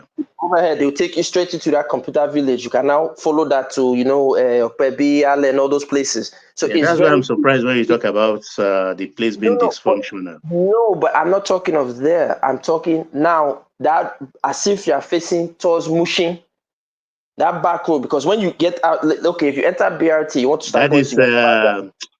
If you take what's that BRT, place called? if you Where take after the what's this place? yeah. So listen, if you take BRT and you're going to After Yanapaja, Oshodi, you are going towards Challenge and going towards Mushin. Is that what you are saying? Yes, yeah. there's So, a so place yeah. where So the listen. kata So Bikinon Pebe, yeah. I forgot so it. listen. When you get out of the BRT has to make the right, then make a U-turn to now face to go to Yanapaja. To pass Ikeja along, and you pass Yanapaja, reach Ilepo, all those places before you reach Abulegba. That road still potholes, still bad. On the other side, still potholes, still bad. So when I say the road is bad, I'm talking about there. I'm not saying that they didn't build a great train station. No, I'm not.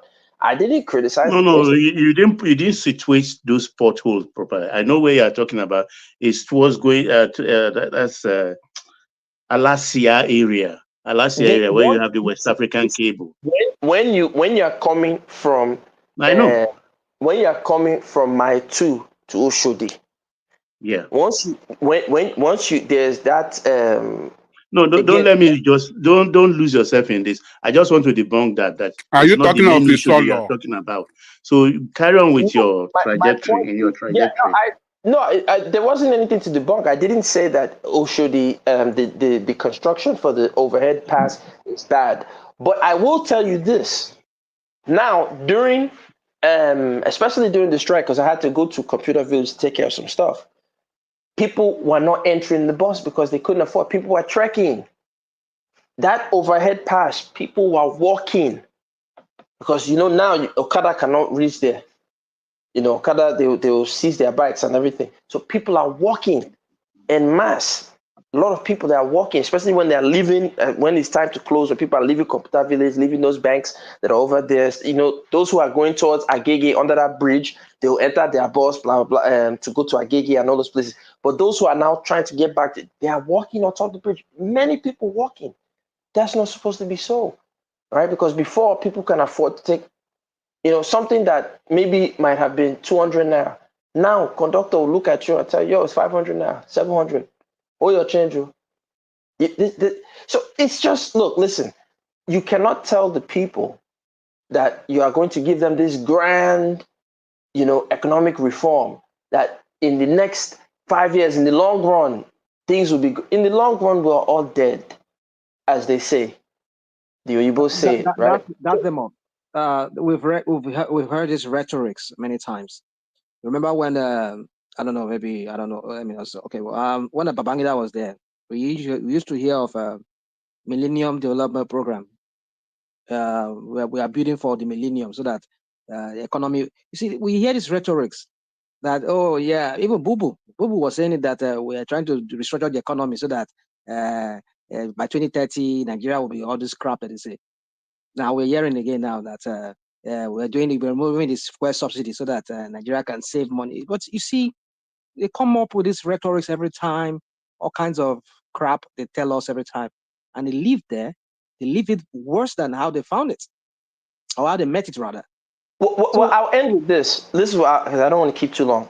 Look, the truth of the matter, what I see, because like I said, when I go to Nigeria, every time I go, I try and just watch the young boys and young girls. I wasn't surprised when I started to hear school na scam. I wasn't surprised when, someone said, the youth of Nigeria. I laughed. I said, youth of Nigeria. These young boys that colored their hair blonde or gold, put their trousers down to their nyash, put bag. Hey, bro, what's up, bro? Yo, bro, hey, bro, yo, bro, hey, bro. All they want to do is fast money, drink Hennessy, and catch one babe, catch cruise. And there's a reason why the strike and the protest of Kenya, their own youth, look like the way it did compared to our own protests, where you see Russian flag, all kind of propaganda, all kind of nonsense, because our youth are not serious. Because the truth of the matter is that our youth are a direct reflection of what they see at home. And Nigerian parents, Nigerian elders failed. They failed the next generation. They failed woefully. And what they don't realize is that, you see, these same people that they are failing are going to end up cannibalizing them. And it's not going to be a good thing, because the Nigerian people are slowly but surely starting to get fed up with this. I don't know what the future holds, but I'm telling all of you that are hiding away in your Ikoyi Lekki estates, there's going to come a point in time that money you give people will not be enough. I don't know. I'm not wishing it. I hope it doesn't happen, because it's not going to be pretty. But they're going to look, and they're not going to, the look on their eyes, we're not Sorry, going to like it. that's them up. So what you are telling us is that from situation in Nigeria, the youth, no, just wait, that the youth in Nigeria, they are different from the youth in Kenya. What they learn from our elders, from their parents, is actually different. Is that what you are telling us? I am saying that the youth of Nigeria, I just saw a video where a boy in the north killed a girl for ritual. Have you been to Kenya? Did you live in Kenya? Let me finish, sir, because I don't want to talk too long. I want to wrap Hold on. Gas them up. Okay. What's the difference? You that is talking, Simba. Wait, now, No, it was one that says the difference. That's the difference. That's what I'm asking him. That what is the difference? What is the difference? The Kenyan youth are more serious than your Nigerian youth. Simba, they're more serious than your Nigerian youth. Simba, look, I'm more serious. Right, Arim, you are contradicting yourself, Arim. You just quarrel with a man whom you accuse of calling Nigerian lazy, and now you are saying Kenyan youths are better than Nigerian youths. Okay. Can you tell us the difference? Let me Is it because our youths are lazy or what? Hold on. Let me put it in context. Hold on. Not in the context of. Okay. You talk, man. Gas them up. Yeah, I just want to answer them. So look, what I'm saying is, just my last 2 minutes, I promise you guys. What I'm saying is this. Look, what I saw with the future of Nigerian youth, they don't have that mindset of, oh, we're going to fix Nigeria. Oh, we are patriotic. That doesn't exist. I just saw a video where a young man in the north killed a girl for ritual money. It was a big story. And I'm like, wow, So look, to sum it all up, these elites of ours, they are making plans that don't make sense, that don't add up. They're not looking at educating these Nigerian children. They're not looking at creating real stability and economic progress for jobs. What they are looking at is, let's do this hanky-panky Milton Friedman IMF plans that we can get quick foreign investment for one stupid white elephant flyover bridge project that will chop at the end of the day is not going to keep working. And like I said, it's going to create a very disastrous environment for they themselves to live in. And everyone's going to become cannibalistic, not in the actual physical sense, but in the mental sense of how they see themselves.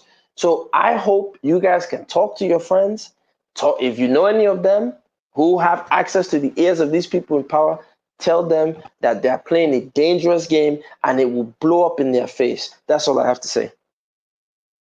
Thank you. Don't go. Just say because we are just rubbing minds together. Actually, this youth thing you say. Okay. Okay, you want to respond to something? Yeah, I just want to respond to ask him some Okay. question. Okay, go ahead. Go ahead, sir. You talk about the youths. Talking about education is a scam. It's only in Nigeria I've ever had any youth, any young man, or a human being, for that matter, saying education is a scam. And it has become sloganeering in Nigeria for never do wells. I will not hide. I will not hide word under my tongues. That is a tragedy of our situation. Because this thing, I keep on saying, going back, that it didn't start today. I was in an African countries, must be like 18 years ago. That country was hosting African University game for the whole of Africa. They do it, I think, biannually. And they always know me. When I go, I play tennis with some of their elites, and I'm always very proud Nigerian. They feel I speak very good English. And one of them challenged me, a lecturer in one of the universities, which is the main venue for most of the game. And he said, what is going on in your country? Nigerians can speak English. And if I were white, I would have been red in the face. I tried to defend it, but I know he was speaking the truth. They couldn't even express themselves. A university undergraduates. I was really ashamed and embarrassed on that day. And since that day, 18 years, I've been observing our students, and it's getting worse. And like you said, you describe them vividly. That's why most of them are on the streets. And cultism is something I don't know where that started from. Definitely, me as a parent, it didn't start in my house, because even my children, as adults as they are, when we talk today, we joke with it, and I used to tell them, I used to search your rooms. I searched their rooms. I searched their trash can. Even when they were in universities, I don't want anything to take me up by surprise. Baba, do you know that right now, if you are not, if the cultism thing is even, look, in neighborhoods, every neighborhood has their local cults. And if you are not affiliated or somehow connected, you cannot go. Like I said, I'm in Lagos now. I walk through Igondo, near all those Lasso. If I'm not connected with some people, I cannot walk there now. Those Lasso guys, they are known for beating people down and taking their phone, wounding them, shooting themselves. Every time I reach that area, there's that Lions Gate Hotel or whatever, that bus stop there. When I reach Let me shock you guys them up. I hear this as a story. In Ajegunle, if you wear very good shoes, like you from America or India, I don't know why they didn't do it to you. Somebody will come behind you and lift you up. Another one will now remove the shoes, and they just drop you. Go your way. If they like you, they will give you flip-flop. If they don't like you, they just laugh at your face and get out. And they won't do it to me because I'm not going. I'm not going there with the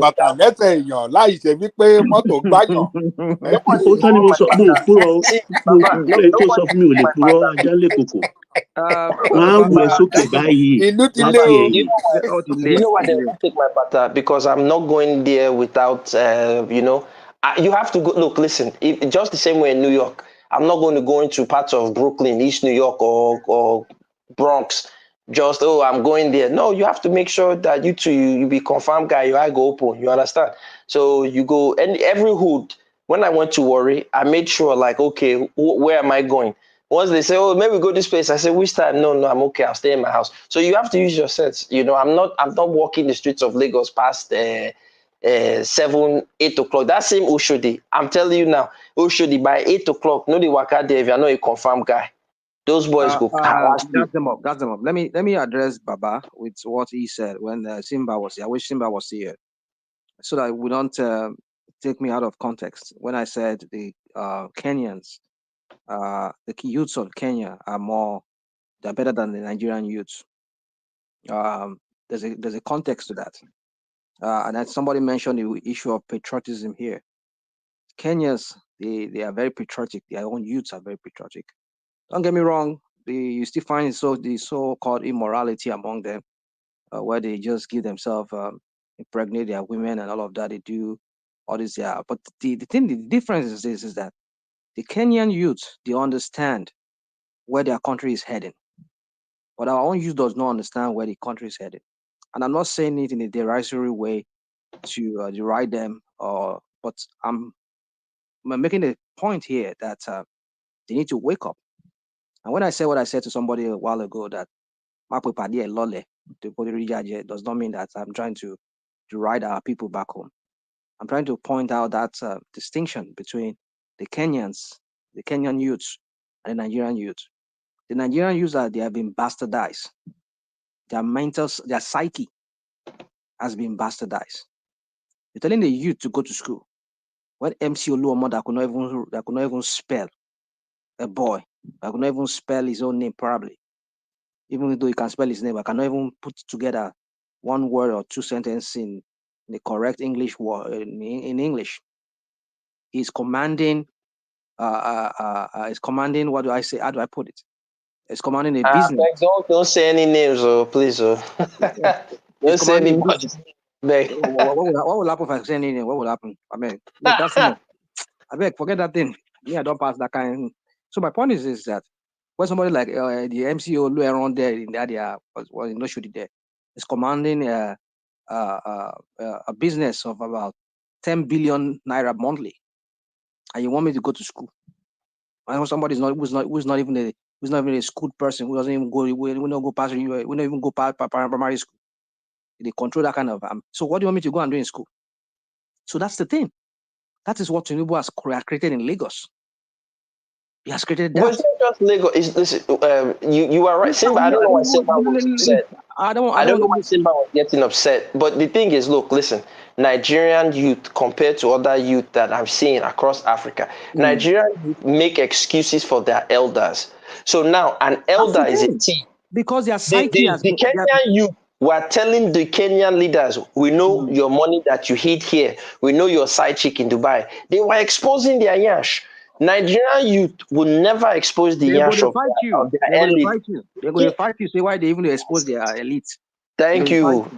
Because that's what I'm saying. Their psyche has been their mental ability to think things through and see things for what they really are. It's been bastardized over the years. They don't erode them. It's a gradual process. A while ago, you guys were saying something a while ago here. You said the Nigeria you used to know is like it's no longer what it used to be. Even Baba was saying it here. Gradually, they are just conditioning the minds of our people back there to all this crap, all this criminality that you don't even see. I mean, I was talking to a friend of mine this past weekend, and he was telling me that what's it called? They had Association of mothers of Yahoo plus boys. Somewhere they had a party for them, for their moms. The mother of these scammers, all these guys that comes on internet and scam some of these people from the West here. Their mom were doing somewhere in Osun State. They said they do it. The mama go carry their pikin go they meet babalawo. You go they do Yahoo plus. Listen, in Lagos now, I was crying. Any small Yahoo boy go to the island. These Yahoo boys have Mopo escorting them. I was telling people, I said, has Nigerian armed forces, military, police, have we fallen so low that is Mopo boys that you must guide? It is a reflection of their leaders, the leaders that are leading them. But when we call out these leaders, when I call out these leaders, some people will come on the platform and defend them. They'll say, "Oh, gosh, you're just this, you're gassing us, you're this." It's like, look, go to Nigeria. Don't just stay in your gated estate. Walk the streets. But then you see what is happening. Gas them up. When you ask them this question, it says after Nigerian youths are doing better. How? What is the better you're talking about? We see Davido. Davido is a what? It's a model of success. Is that what you're saying? How many of our youths they invent they do AI? I mean they invent any of this IT kind of thing that we're talking about. Come here to this state why they're here. This is why this is where you find Microsoft, you find Amazon. You see these remember, Indians I was on the platform and I told you, I said, I think you were there, and I told other people, I said, listen to the lyrics of the current music. Charlie Poppy, man mount, oh man mount. This is what the youths are saying. Like I always tell people, look at what the young children are saying in their music. They are saying Elon Musk. No, look at this one. The guy, what's his name? Odumodu Black. He said, if the girl no sleep around, who will pay for her wig and handbag? And I said, oh, wow, that is exactly what our Nigerian leaders are doing. If the men don't sleep around with IMF and World Bank, they won't get money to oppress us. They won't get money to come and embarrass us. So the music, even the music, that's why I don't like these Afrobeats. People always say, it's rubbish. An attempt to condition their mind. Yes, the music is conditioning. And not only that, look, when the Nigeria I remember growing up in, I remember you listen to Sam Sultan talk about mathematics. Exactly. You listen to Daddy Shoki tell you that fire in our country. You listen to Baba Frayo. You listen even Two-Face and Plantation Boys. Their albums they used to always speak about the social ills and all of that. But they will give you a party song, but there was always a one song that they will give you where they will tell you, look at African China, Mr. President, lead us well. If I say, oh, you say P, another man say C, or Mona, you sabi. That was when the music was reflective of what was going on. Again, I'll say this very quickly. What happened to the Nigerian music industry? Children like D'banj and Davido, that they are the children, their parents have money. They should have been going abroad to study medicine and law. They were failures. Their parents kept making excuses for them. Look at the university Davido went to. He went to one useless university in the South in America. It's not even in any top university. Your father has money. You should have been going to Harvard, Wharton, Yale, all those places. That's where you should have went.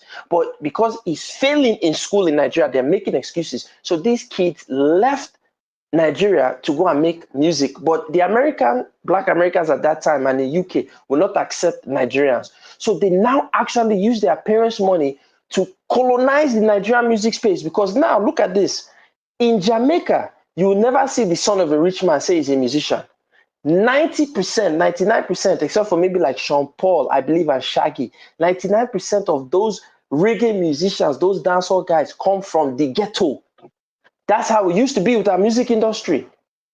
These rich kids, starting with D'banj, unfortunately, they colonized the Nigerian music space and they brought a music that now is a simulation. It doesn't even reflect. So now, Nigerian youth are protesting. What are they going to protest to? Where's the music they'll protest to?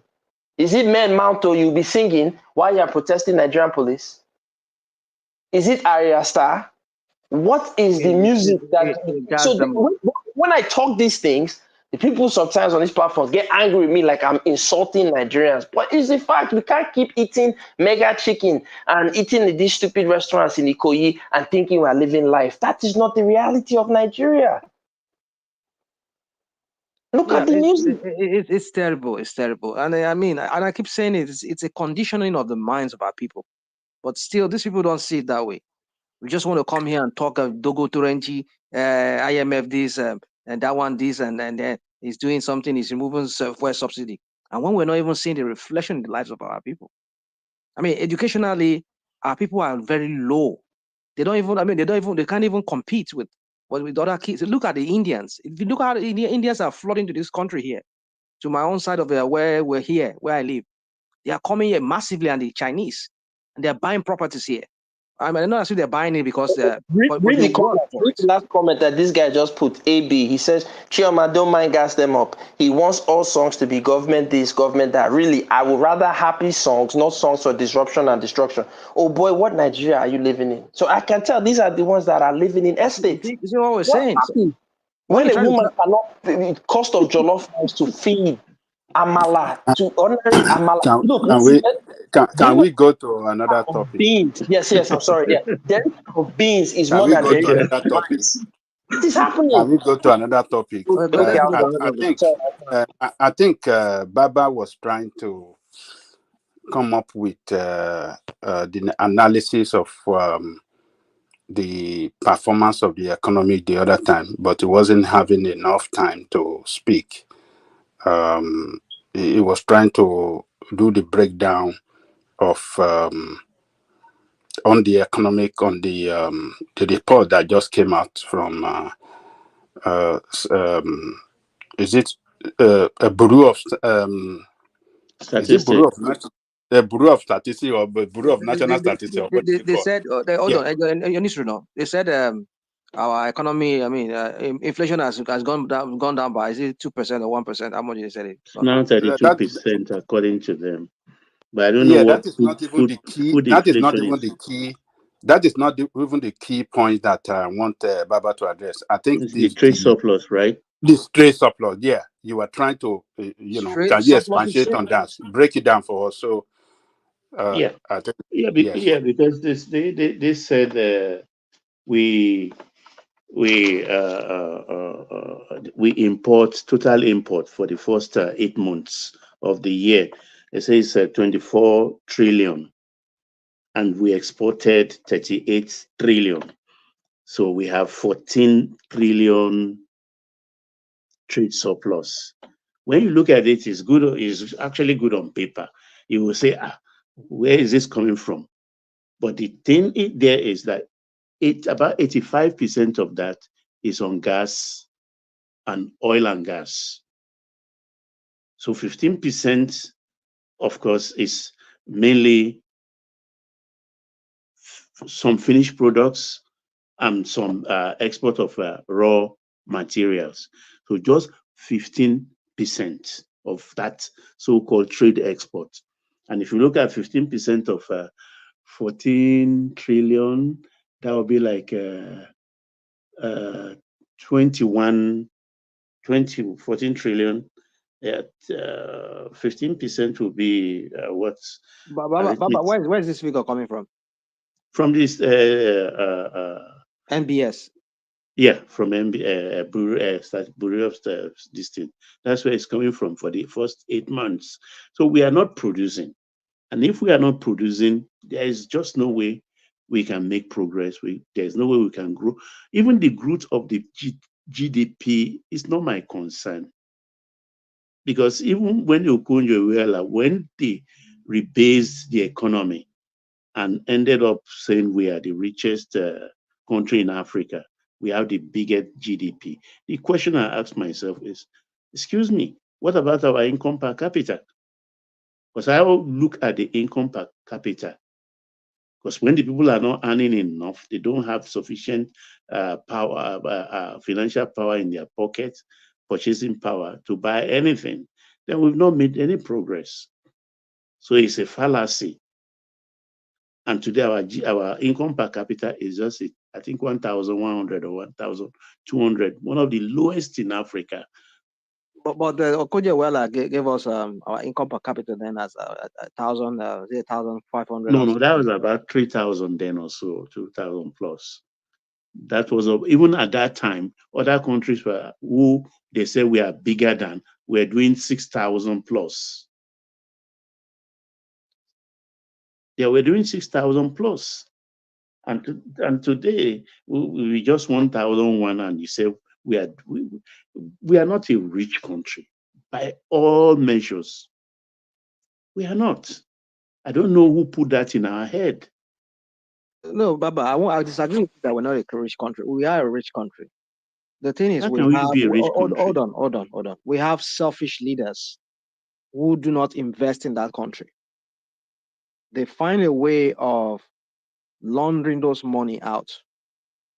All the money that Nigeria has ever had, if these criminals have invested in that country, put together infrastructure that would create some kind of an enabling environment for people to invest in that country, our GDP, our economic size would have increased. But rather, they will move this money out of that country, go invest in other countries like Dubai, in Europe, here in America, Canada, and other places. So that is the reason why. Some would rather would rather bury their money in the soccer way, millions of dollars stashed out in their personal strong room in their house or in their soccer way. Bring this money out, go and invest it, create a company, employ people. No, they will never do that because they And rational, you think we are making, apart from the corruption that you are talking about, you think that Nigeria is making enough money? no, it is not. Listen, So, hold on, hold on. When we say countries rich, it is not just the government. It is the people. Okay, look at it. Let me give you an example of America here. Talk about America is rich. It's not the government. It is the private sector. You look at all the people like Elon Musk. You talk about Jeff Bezos and all this Rockefeller and all those of them. those those guys are bigger than countries. So hold on, hold on. Let's put this in perspective. Talk about when you talk about all these companies that are here in America, these are the things that add up to their GDP that create market or a market size for for the country. So the government alone you cannot use the government as a yardstick to judge the whole the size of an economy of a country. It is the whole market here, whole private and maybe public and everything together. Man, So that's what they in come Nigeria, together. They call GDP now. in Nigeria, rather a lot of them are running out of Nigeria. A lot of the companies that have even been in Nigeria, and we're even using them as a basis for us to weigh our economy, size of our economy. So it has shrunk because a lot of companies moved out. And all the ones that brought in their money, there are the people that came in and do short-term investment. Like, for example, they're buying our bonds or they are coming in and maybe they're investing in our stocks and they move out their money at some point. But we need whereby our all these warehouses here around Lagos, they'll be roaring with machineries. People are working. Go to China. Maybe I think of other guy that says he live in China. They will tell you when you see an industrialized country, you will hear noise especially in their industrial areas. You'll be see people are walking. But Nigeria is not like that. Abayo said now that about if not 80% of that export that they did, they said there was that Nigeria had was on petrol or gas or petrol or whatever, oil. So that's not it. So we don't want to base it be solely on those that our production should not be. We should be producing for other African countries like toothpaste, brush, spare parts. These are the things we'll be talking about. I mean, building materials, not just a cement alone. Even armor, tools that they use, nails, everything. Nigeria used to have that. You know, Oshodi there. You know, Oshodi industrial estate there. I used to know many companies that were even doing this rod. We call it rebar. These rods that they used in building houses. We rational mind, all these things that you are saying, we know even before So most of where are those companies today? the issue, and that's the question I've been asking. You understand that from time this decadence is not something that started today. It has been gradual. I know my friend used to be the PR of Dunlop in the early 2000s. As at 2004 or 2003, that was when Dunlop left Nigeria. You understand what I'm saying? So the question we're supposed to be asking ourselves is that why are we not investing in our country? Why are we have leaders upon leaders, nothing changed. You understand? And that is what we're supposed to be speaking about. What is the fundamental problem with us? But this one, you said something. You said Nigeria because today is the first day I will see you castigating Nigerian youth. Before, when we are saying Nigerian youth are this, you always say, no, what people are saying is this. Is today, you change your mind today. I don't know because of that them up. You understand? But No, what I didn't make any case for you about Nigerian youth. I'm only trying to draw a distinction about people that are serious. so Not the because you don't issue, want to be serious, because of the condition the in that country. let me tell you, that patriotism that you are talking about is not only peculiar to youth. We have been saying it that Nigerians are not patriotic. We are not patriotic, all of us, whether youth or old or whatever. We are not patriotic to that country. And that is why You know what, Simba? I get embarrassed because I always talk of the African space. When I go to African countries and I see the way they revere their flags, the way they wrap their flags around, and I remember that I've never embraced the Nigerian flag like that before. I get embarrassed internally myself. My internal self tell me, can I fly Nigerian flag like this? Then I ask myself, what is limiting me? What is the hindrance? Is Yeah, it cultural or what is it exactly? Baba. Why I cannot do that? Yeah, but Baba, some days ago, was it 2 or 3 days ago? You and I were having that discussion here, and you said the reason why you're not patriotic about Nigeria is because of Nigeria has not done. I mean, you talk about things that happened way back in the 60s or maybe in the 50s, how Nigeria was formed by the British. It was so these are the things we're talking about. When our people do not feel that they are being taken care of by the countries that they carry the name. So why should you be proud of something that rational mind, that is not the issue. Let me tell you. What is not the Because issue? it's not because they feel wait, it's not because So what is Nigerians what is feel. the issue? So what is the issue? It is because Baba, you said something one day. Nigerians see themselves in their tribe or ethnic nationality Yeah, but before why is that Nigeria. so? Why is that so? Why do they have to It's see because themselves? we are more tribal. That is it. No, It's it's not. not. It's Let not. me tell you. Let me tell No, it's you. not. It's not. You know. It's Let not. me. Okay, go Rational on. mind. Let me say this. You Okay, are go on. talking about the Kenyan youth and say they are more patriotic just because we don't expose their dirty linen the way we expose, because we are not patriotic. They are patriotic.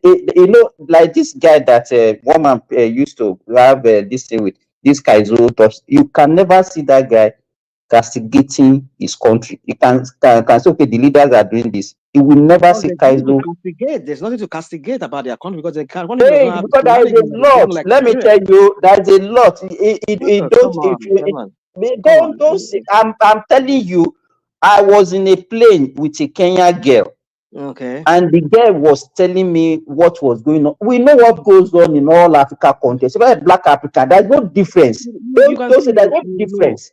there is no There's country no that difference. Let me tell you, what goes on in Nigeria is not different from what is in Ghana. It's not what is different. It's No, not different from what is going on in there is Kenya. difference. The Hold issue on. is this. Okay, go on. Wait. The issue is this. Because we are not patriotic, and that's why we talk bad about our country instead of talking about specific leaders. You seem not to understand the idea behind patriotism. Do you understand the idea behind patriotism? Well, okay. Tell me what? Okay, Tell me. Just wait. Let me give you example. Okay. Let us take our neighbor, Ghana.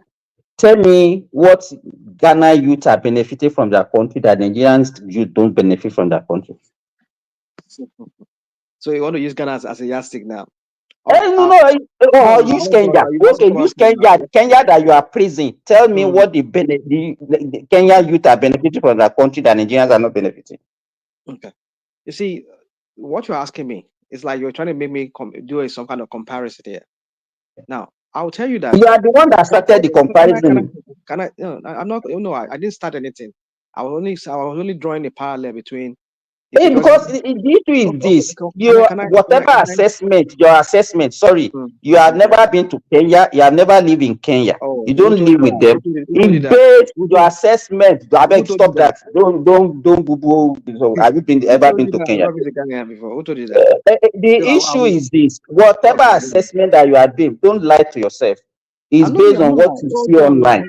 It's based on what you hear and you see online.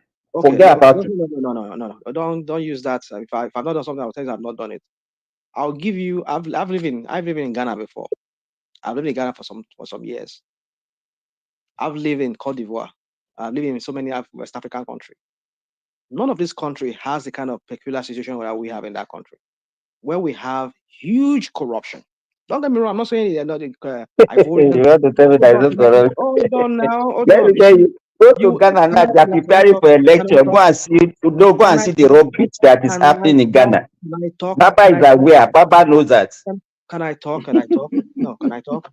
Hey, you can see Baba here laughing. Ghana, hold on now. Ghana does not have the kind of problem we have. For example, Which problem? Which problem do we hold have on, that Ghana does not have? Would you allow me talk? Would you allow me talk?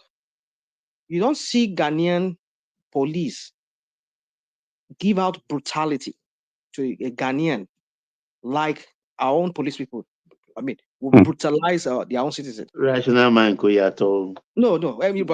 I can tell you with all I live in Ghana. I'm not saying they don't do that. But Then, you live in Ghana. Can I? If you want to talk, don't be. You are live in Libya. You have been in Nigeria. You are in Kenya. You are in. So you are everywhere.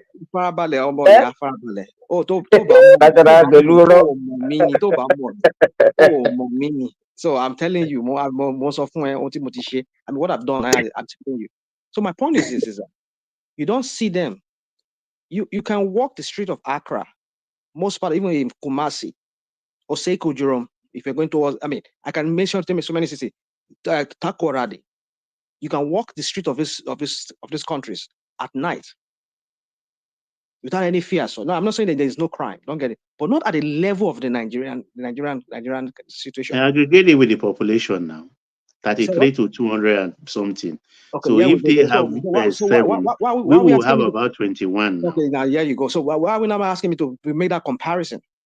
You see, that's why I don't want to do this comparison, because they do not have that kind of situation. I mean, what we have in Nigeria, Nigerian situation is so peculiar that there's no country on this planet Earth that has the kind of place Nigeria has.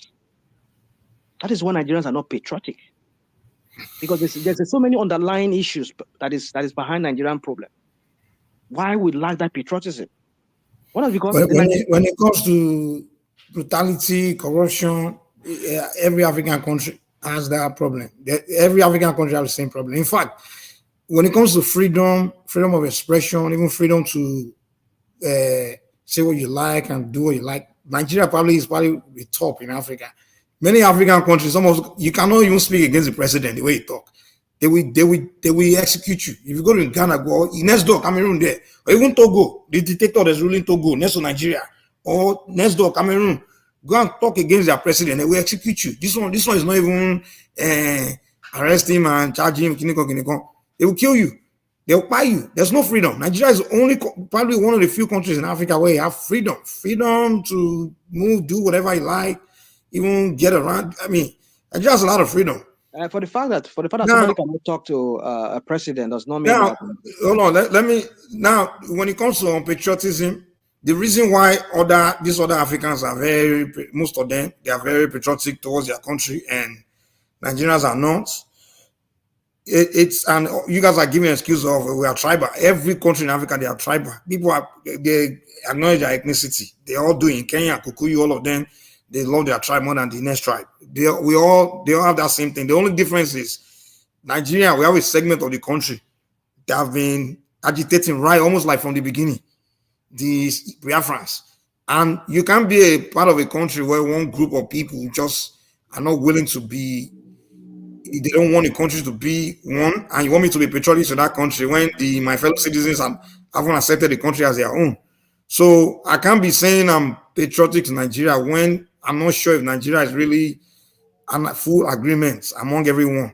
In Ghana, you don't have ethnic groups saying, oh, we must go, this and that. Oh, we hate everybody else. So that's where everybody find it difficult to be patriotic to Nigeria, because they don't see Nigeria as a country as fully that's willing to be accepted by everybody in the country. So we don't see the country as fully solid yet. That's why most of us are like clinging to our ethnic group, like, okay, in case the country breaks away, hey, I have my nation right here. And if this other side really hate me that much because they want to go, then why would I be wrapping a flag around me when I'm not sure if this country will remain. So the root of our unpatriotism, to me, I find it from that Biafran rubbish, which to me the root is from that Biafra. I'm sorry. Well, So it's not from that's Biafra. just it. I wanted to agree with you on certain things you said. Sorry, I mean your the name just. I mean, Mike. I want to agree with you on what certain things you said, but you mentioned that Biafra. The issue of Nigerians not being patriotic, it has always been there. I mean, it was not even before the war. There has been issues even within Western region when Akintola went to make what's it called an alliance, a pact with NPC, with the Northern People's Congress, the Northern People's Congress. Was it not when when the Operation Wetty started? Well, at least back there, we can say it's a brand new country. Hold on now. But why was it And that majority of the adults back then were not born Nigerian. Hold on. We're having So every country in Africa back then, most of the adults in a few years after independence haven't really come to grasp of this new nation. So, but you're talking about generations later when most of us were born Nigerian, all we've known is Nigeria, and we can't be patriotic. So we can't compare back then to now. In African countries, most of this generation of Africans in other African countries, they've all got to the terms that they are Gambians, they are Ghanaians, they are this, all these countries, because they don't, in the back of their mind, they're not thinking of, the country will break. Some people want to break. Constantly, some people thinking, that they don't want the country. So that's the difference. Mike, let's have this conversation. You started it, you said Biafra, right? But I'm taking it even way beyond that, before that Biafra. There's always been that suspicion among us. It doesn't just start with the Biafran War. Biafran War is just another symptom. If you say suspicion among us, honestly, I don't see suspicion among Nigerians. I don't see Calabar, Yoruba man suspecting Calabar man. That was why I don't see. The only suspicion, and we need to stop this. When it's only one group that's doing something, we say it's all of us. Hold on. But I just gave an example now. You heard the Saduana once said is captured on the video is online here. In 1958, before Nigeria was created. I mean, are we having but you guys keep using that whole argument. We are talking about today. I'm saying, okay, but you have to use the excuse of people that are no longer here with us. We're talking about today. Use today. Hold on. You made reference to Biafra, right, as the reason why we're having this problem, right? Yeah, the continuation of the Biafran thing. If he had died after the war and people moved on, I won't go there and say that was our reason. But the idea that it's still on, forget it. Yeah, go ahead. But what I'm saying here is that it predates the Biafra. Biafra war or the civil war was just a symptom of what has been on ground. The suspicion among the different various ethnic groups, even among the Yorubas. When I gave you an example of when Samuel Akintola, Ladoke Akintola went to make a pact with NPC. Again, we are talking about patriotism today. You are taking us to old people. But your argument is not flying now. No, yeah. Why can't you use present day as an argument? Why are you using ancient days? Would you hear? Well, you use ancient days. Okay, I'm using an example of people today, the Biafrans today. I'm not talking about the ones that are dead. I'm not. But Mike, let him speak. Let him speak now. Let him come out with his own decision, so we can let's. Go ahead. Yeah. The point I'm trying to make is that whatever we are talking about, why we are less patriotic today, it started way before even the country had its independence. These different nationality or ethnic group, they've always had this suspicion among themselves. They've always battled for supremacy among themselves. So, but that question was not really addressed. They were gradually addressing it. Can we say that the competition? I just want to. Sorry. Can we say the competition that the regional government created that time is also part of the problem? No, it's part of the solution. It was part of the solution, because you see, one thing is that that competition, then can we say yes? Because that put us in our ethnic. That regional government help us to identify with our ethnic nationality rather than Nigeria. Of course. But you see, the point is that we're just beginning to solve a problem, but they never let that solution see the light of the day. But because of little thing that they saw, they suspected about it, they bring it down.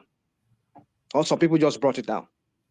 The solution to the Nigerian problem, the way Nigeria is constituted, is regionalism. But then after that, we need to start talking about what way forward. How do we now? Okay, How do we now? good. You mentioned that. Can I ask you a question real quick before you go from there? Can I ask you a question? If you interact with 20, hold on, let me ask you a question. If you go to Nigeria today, you interact with 20-year-olds of different ethnic group, will you tell me that a 20-year-old Yoruba youth is suspicious of Igbos or some group of people, or a 20-year-old Bini, 20-year-old Calabar, or even 20-year-old Hausa, 20-year-old Fulani are suspicious of people? The only 20-year-old you see in Nigeria that's very suspicious that has something in his heart is a 20-year-old Igbo. Well, I'm telling you that those era you're talking about, other Nigerians have moved on from that time. I wasn't even thinking about, hold on, all these Asian history of Akintola, all these things, they were not even in my mind. My papa don't even talk to me about it until this whole division started. Mike, I want a rational mind to even shed more light on this Akintola issue that he's talking about. How is that one affect patriotism? Can you expatiate on that? That is what I'm saying. That what enraged Awolowo against Akintola that started the Operation Wet here, because Awolowo doesn't want Akintola doing that merger or that trying to form a group with MPC, because Awolowo has his own idea of how he wants to lead the what's it called, the action group then. But Akintola said no, he wants to go and make a pact with the MPC. That is where the suspicion is. He wants to suspicion. How did that one affect patriotism? That's the question. Simba, how many young Yoruba youth today is thinking about Akintola and Awolowo? I'm saying, come on. Why I'm bringing the Akintola issue was because you said Biafra. The Biafra today did not just start today. It started way back when. And so we need to address. But that's what's still giving on patriotism today now. But you can't tell me the reason why you can. Everybody can understand that of Biafra, but there's Akintola within the same country joining another party or having. How is that one affect? How does that affect what we are talking about? We are talking about patriotism. He's going telling us about our son. That's what I'm saying. I don't know how many Yoruba you will tell you I'm not patriotic in Nigeria because of Akintola and Awolowo is in the 1960s. What led to the civil war was the suspicion that one country or one people wants to dominate over the others. That's what led to the civil war. But does that one has anything to do with Akintola? Because if you are talking about a Yoruba man joining, you said suspicion. If there is a suspicion, then Akintola will not go and form an alliance with a Northerner now. Because Akintola has his own agenda. But that is not suspicion.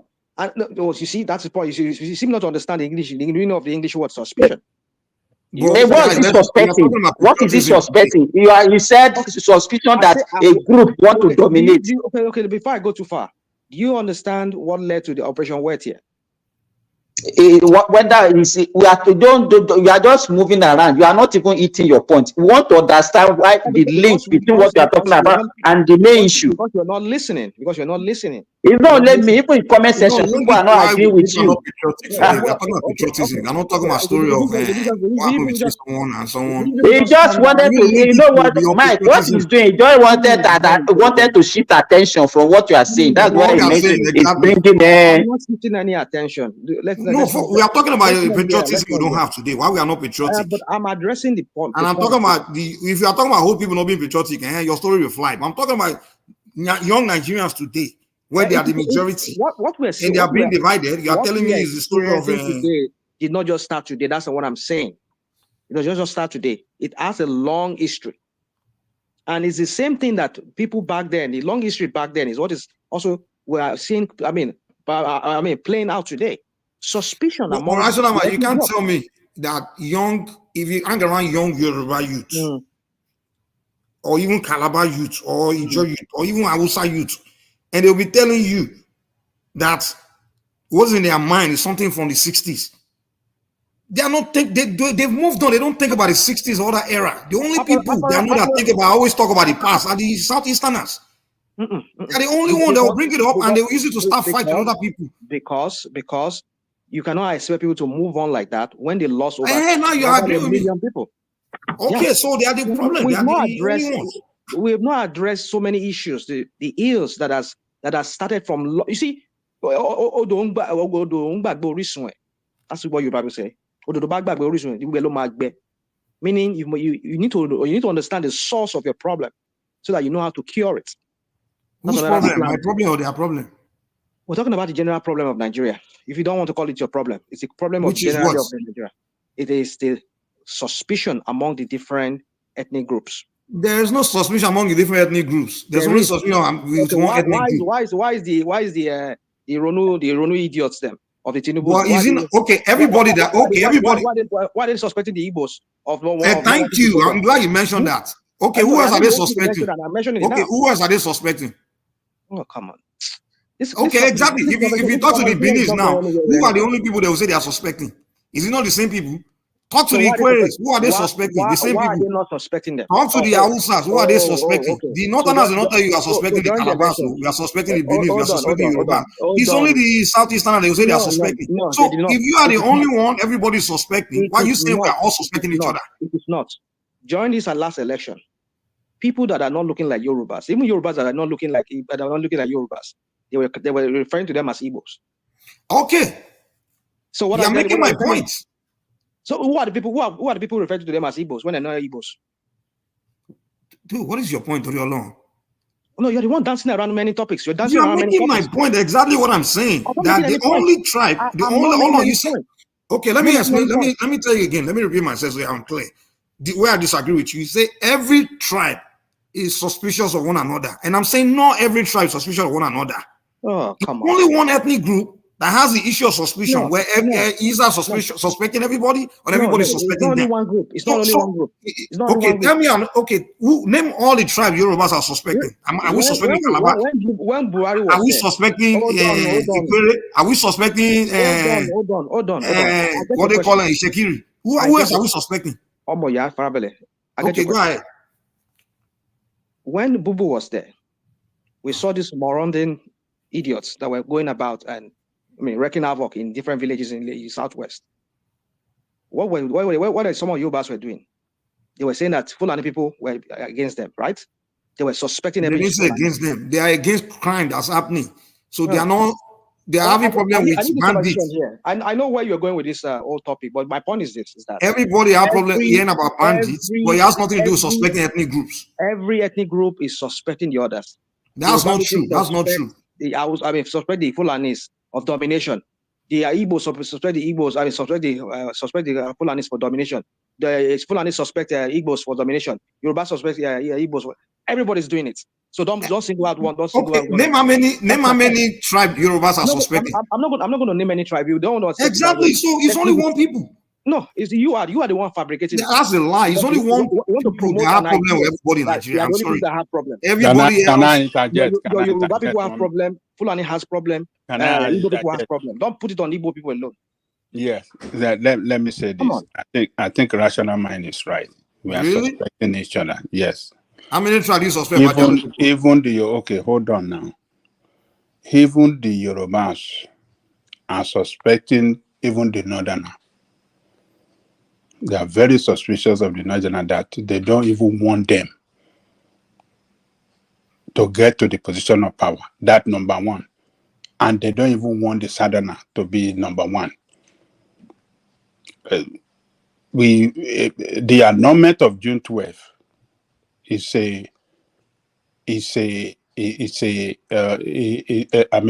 points to that the Northerner, some power in the north, doesn't want power to come to the south.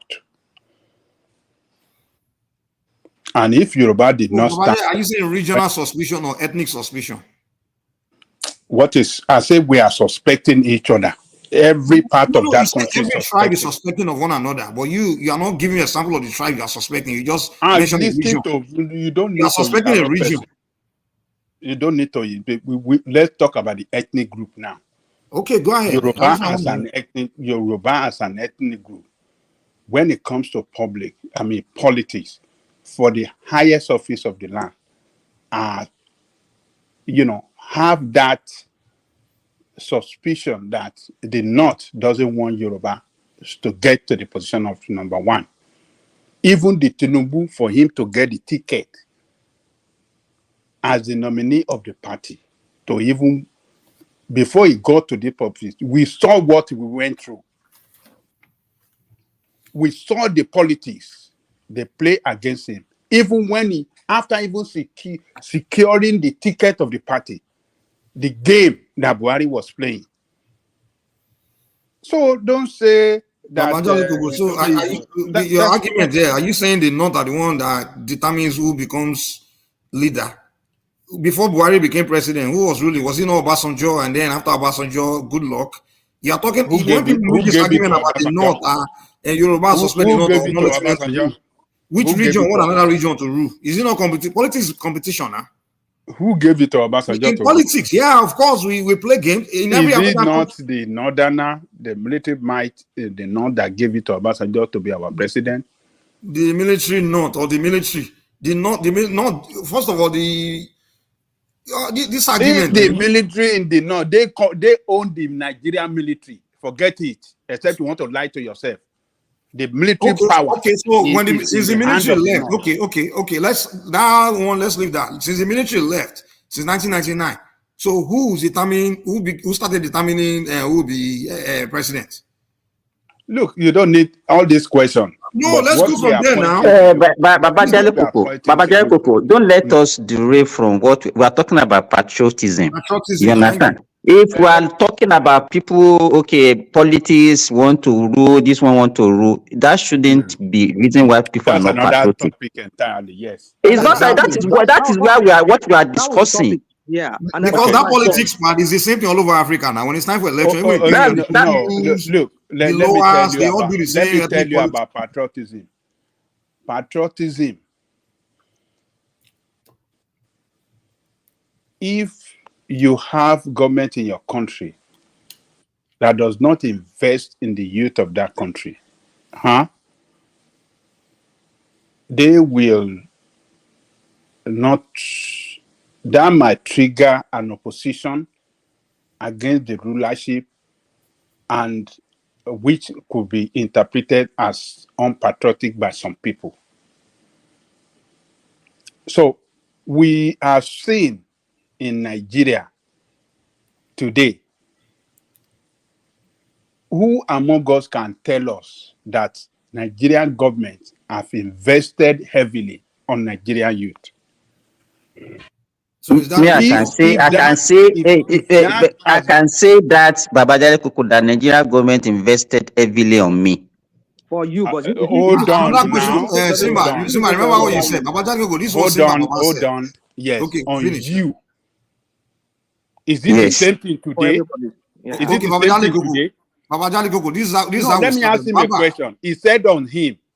Is it the same thing today? Because it's still the same. I can say it's still the same. Babajale Koko. It's still the same. It's still the same. They invested the way they invested on you, right from the elementary school. You went to public school all through. Yes. Would you allow your own child to go to public school? Okay, wait, Simba, before you answer that. No, you will allow your child, because you know there is nothing in public school again. The way they invested in public school, Babajale Koko. People, okay, let us even take it of people of our age that we know that Nigerian government invested. Are we patriotic? If you are saying that is the original argument, Simba, hold on, before we move it, like the original argument, remember. Don't let us go away from this. The investment, you agree, even you, the Nigerian government invested in you. We are patriotic. Don't say we are not patriotic. We are not. Babajale Koko. Don't let us lie against ourselves. We are not. So that shouldn't be the reason. That is the problem. That if you cannot define patriotism, if you don't.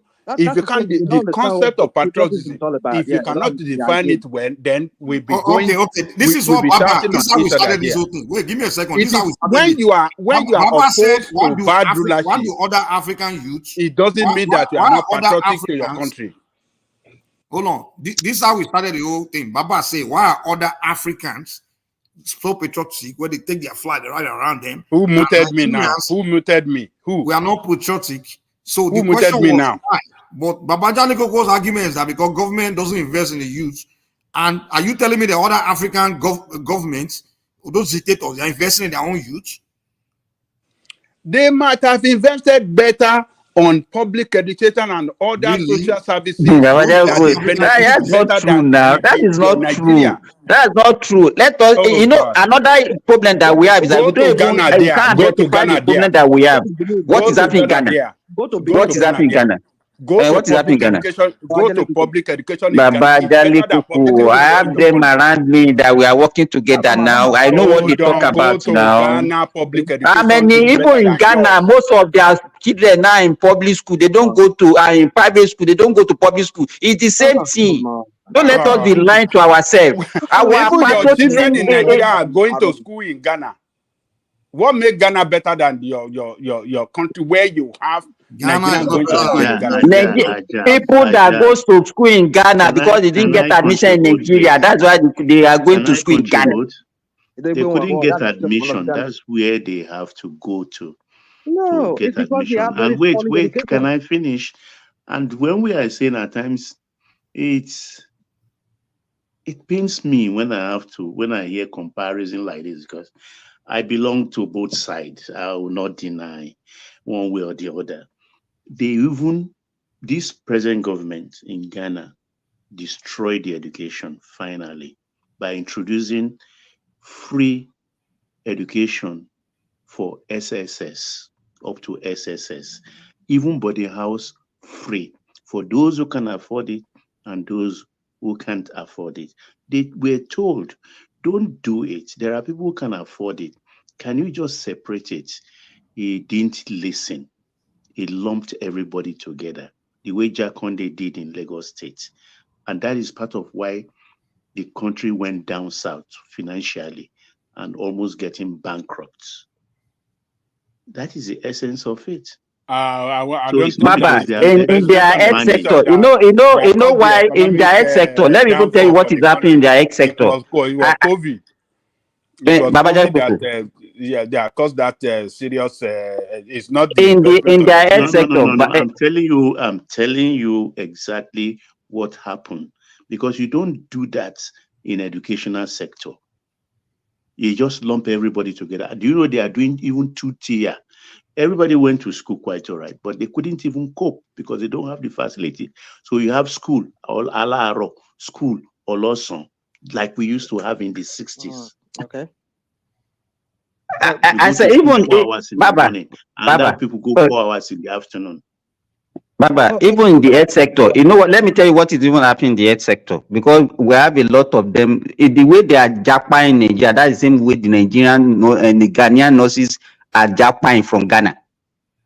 In Ghana, what they do is this: even when you go to their hospital, we are talking about corruption in our own sector. Their own, in fact, that one, they don't even have mileage. What they will do is, when you go to the hospital, the doctor will charge that government paid, they will charge you their own money for attending a public hospital.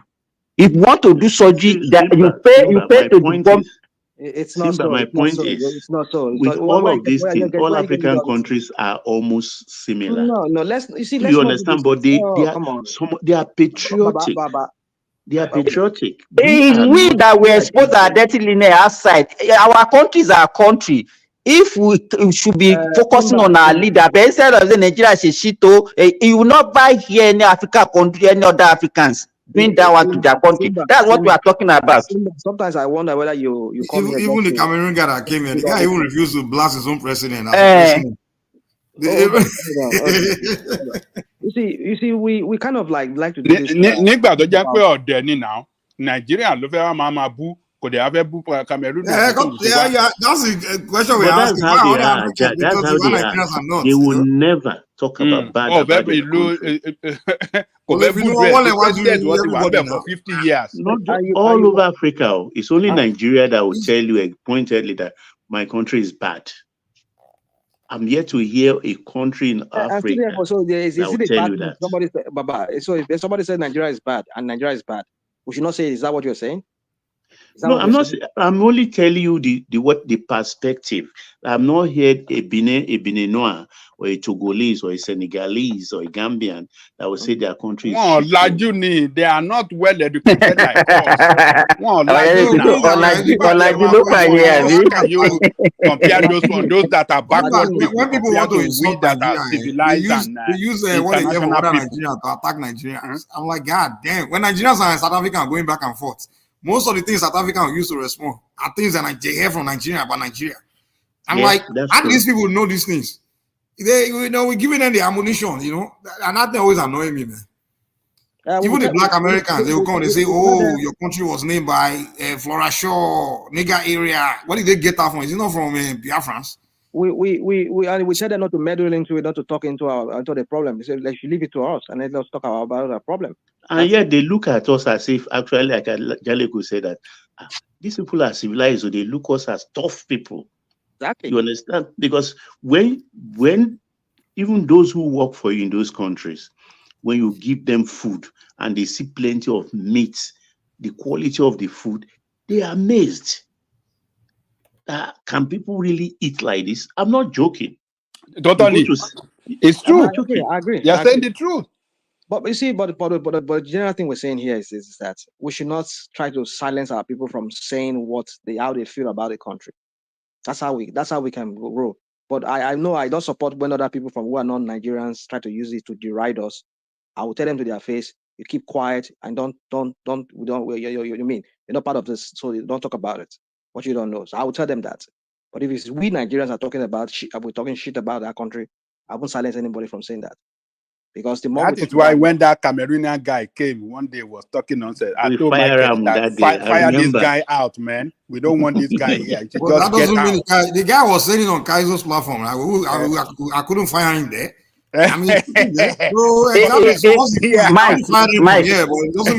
Mike, do you remember? I say fire him out from here. This is not the place. When those people, when they start coming at me like this, and they just the talking point they be using to get me. Even me, is Mike's friend now. The guy is a friend to Mike now. When I got a hammer me like this, I can't even think of something from Cameroon to use to get back because.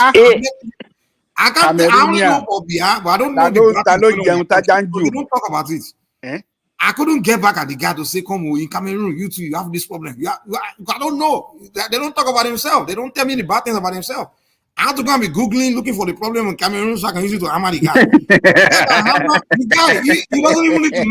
The guy just has to repeat everything Nigerians are saying. You wonder why Pobia has been there for 45 years when they can't even say anything about their country, because if they keep quiet, Pobia will continue being their live president. That man live in France. That man live in France. I know. Let me even tell you. Do you know when they had this flood problem in Kenya? What happened? Kaizo, right from when the thing started, it was live. It was running live online, and it was not even talking about the problem that they had that led to that flood. It was the only thing was canvassing for that day was how we will raise money to save Kenya people. It was not even saying it. But if flood happened anywhere in Nigeria, we will sensationalize it, we politicize it. You understand?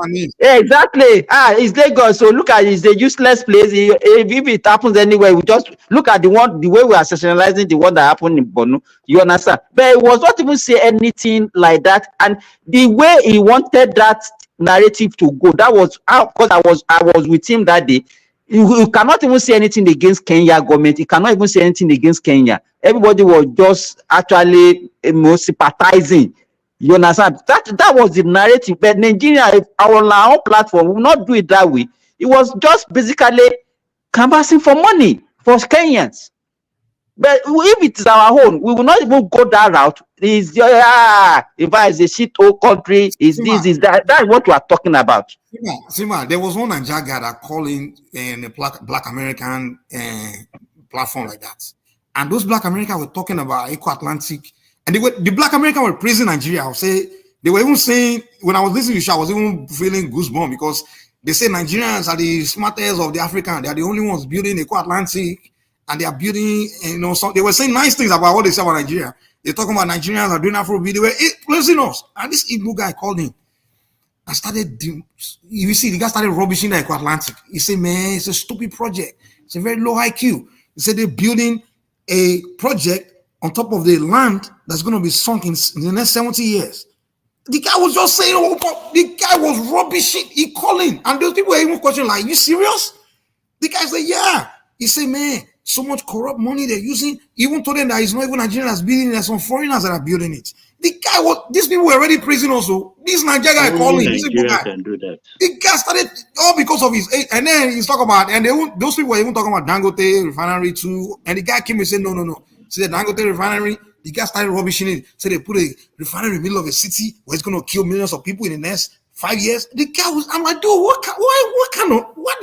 why do you have to do this? What is he going to prove to those black Americans? These people already talking. What does this stand to gain by doing that? That is the question. I was confused. Like, okay, what's this guy here? What is he here to gain?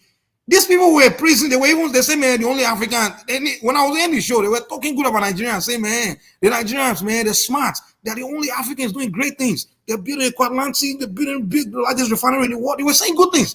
Anyway, they're putting other Africans down. And this Igbo guy calling and just started arguing with them that how Nigeria is useless, that they should not continue to. I'm like, okay. I'm fed up with this. God, Lord, man. Niger. I don't know. I don't get it, man. Well, the thing for me is that while I know sometimes people don't like us talking about what you just said now, somebody calling into a TV program. What the scene is that there's so many things going on in that country that we cannot just keep quiet. If not, we'll see what has happened in countries like Cameroon, like you talk, Togo, and those countries where you have those leaders that rule them forever. So Nigeria can never come to that. That's why we need to continue to be talking about this issue. But I know that sometimes when we talk about issues like this, some people look at it like, oh, we're not being patriotic, we're demarketing the country. After all, this person that we're talking about that is there today, what did he not say himself? What did he not say? Who told him then that he was demarketing Nigeria? When him and the likes of El-Rufai, they were talking crap about the failure of the Nigerian government there, of not being able to rescue the Chibok girls and all of those crap. And they were telling the U.S. government not to sell ammunition to Jonathan's government because they were killing civilians so you see all those kind of things. So nobody called them that. You see, what goes around comes around. So if people are ready now to talk about the crap that this idiot that is there right now is doing too, so be it. So don't try to shut anybody down for saying that, because they too did the same thing, and that was why Jonathan was replaced. What rational man? What you are saying is different. Is a different thing now. No, it's not a different thing. So let us talk about the crap that they are doing, so that we can vote them out. He's talking about internal politics among political parties. We are talking about people going online to demarket citizens going online. Which foreigners are listening to politicians? You want me to go and dig out? Hold on. You want me to go and dig out what APC? Is it not citizen that? You want me to go and dig out? You want me to go and dig out what APC and Tinubu said on the street or online? On the streets, they create a YouTube platform and they are demarketing Nigeria. Is that what you're telling us? Oh, come on. Calling Nigeria a crap, calling Nigeria a cheater, the country that they wanted to rule, the country they wanted to rule. They play the same opposition politics, and the opposition in Kenya and all the other Africans playing against each other. Is that what you're talking about? Are you saying the opposition in Kenya against Ruto, they are not playing their opposition politics? Does that translate to demarketing their country? Hold on. We are talking about citizens trooping online on the internet, just unnecessarily demarking, just destroying the image of their country. Like literally, like I'm like, for what? What are you getting? As if it's the politician that will suffer for it. Is the politician that will go somewhere or where other people will see foreign country like, oh, you from that shit country? Dude, it's all of us now. It's me and you. The politicians, they're not the one that will come online with Kaizo or interacting with ordinary people. So I don't get it. That's what I never understand. And if we do it on among us, I get that. But these guys, they take it to, I mean, there was this Jamaican guy, the guy watched so much of Rudolph Channel. The guy start coming and say, hey, they are Nigerian, you guys are crazy. See, they are demolishing Igbo properties. I'm like, oh my God. You say Yorubas are demolishing, they're attacking Igbo, taking the Igbo properties. And the guy is just repeating things he heard from all these propaganda channels, I'm like, dude, that's why, I mean, it's hard for me to be patriotic now when to say, because when I live in a country where we got segment of people that just have hatred for other people, and it's just crazy, man. But it's one-sided. Your blaming is one-sided, Mike. That's my point. The thing is this. No, the rest of all is a response. You can't say we. Others. They too, what they did too was a response too. It is not a response, I beg. It's It just was a you response. carry. See, that's why I say that if I take you back to memory lane, I mean maybe memory lane. If I take you back to history now, you say no, don't go back. Don't go back. If you go to history, you'll probably go to what happened in the war. That's what you go to. Well, yeah, it predates the war. I'll go back to what predates the war. Even before the Ifejuna or whatever crap that the Ifejuna did. I will say that there's always been rivalry among the three major ethnic groups. But that's political. Hold on. Hold on. We the South. Okay, for example, it's not. We can go there, but let me tell you the difference. Let me tell you the difference. You say I should not go there. Say that's no, we can go there, but where you will go. Let me tell you the difference between our people and their people. When we say rivalry, we see it as rivalry between politicians, a political group, right? But then they see as rivalry against the people of other ethnic group. Like I don't know any Yoruba person that will say because of what Azikwe did or Ojukwu did, they will look every Igbo man as the guilty, or the entire tribe as the guilty people. But with them, that's not the way they look at it. When they talk about it, like if Baba Ajani want to talk about the politics, we just talk about how Azikwe fucked up, how he did something, how Ojukwu. But we're not going to say how we see it as every Igbo person is responsible for it. But with them, the way they play their own is, the Yorubas, they're not the Janja. I mean, like, dude. What the heck? That's their own retaliation against. Because why don't you go after the? So what you are saying, Mike, is that they demarketed Nigeria more online than any other person. They were the only one doing it. Other people started is that what you are saying? 90%. Mike Bellu, his views. I mean, it's not so. Yeah, well, he got also no fact. There one bit, but but it's not. Yeah. That's what I'm saying. You cannot put the blame on one people alone, on one group. You have to. I'll never allow an outsider to talk bad about Nigeria. Never. I've never allowed. I always shut them down. Yes. Always. I will argue. Because it's our own matter, we can argue with it, we can fight them all. But you outside there to come and say, "Oh, this thing is not right in Nigeria." Oh, no! Don't come and say it. Don't come here at all. It's not your country. I will never allow it. I always shut them down. Ask me the moment you ask me what's going on in your country, all my antenna will just fly. I'm all alert, and the moment you just go out of line, I just wipe you away. But it won't stop the fact that they're going to say somewhere else, and they feel like that, and they think like that, even though what they're thinking is. Of course, I know. Yeah. So it's not really about they come and say it in front of me. The thing is, I hear them saying it, so I'm like, God damn! Even in South Africa, when they're just talking about. But Mike, you know that if our leadership, after one after the other, every successful administration, if they have governed that country well, all those West African countries will have integrated with Nigeria. A lot of them, their people will have fought their people to integrate. If not forcefully, they will have integrate their economy with our own, or maybe all of them will be spending all those countries using silver now. Maybe all of them will have converted their currency to naira. Yeah, possibly. So that is what because Nigeria will have been the economic base. Look, Aja, for their country. Aja, it is we that don't know our own value. Honestly, we don't know. The leadership failed us, so we must not deceive ourselves. They failed that country and they failed us as people.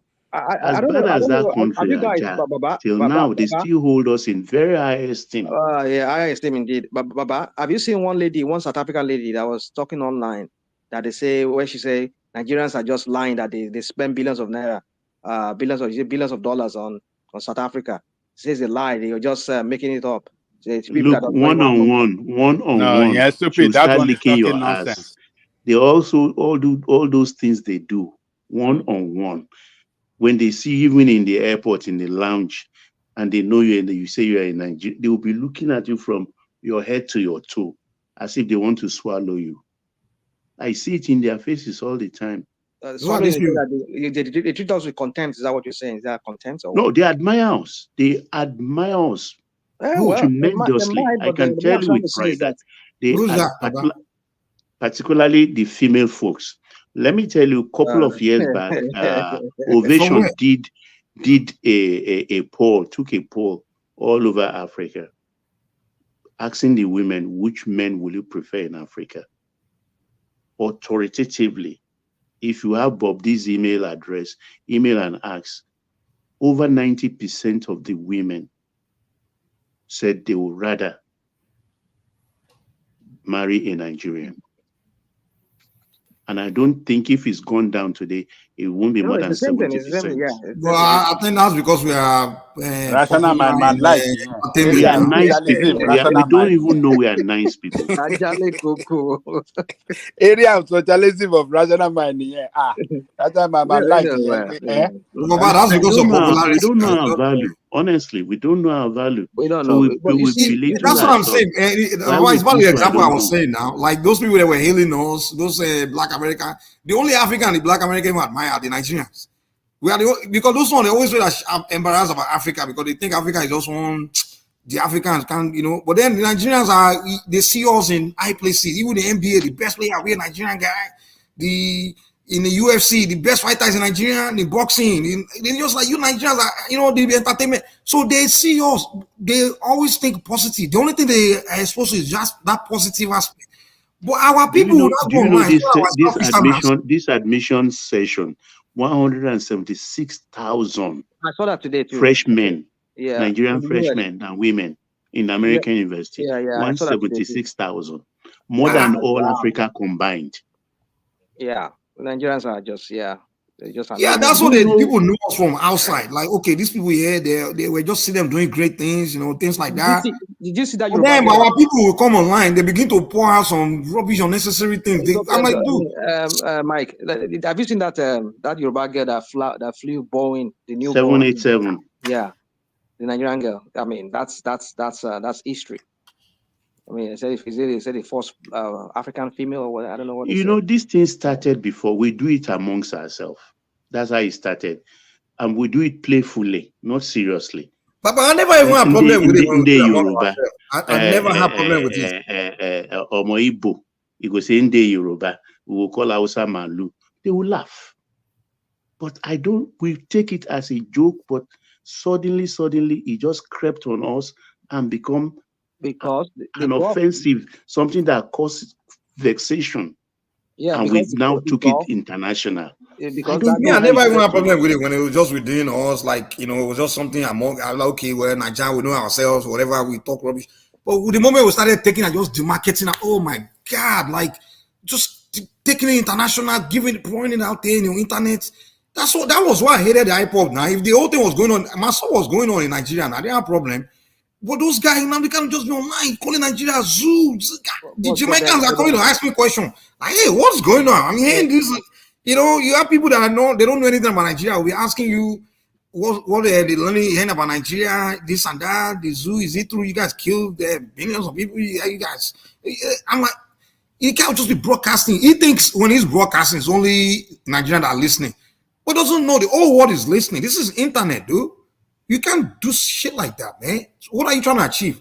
If at the end of the day you get what you want, I can say, okay, at least you're making it. I understand that. But we all know you're not going to get this thing you're asking for. So what's the point of this whole demarketing and destroying? Because at the end of the day, if you don't get your Biafra, you're still going to be a Nigerian. You're still going to be kind of a Nigerian passport, go everywhere. People will see you as a Nigerian. And now that you don't demarketing and destroying the image, well, you don't want to have to deal with it. So I never had a problem with it going on among ourselves. But the moment they start making it international, oh my God, that thing just annoyed the hell out of me, man. Can we just change this topic? I mean, like, I don't know, you guys are you guys aware that the three Sahel countries, Mali, Burkina Faso, and Niger, they created their own passport? Are you guys aware? Those guys, man, man. Nigeria need to follow them at one point. We need to join force with those guys at one point. Like I really applaud those countries, man. Like Which passport you say they created the rational mind? Their own like more of their own economic bloc. They put out They of the don't, they West. are not under ECOWAS anymore. Yeah, no. They pull out of ECOWAS. They have their own. They have their own passport. One more tell last. One more tell. Those kangaroo. Wọ́n lè tẹ́ àfi tí àwọn other West African countries bá gbà bọ̀dẹ̀. But those countries they will get good benefit, a good deal from their new alliance now, the Chinese and the Russians, because Yeah, that's why, the French, man, the French were screwing them over, man. France, they were really effing them for so long. Well, terrorism is troubling them seriously. They are not just making noise. They are really suffering. Yeah, and but America will not notice. go away easily. Neither Germany or France. They are their insurrection now in the three countries. I can't see them. One of them will go down very soon. It's France that is behind it. It's France that is supplying those terrorists arms. It's But France. if you know they've left Nigeria alone now. Those terrorists used to use them against Nigeria. They've kept them busy defending themselves. They are directing those terrorists on those people now. They left Nigeria alone. Like, okay, we're trying to decide. One of them will go down. One of them will go down very soon. But I don't think they can cope with the heavy because now Germany has left finally. America has left. France has left. Germany left what? They left their bases? Totally. I don't believe America will not leave their base. No, they are the last to leave. About last week, they finished the last man left. They left 300 million drone base. They will leave it. No, they pack everything. I mean, they pack up the important I think they will leave a pin. They will not leave a pin. No, they pack up the important things and they left the. And guys, what are you people saying now? Let's digress. This new thing, this mobile phone we are carrying, do we know we are carrying lethal weapons which they can use? And all of us will be bombed away. Look at the pagers, the walkie-talkies in Gaza. No, we need to discuss it because we are using our money to buy expensive phone that is fashioned as a weapon against us. Are you talking about the Hamas thing that? When pagers start to blow and kill you, when walkie-talkies start to blow and kill you, your mobile phone might as well blow and kill you. I saw that too. I was like, "What the hell is going on?" I mean, like, don't just look. We are in danger. The Israelis are becoming something else because they can manipulate your cell phone and your pagers and just blow you up. I mean, like, wow, that is profound. I mean, that is really deep. I couldn't believe it. Yeah, I was surprised. That technology is that high now that even your mobile phone can be turned into a weapon that can kill you. Yeah. Well, I think what they did is they made that phone and send it to them or something. I don't think the one you have with you right now. That's what they said. The Israeli intelligence they kind of bought that phone and send it to Hezbollah. And then that was how that thing happened. That's what the report says. No, like it's not just an ordinary phone, but a phone that the pagers. I don't even know that technology exists anymore. I know doctors still use it in the hospital. Yeah, I remember those are special network pagers. But pagers generally for the population. It was so popular in the 90s here in America. And what about walkie-talkie? They attacked their walkie-talkie today. I think it's manufacturers that is maybe begging them, don't do it to mobile phone. Baba, it's not pager that they are using. I think it's pager now. It's pager and walkie-talkie today. They attacked walkie-talkie today. It was pager yesterday. But initially it was pager. You know that pager that they used to attach to phone? They attacked their walkie-talkie today. Yeah, I don't know about walkie-talkie, but I know pagers. They attack it. It's in the news now. It's been in the news for the past 24 hours now. So if these people have these capabilities, if Israelis have these capabilities, it means that they can blow up any country's infrastructure. Àwọn Louis náà wà lẹ́yìn wọn. Wọ́n máa jẹ́ máa pariwo pé Israeli lè kàn wọ́n ti àwọn alágbára. I now look my phone strangely. That can this thing kill me as a bomb? Wow, I was surprised too. I was so surprised when I saw when I had Maybe we should go back to our flip flops. This thing, flip flop flow. Our manual this thing. Maybe that one Technology is has gone safer. far. I couldn't believe it. Technology has really gone far. Yeah. And we should be distrustful of all these things we embrace, honestly. Yeah. It should be I mean, a scientist was telling me a few days ago that the microwave, we should be changing it every two years. That as soon as it's gone past 2 years, it becomes a dangerous instrument in your kitchen. So a lot of things we buy, they don't. They said it started leaking radiation. Is that what they said? After 2 years. After I saw even someone today. Somebody was saying, one African-looking guy. I don't know if he's from Jamaica or whatever. He was doing an experiment. He microwaved water. He now let the water cool, and then he now put it into one plant. And then the other one, he not microwave the water. He put it inside the other plant. But the other plant thrived. The other one just died. The one with the microwave water. You see that? So you want people wants to be. I don't know microwave in one monjo. Mama low, oven, mama low, my little small oven. I got burn just really my heat it up. If Yeah, that's what I use now. See, I bought this thing they call Hellfire. I don't even remember when I last used my microwave. I don't use it. It's been years. I didn't even touch it.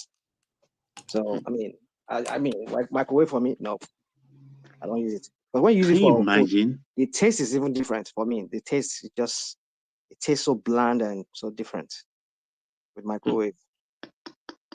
Maybe you just have to be careful with this technology that I'm hearing that these Israeli Mossad or whatever they call themselves. You just have to be careful. I think it says DSS2 has capability of hacking to people's phone. They say they call it Pegasus. That's a child's play now. Mátẹ̀ sọ wọ́n sọ wọ́n yẹn jàre ilé àwọn tẹ́rọ́rìsì fi ń ṣeré káàkiri ní ìlú. Wọ́n ní Pegasus wọn sí iná gbogbo wọn all these terrorists that are collecting ransom everywhere.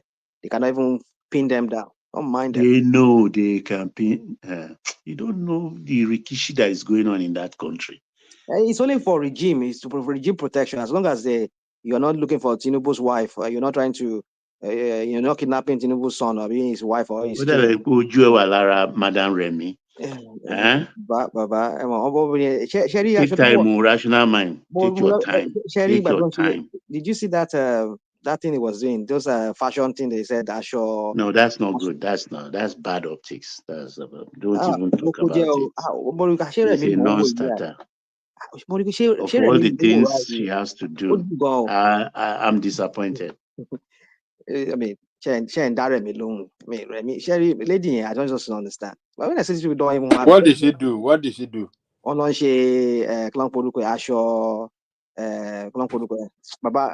explain for one job. Explain for Ajale Koko. They were doing some kind of seminar. They now brought in clothes. They call it Renew Hope's Renew Hope. They want to promote patriotism. All this Nigerian kind of Nigerian flag kind of clothing. Only Nigerian flag at it, just to protect green, white, green kind of just to promote patriotism among Nigerian people. No, you cannot force people to be patriotic. You need to create the atmosphere for them to be patriotic. Give them an enabling environment where they can thrive, they can do business, they can work, they can take care of their family, they can feed, they can own their own homes. That is what makes Americans to be like America. They want to die for America. Is because the country takes care of them. There's opportunities for them here. That's why as a person who lives in America, I'm proud to be an American. But why can't my country do that for me? No. Well, there's no way Nigeria is not as rich as America. I don't know why Nigerians always expect somehow Nigeria to be able to do what America can do. It's not possible. America is the most powerful country in the world, number one economy in the world, the most advanced country in the world, and you want to get the same thing in Nigeria like you get in America. Is that possible? But a while ago, you were comparing Nigerians to America. Now you were doing that like a while ago. In what sense? You were saying that our people cannot. You were comparing the Nigerians to America a while ago at the beginning of the session. Remember this? Yeah, that's what I'm saying. It was the American people that made America the most advanced country in the world. Everything that's innovated, invented in America was not invented by their politicians. It was individuals. Let's not open this. I mean, name it. Even the YouTube we are doing here, is was he Obama that invented it? Was it Obama that we call money and created YouTube or created? It's the people, and that's what I'm saying. Like, hey, we need to start having conversation about we as Nigerians, how we need to start figuring out to start maybe and be innovative and inventive and be solving problems, because that's the way the Oyinbo man think, average white man think. Mike, we are not saying we are very rich or we can do things like America, but there are some basic responsibility of the government that but that's a different argument. But that's not what he's saying, Baba. Now he's saying in America they give him this, they give him that. All those one, housing, or this. Look, education, healthcare, security, roads, pipeline.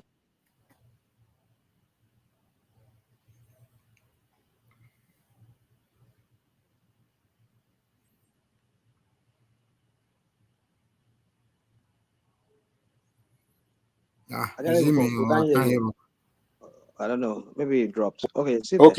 Okay. Sorry. So because we are over 70 years old, education, healthcare, good road, electricity, pipeline water, those are the security. Those are the basic responsibility of government. That government must not fail to get it done and deliver well to the people. But what have we seen? Public education. Look, let me tell you. I agree with you. They're supposed to deliver it to the more extent that they are doing it, and they are not able to because of a lot of corruption and incompetence. I agree with that. But to do it to the level of those are the things that can drive. But wait, let me learn. To do it to the level of America where they cover everybody, I don't know if we have that capability. No, we have it. Look, let me tell you. Cover everybody. Everybody. Okay, let me put it. Okay, let's put it in context. In America, right? Yeah, we have the way they cover the cost. You just talk about corruption. Hold on. The way government is able to raise the cost, right? There are so many Americans that are productive, working and doing this. There's a lot of taxation, high level of taxation, right? And also America, of course, they bring their dollar too, and they out there in the world, they export more and everything. So they earn more. So they have the capacity to fund those programs. What is our budget in Nigeria? No matter what, I know, it's enough to do enough for so many, but it's not enough to cover everybody. I'm sorry, we just don't have it. It's enough to cover everybody. Let me say this. How can they raise the money to cover everybody? Okay. I want to use the Southwest as an example here. In the Second Republic. Everybody, good night. I want to go very soon. Okay. Odaro. So, look, in that Second Republic, when they introduced free education, free healthcare, do you know that free education did not only cover primary, secondary? They created state-owned. That was the beginning of state-owned university. It started in the West. That free this thing didn't cover everybody. Hold on now. Hold on. What I'm saying is that they started that free education, Lagos State University, Lagos State Polytechnic, and all those things. They started it. And water.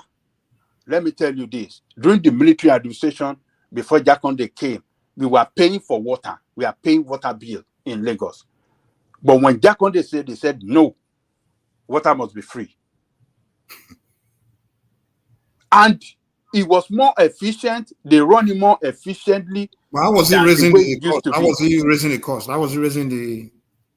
Because it costs money. These things are not free. It didn't raise. I told you. Can you listen? Where did he get the money? Where was he getting the money to fund it? Where did he get the money? That is where the issue of having people that are not corrupt in the government comes in, and people that are very resourceful, people that can manage resources well. Erase taxes. There are some rich people that complain. I have a friend of my dad. Even the car park were metered. That's right. The car park were metered. So I have a friend of my dad then. I don't want to mention their name. He's one of the top class people. He was raking probably in the very southwest fast. we can do something like that because in the Yoruba land, for example, we have a lot of industry employment and things where we can raise enough to probably do programs like that. But we talk about the whole country, you talk about millions of northerners that don't have economic where you can't tax them, you have nothing. Where will you raise Don't say they don't have anything. Mike, you know what Babajai was talking about? That was what actually led to collapse of those infrastructure. Because, as we said, this thing cost money. They couldn't maintain them. They couldn't maintain them again, and that was why all of them collapsed. Who couldn't maintain them? They couldn't raise the money. Who couldn't maintain them? Instead of him to make it free that time, he's supposed to expand it for the increase in population.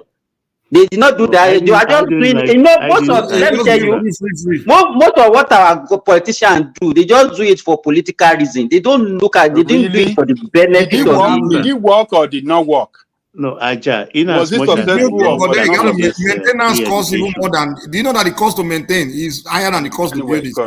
I don't even want. As much as I admire and I like the free education, the way he lumped everything together, I never liked it.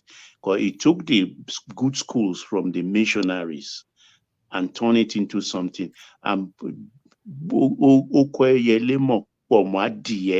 Because those are the special schools we enjoy in those days. And that policy destroyed it until it was restored by, I think, Tinubu, that returned those schools back to the missionaries. But things never became the same thing anymore. The schools were destroyed because I remember my own school, Ahmadiyya College, Agege, and Saruddin College, Solo, Methodist Boys High School, Methodist Girls High School, St. Gregory, all of those fine schools, St. Finbar's College, those Afrograms, those are schools we're very proud of. We see our tie from afar, we know ourselves. Baptist Academy and all the rest. Baba, what Baba used to doors open for everybody. It's not even sustainable anywhere in the world again. That's your socialist this thing. It's not sustainable anywhere in the world again. Stop preaching it. Everything cannot be free. Simba, education, when they provide education, that one is every. How does free education constitute everything?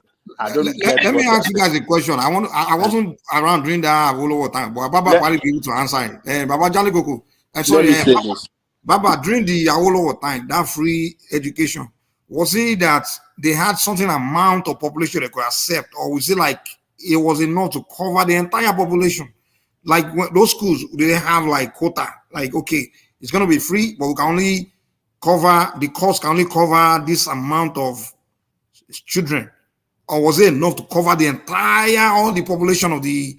Mike, do you have the link to bring people in? Do you have the link to bring people in? The people some people at the background came. Oh, yeah, I'll post it now. Some schools, some people came to school in the West.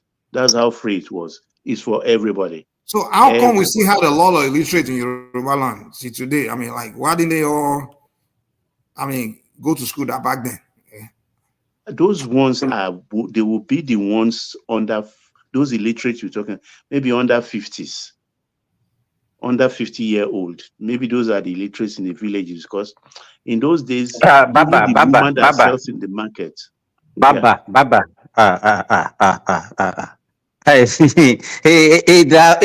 Maybe because people are in Lagos, so go to the interlands. Majority are uneducated, and they are, some of them are 70 years old, 80-year-old. I think all these things that we are saying about, that's why I can't believe it. No, majority still don't have education. I don't know where they are, where that education, that free education was. That free education they're talking about. To me, I thought the way they do it, and that program happened in many some Mike, countries. wait. They will What say you happened can was take this. this What amount happened for was first this. come first serve. You So have the to pay first 1,000. Mike, you ask question now. Let Baba talk. Okay, sorry. Go ahead. What happened to those left behind? Their fathers or their mothers were so stingy. You have to pay a certain tax. I think the lowest was 1 shilling. As low as 1 shilling, then some people Alaruru, they couldn't pay because you have to tender the receipts to get your child into school. I think those were the ones that refused to send themselves. Because even then, people that sell pepper in the market, they can write in Yoruba at least. They can write letters. They can read. But so Baba, you want to tell us now that if you take statistics in Yoruba land now of people above 60 years old, you will get like 50% of them that are educated. Yeah. It's not true. Yeah. That's not true. Baba, No, sorry. when you I'm say very sorry. education, No, wait. Can I explain, Simba? Wait. Can I explain just farabale? It is not that they can speak English, but they can write in Yoruba. Baba, one And those are the left behind then. Those are the left there are behind. many. They are the so-called your so-called left behind. They are more than the one that are to have the seemingly, because even that Awolowo time, how long was it that we were even talking about? How many years in Katansoy? Just 50. So I can it's something that's not more than 3 or 4 years. 55, just about 10 years. So can it answer? So is 10 years enough to educate the whole population? 54, 55. Is 10, Baba, is 10 years. How many people can you educate in 10 years? How many people? And then what quality of education can you impart? Let them say, okay, people started from primary 1 and 65. They were the ones that started 6 years. While in federal, they were doing 8 years. In federal, we were doing 8 years. And they were doing 6 years. So they turned out a lot of people. But then you cannot start primary school until you are 6 years. We didn't see them in Nigeria. Except they don't pay, their parents don't pay tax. So, Baba, how was Awolowo able to build enough school for that many people in a short time? Like to cover that many millions of people in a short time. And then there was cocoa money actually projected them. You will see there was less corruption. So the money, and they have this board. The government buy the cocoa from you. A commodity board. They call it commodity board. The government buy directly. So you, the farmer, you are assured of your buyer. You know, that's what I was always saying they should be doing today. Subsidize farmers. Mike, what you are saying, let me tell you, the first primary school in my own village was established in 1912, Anglican Primary School. You understand? And then after that, we start having all those missionary, even the Muslim have their own Nawaruddin and all those things. But what I want to say is that not until 1979, there was only one secondary school in that town. One secondary school in that town. So I don't know how many people that secondary school can educate. You understand? It's like the whole accolades that we give to that something. I think to me, somehow is so exaggerated. I'm very sorry to say, it's exaggerated. What Awolowo did in the First Republic was elementary. It didn't cover secondary school. Yeah. They gave some people scholarship to go to some secondary school and to go to even university outside Nigeria. They did that. But the basic education then, which was elementary, it was free all over. And there is primary 1 to 6. To 6, and there was no restriction. It's open to every child. It doesn't matter where you come from, whether you are from the north, from the south, east, or from, it's open to every child that lives in Yoruba land. Propaganda.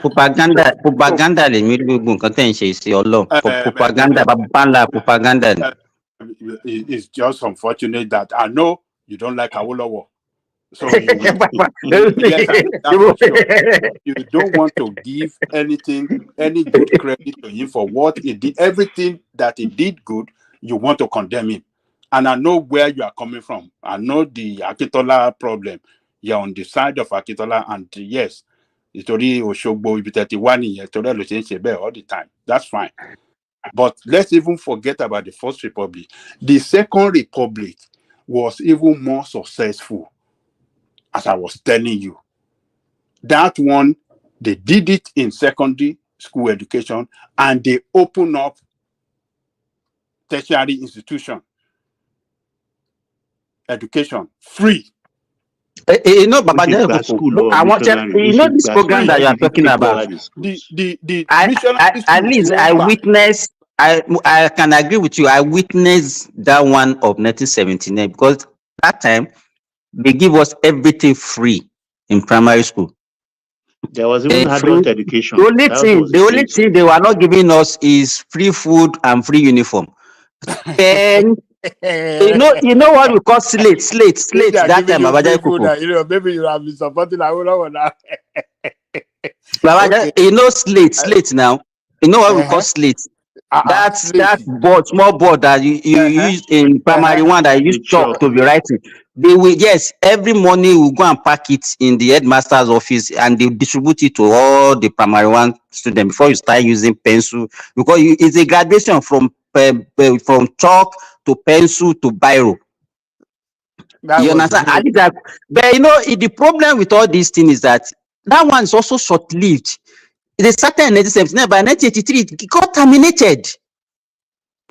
Because they terminated the government that was providing it then. You understand? So The it military did not coup really came and have much. terminated them. It did not really have much impact like that. It's a good program, but it did not actually, because it was short-lived. Yeah, it was the military now. It was the military. If the military had allowed civilian administration to continue, maybe it would have been, it would have But been a different Baba story. Jai Kuku, you know Hold on, what Simba, let me finish what he's saying just now. Hold on. Baba Jale Gogo, you not arguing with us that the military are better than this. No. There are some things, what I'm saying, there are some things they did right. There are some things they did wrong. So we cannot totally condemn them that, they are, no. They, particularly when it comes to local government administration, they did the best. Local government function at its best under them. At the best. Yeah, because they Lagos, don't have National Assembly. They don't have state I assembly. think So local government agree is the with Baba only Jale the in point. that first spear, not in 1970, maybe in 1960s, because my father used to tell me about native policemen and all the local government officials, how they are doing their job. Those times were the best time of Nigeria. There was no local government in the 60s, so don't go and bring something that doesn't exist that time. I wasn't at anything like local government. Maybe they called them a name, but my father told me something like that. I don't know. At least I know it's a. Oh, you're not so far. It's down to the local authority. And when you talk about that, Obasanjo was the one that started creation of local government from 1976. local government in 1970. So that was whatever. Maybe that's the first. I think it used to. But they have divisional. Rẹ̀mí táwọn àgbàlagbà bá ń sọ̀rọ̀ mọ́ mọ̀ sọ̀rọ̀ mọ́, táwọn àgbàlagbà bá ń sọ̀rọ̀ wọ́n mọ̀ sọ̀rọ̀ mọ́.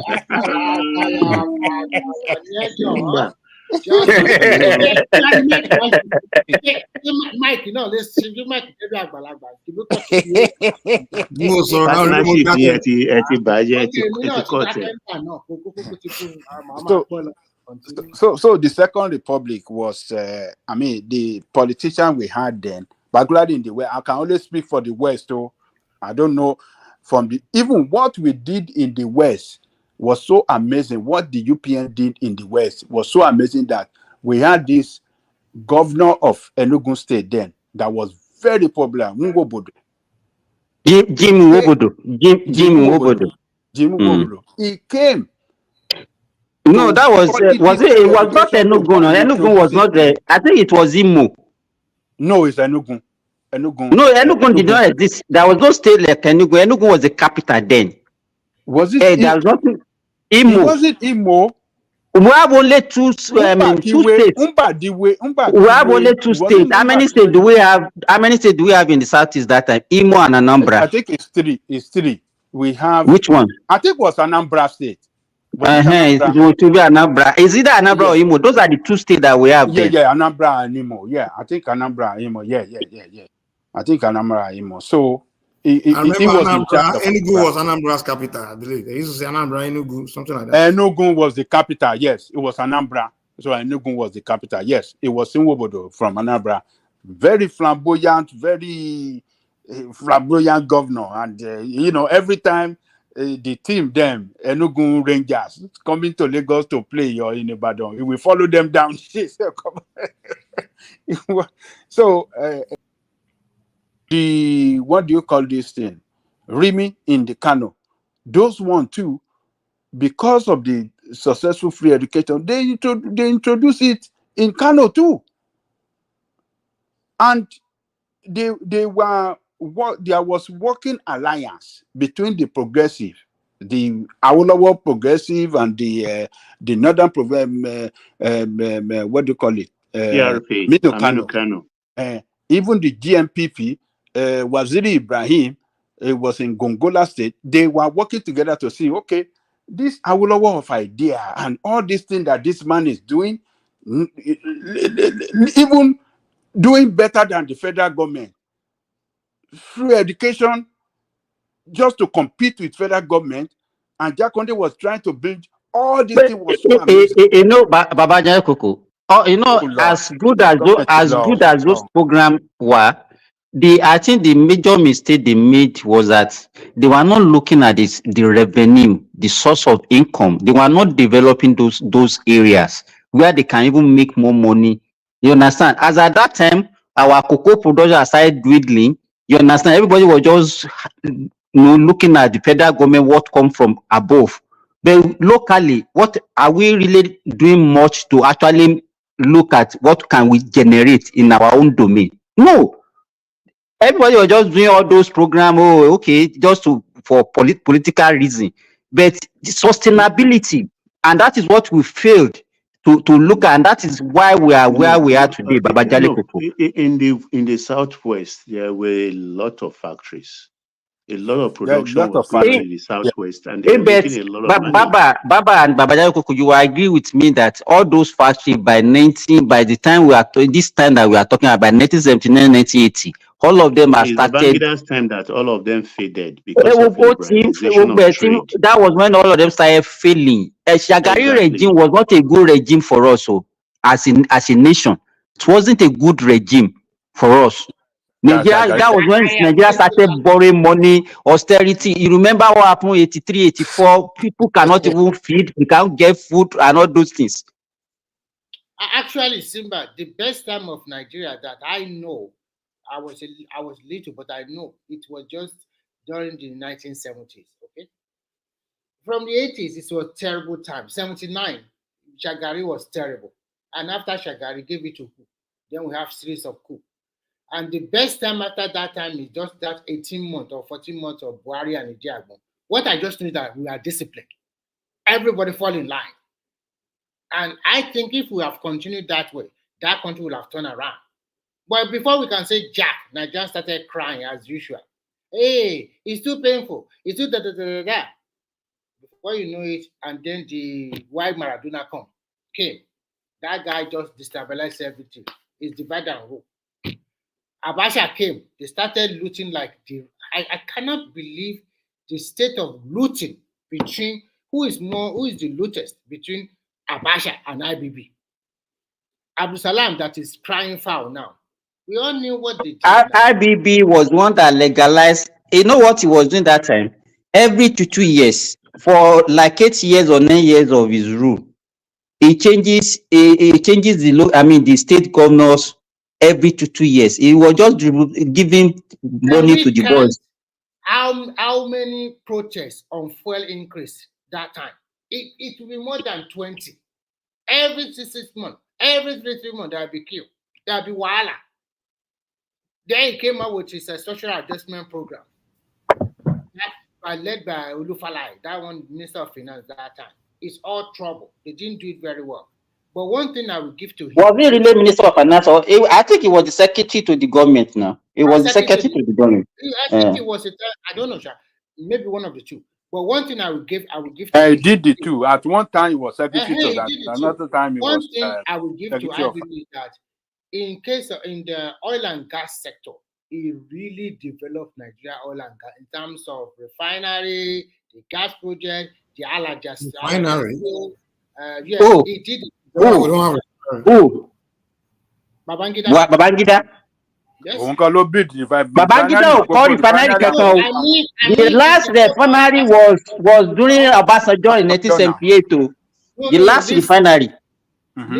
Listen, maybe I want to say the gas sector. Àní rẹ̀ mi ò mọ̀ tán, mọ́ sọ̀tọ̀ tí ò yé ọ. Àníjẹ́ kí sọ̀rọ̀ mi délẹ̀ tán náà kó tó máa ká mi àgbàyà yìí. So Baba is here. Baba will testify. I know that there was a lot of yeah, he started on the gas sector. Yes, yes. And I know that the Alaja that's still rolling me. He's the one that started it. That one the Russian built. I think he's during his tenure. And he's also built the third mainland bridge. Those are the things we can remember him for. Yeah, you are right on those. Yeah. But the rest of the things about his 7 years is all troublesome today, troublesome tomorrow. He was just using our money buying Peugeot 504, 505, 506 for the military. From corner upward, he bought cars for them. It was just the guy, he was just satisfy everybody with corruption just to make sure that everybody can support him, overthrowing. He was even paying traditional rulers, giving everybody money to shut up. That's what IBB was doing. Divide and rule now. When you talk like this, he will just give you money or give you position. Shut up. That's what he was doing. But this he did that to Dai Solari. He did to Soyinka. Yes, of course. Now he did. Even when he did it to Dai Solari, that's one of the things that made that Baba even die. When they see the amount of money people are chopping under PSP, that People's Bank or what do they call it that time, the guy cannot believe it. Now, Baba still would have made Nigeria a better country, but his ego, that is what killed Nigeria. If that man has picked a successor, very good successor, I'm not talking about sickly Yaradua or not to good thing like Jonathan, a gentleman that wants to be in Zola or whatever, just let him stay in the university, continue to be a lecturer. If he has picked good candidate, he has a lot of them in his hand. Why can't he just look at those Rufai, those people that you can bring up and then you can guide them? But his ego is too much. It's not that cause all this wahala. But let me tell you, Remy, it's not about his ego. The power that El-Rufai was part of the Remy, the people that brought him in, that work under Atiku. They stole a lot of money now with Atiku when they were selling all the national assets for cheap and were making money. He knew those people that are real thieves now, those that are small thieves. Rufai was the one in charge of Bureau of Public Enterprise, or what do you call it? BP. Actually, another governor. No. Let me tell you, you are just being naive. I'm very sorry to use that. The people that brought him in 1999. It's an arrangement, and Baba Ajaku will agree with me. The people that brought him from prison and made him president, that was the arrangement. That he must hand over to a northerner. Do you understand? If you remember what happened between 1976, when he came in as a military this thing, when they put Danjuma and Yaradua, I'm talking about the senior Yaradua, they were the one actually in charge within that period, and they were monitoring him that this transition you must hand over to a northerner. And you knew what happened in 1979 when that election was. The same thing that happened in 1999. The same thing happened in 1999. That's what I'm telling you. So it's not his will. It's not his will. The trauma of that first coup the trauma of that first coup in 1966 is still affecting the Northerners. Like they're afraid that these Satanás, they can just do anything. That's why they always want to make sure they give that power to someone they know from the South. That's why Obasanjo at that time, like, okay, we know this man, let's give him. Because that trauma of what happened to them in that January 1966, it's just they can't trust the southern Nigerians, man.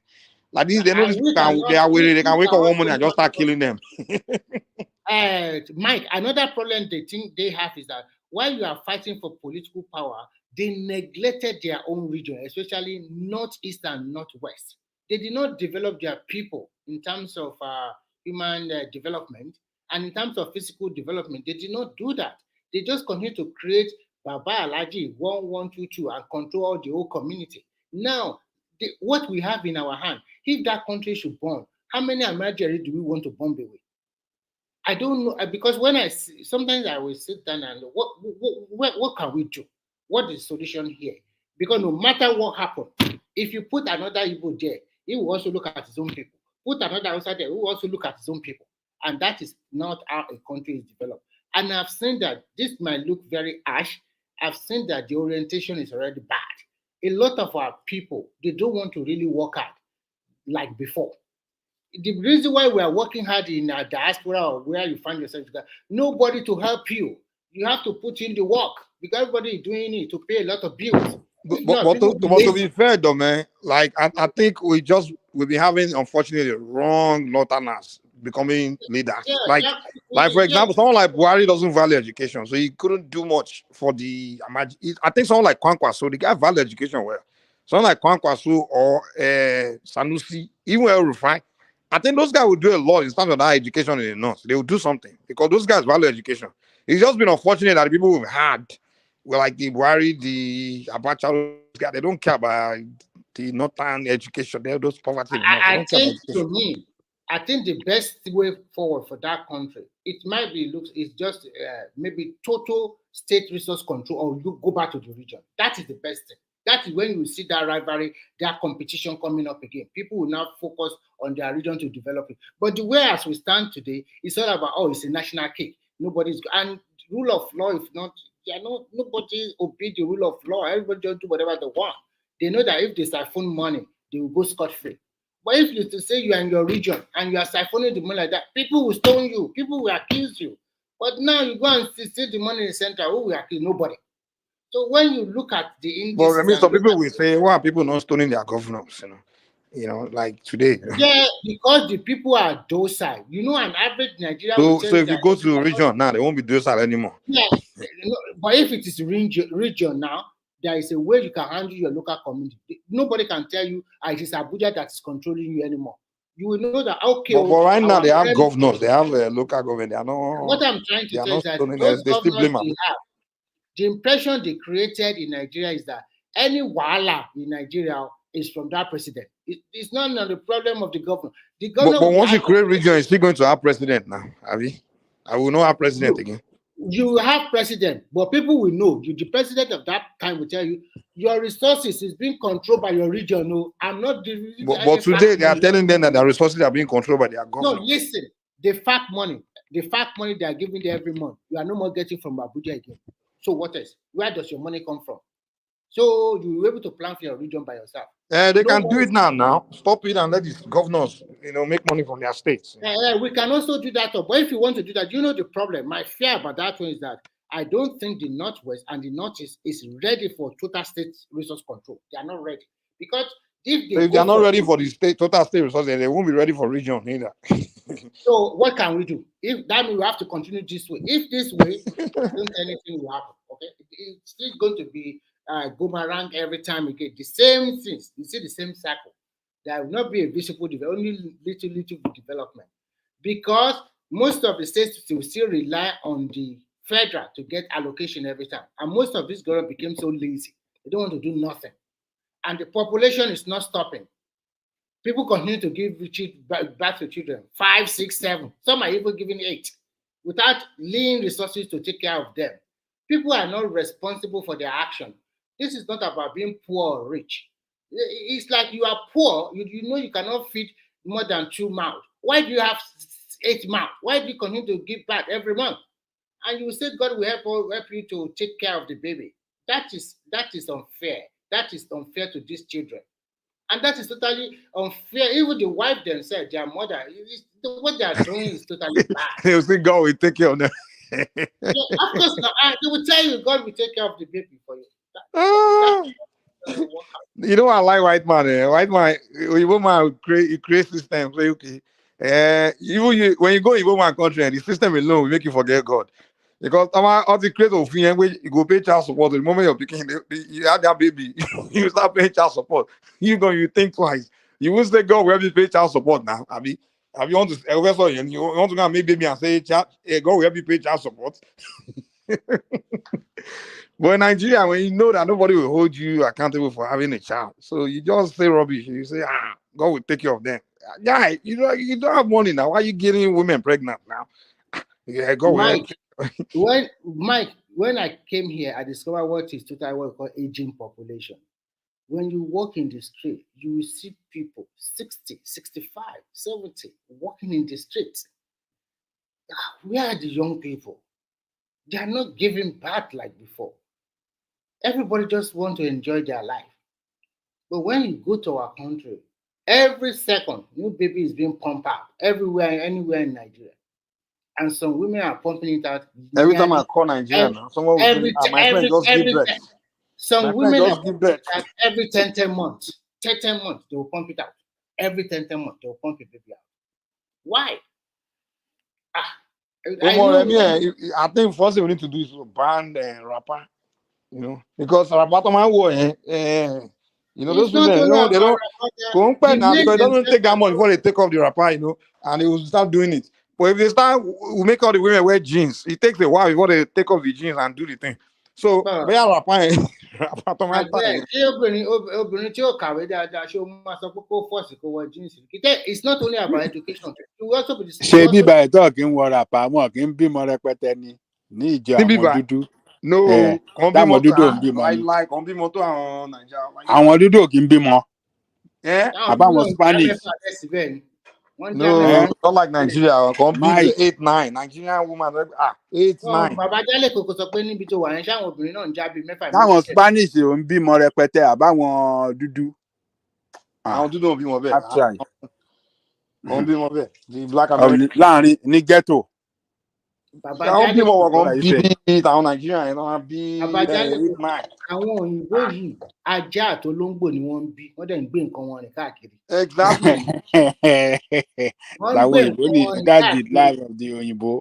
Yeah. They will have more dogs and cats than children. Here, àwọn òyìnbó máa they will have 4 dogs or the 2 poor children. community here. Ẹlòmíì ò tiẹ̀ ní children kankan. Olóńgbò yẹn ó lè tó mo lọ léèyàn kan lọ́jọ́ kan mi ò wọlé o. Olóńgbò mi 6 ló wà níbẹ̀ mo ní kí ó dé. Mi ò wọlé o. Olóńgbò nìkan lọ̀rẹ́ ẹ̀. Òní olóńgbò ní everything.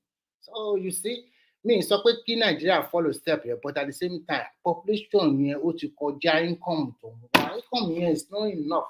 Budget go wide enough. And we do not stop. I mean, IDP count in Maiduguri. You will see more babies than Ta ló wá ló ń pump wọn mọ́lẹ̀ ń bẹ̀? Ta ló lọ ń pump wọn mọ́lẹ̀ ń bẹ̀?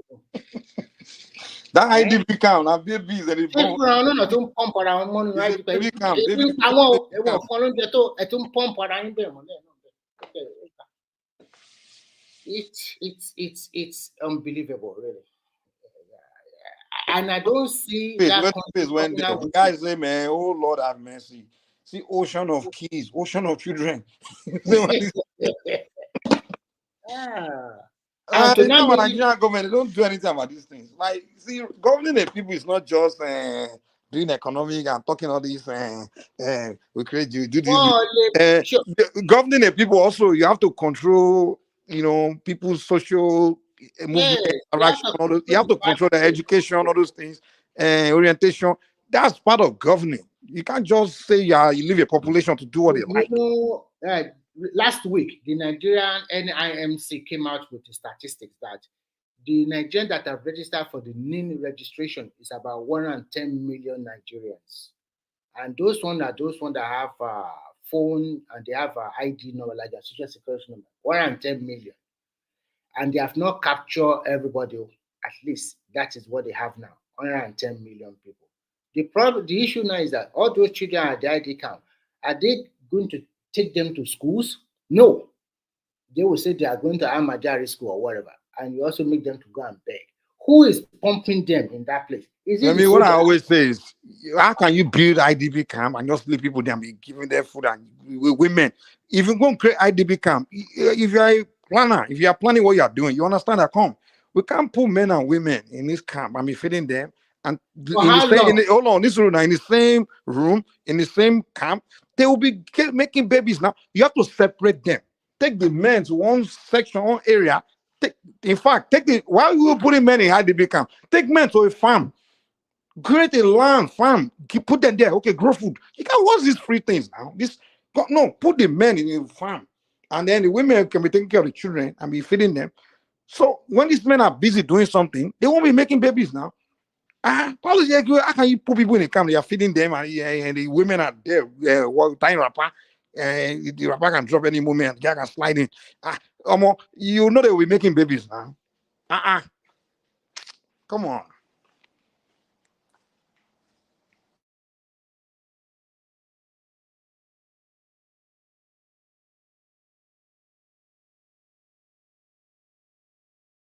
So apart from that, Mike, is it possible that Nigerian government can make a law that you cannot have more than 2 kids, at least for the next 10 years, for every couple, every new couple? Well, how can you enforce the law? That's the thing. Say, I'm arrest one. Nígbà tí wọn bá register ọmọ ẹ̀ tọ́mọ òde ní benefit kankan láti We don't even have the means to. That's the problem. Yeah. Even the so-called leaders, Mike, the so-called leaders, wọ́n ti marry ìyàwó bíi mẹ́fà mẹ́jọ mẹ́wàá. Article to beat 30 children, no money. So with the law, we apply to those people. The leaders gone themselves. Mi tí ẹ rí ṣá ní example kankan rárá àtọ. Ṣé Ted Nwoko yẹn ni wàá sọ ni tó fẹ́ Regina Daniel tó kàn fẹ́ Can you àwọn imagine? In America, if you behave like that, you will never go anywhere in power. They will say character. They use that to say your character image. Àbírú Àtíkù yẹn lè fẹ́ kó di president yín pẹ̀lú ọmọ 25. Kí lẹ expect? Kò tí ẹ̀ sí ní ìlú yẹn gbogbo wọn náà máa fẹ́ jẹ́ ń bẹ̀. Wọ́n dẹ̀ ti dàgbà. Sometimes èmi máa ń wò pé if you have a lot of children tó dẹ̀ ti di grown up, they want to eat from the pie now. Kò sí bẹ́ẹ̀ bẹ́ẹ̀ ṣe é náà. You cannot control them. Remy, I guarantee you. You see, out of those 30 children, Atiku make those 30 children, all of them will have children. I guarantee you, if not even among those 30 children, by the next generation, there will be a lot of them will be born into poverty. Of course. So Atiku wealth will not transfer. He uses wealth to create even future poverty, because the money he will leave behind, it won't be enough. They won't share it equally. Some children will snatch most of them, and a lot of them will not get anything. And it's just like Abiola grandchildren. Some of Abiola, someone Abiola child now. One day, look at it now. Was asking me for boss money one time.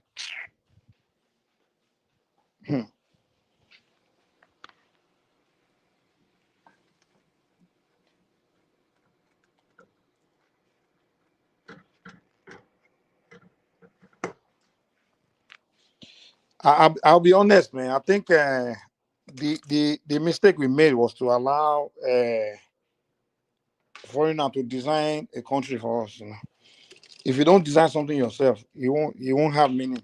You know, there's no vision, no mission. It was just a country handed over to you, so you really, didn't know what to do with it, and you're just doing whatever, and everything's just upside down. Man. I think that's where the mistake was. The nation wasn't planned; it was just handed to you. So a bunch of people, everybody just saw it as a place to go and make money, help themselves, and unfortunately, that's where we are today, man. Too sad.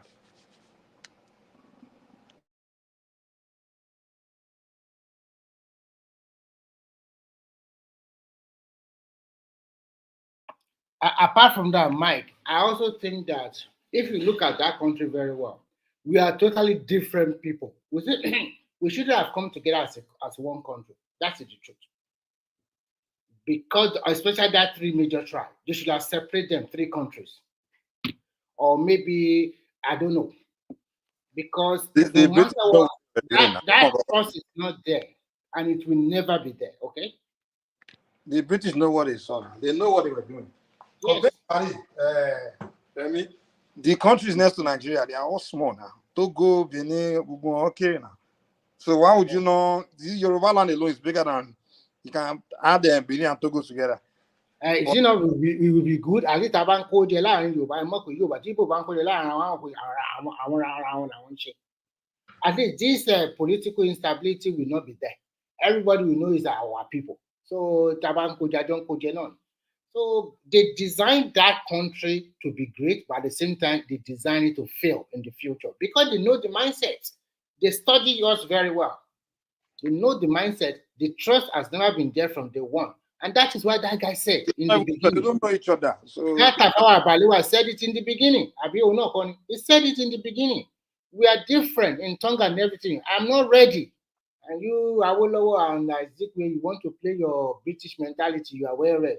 We can manage you. Everything will be fine. See what we have now. Is it a country? A country that is blessed with everything that God gave everybody. Natural resources in abundance. Human development in terms of education, we have people all over the world. Well read. And look at what has turned around since 1999. Forget all those from 1999. See the orientation of Nigeria. See people. They just continue to do whatever they like. Everybody just any evil can go there. Okay, God help us. It's totally. You know, let me tell you one thing. I was going to ask this question. I think someone of my sister will answer your question. You see, when you want to design something, right? First, you have a vision, right? Let's say you want to, before you can think of idea of building something or creating something, for example, a country, you have a vision. Like, I have a vision, man, of creating a country that looks like this, that get to this, that, something. You have that vision. And then from there, you now create a mission. How to achieve that mission, that vision, right? Now, in the process of creating that vision, that mission, designing that mission, you begin to know what to put together, what pieces to put together, and what system to design, what and what and what. Because the end goal is that vision that you have, right? So my question is, what was the British vision when they decided to create Nigeria? What was their vision? What was their vision? What do you think it is? British vision or mission. Okay, so for you, for you to say want to create a country, or I understand you. Of course, you have like a mission statement and the vision, what you like the country to be like in future, right? I think the vision is kind of like the main purpose, right? So I think the mission will be mission will be series of conglomeration of different things you need to achieve to get to that vision, to bring your vision to reality, right? To get to that destination, right? So now the mission will be kind of like the constitution, the laws, the terrain, the different things, so to get you to that destination. So what was the thing that what was the vision they had? I think the vision for the Nigerian state is like a small colony of the British in which they can manipulate us at their own whims and caprices, whatever they want to do, because they already know that this is a place that we can use a kind of divider to control their resources and maintain a firm grip on them. But at the same time, indirectly, we give them a kind of, we are not have a firm grip. But at the end of the day, that's what they did. It's like in the vision we have for this kind of country is to be a good country, but not a great country that can compete like with us.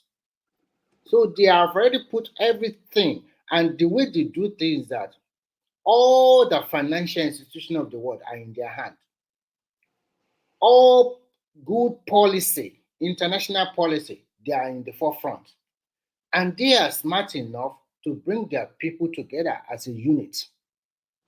And because they have already witnessed a lot of turbulence in their lifetime, I'm talking about Europeans and especially Europeans, they already fashioned a way of ruling themselves.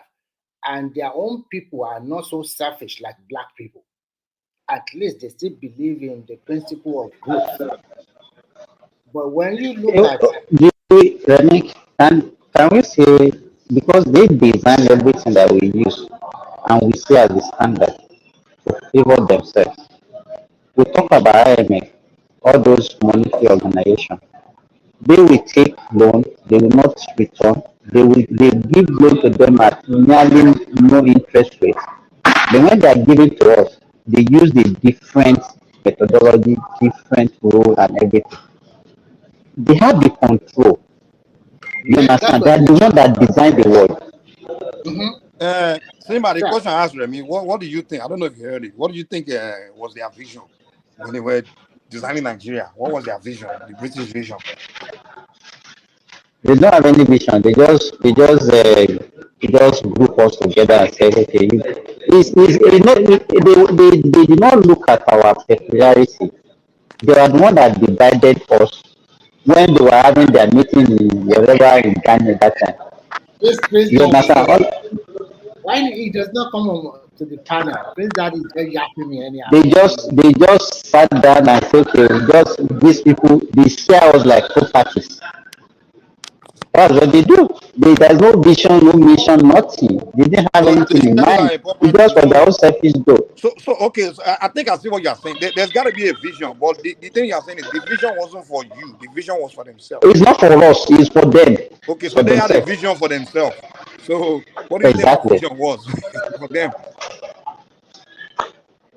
It is just for their own to enrich themselves, to sustain themselves. That is it. You understand? They just to loot our resources, to develop themselves, and that's what they do. So in And the they are still process of looting it even up to the present moment. so Mike and Simba, sorry to digress. I want to ask you a simple question that this Rotos will fire and that woman in her eyes. That Rotos asked them that question. And I want to put the same question to you guys also. The guy asked them, do you want a fuel that is expensive but not, do you want a fuel that is cheap but not available, but you are going to be cleaning up every now and then? Or do you want a fuel that is a little bit expensive, but its availability is guaranteed? They cannot, all of them are saying, we want cheap fuel. But the guy is telling you, so that is the question. Mike, what do you think about the question? I think I asked similar question yesterday. Okay. My own take, even when we are having fuel subsidy, how many times do we have like continuously 6 months of uninterrupted supply of that fuel without a queue? How much if they say okay the pump price is 190 those days, how many people get it at that 180? Are we not getting it 250, 300? The issue here is that we always lie to ourselves. You understand? Probably the people in Lagos might be getting it at that price. But most of the people go to Kwara, go to Niger, go to all those northern states. You can't even get fuel even that time at the filling station. You know what they call Bangbaro? All those people retail that would be inside the can, inside drums. That's what you get at exorbitant prices. And the question I have is that why are we so get fixated that the only thing that we think that can better our life in Nigeria is software subsidy and nothing else? I don't know. I think we need to remove this stress subsidy of it. It's supposed to be a thing of the past. Let us get rid of it and forget about it once and for all, and let us have another discussion. I think that's my own take about it. I think I agree with you. Even these expenses is available, and if we have more alternative to petrol, people can turn around and use that. Because even in the so-called developed world, also gas, even here, I'm telling you, the price per liter can change 4 times in a day. If that happened in Nigeria, they will not. They will be telling me it's the corruption. But that is the forces of demand and supply. So I think at this current price now, at least we know that we are no more paying any stupid subsidy anymore. Let's face our life like that, okay? At least, Simba, I checked used car price in Nigeria recently. Hey, the price really surprised me. At 24 million, 34 million, 11 million, 20 something million. Then I asked one guy in Nigeria, are you sure Nigeria are buying? He said they are buying it now, buying 24 million. If you can buy 24 million. If you want to buy Corolla, Toyota Corolla, Yes. 2004, and 2004 model is about 9 million naira. If you can cover 9 million naira to buy that one, and you are not complaining about fuel of 950, why don't you use your money to, I don't know, because if you can cover 24 million to buy a Lexus RS or Toyota Highlander 2018 model or whatever, and then you are not complaining about 950 naira. If you want to buy Toyota Highlander 2018, it will be close to 40 million naira. Yes, I know. I need the range. Some can be as high as what you are talking about. But what I'm just trying to say is that I don't get it that people buying such expensive like that and they're still buying them, and that country doesn't have money. Where are they getting the money? I don't let me tell you, the issue is that we are many. That country, we are talking about country of over 400 million people. So you have that diversification. We have the poor, we have the so-called middle class, we have the rich. You understand? So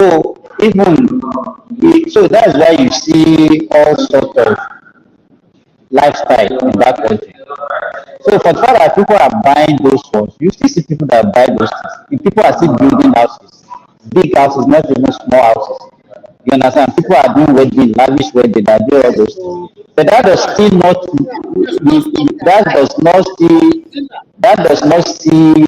eliminate, remove the fact that there are still millions that are still suffering.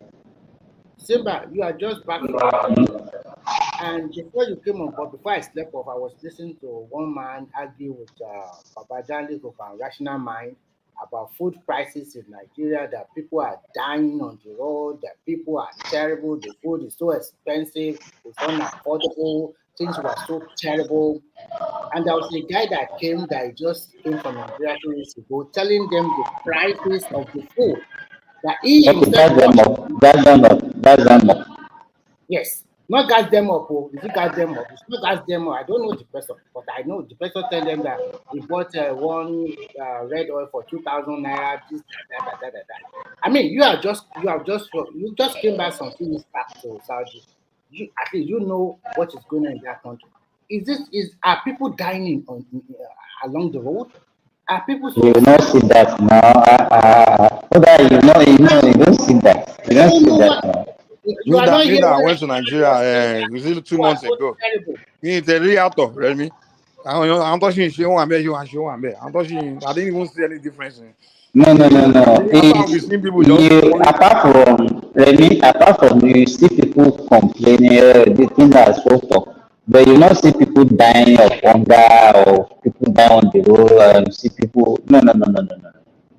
No. So if that is Remy, you know the angle they are not. When people talk about inflation, what they don't understand is that when inflation happens, that means some people are earning more money, right? Whatever. Let's say you are selling something, right? And then price of everything go up. You also increase your price. When you increase your price, it means you are earning more money. So it's not really inflation. Mike. No. I think the difference is this. It's not as straightforward as we are looking at it. Let me give for example.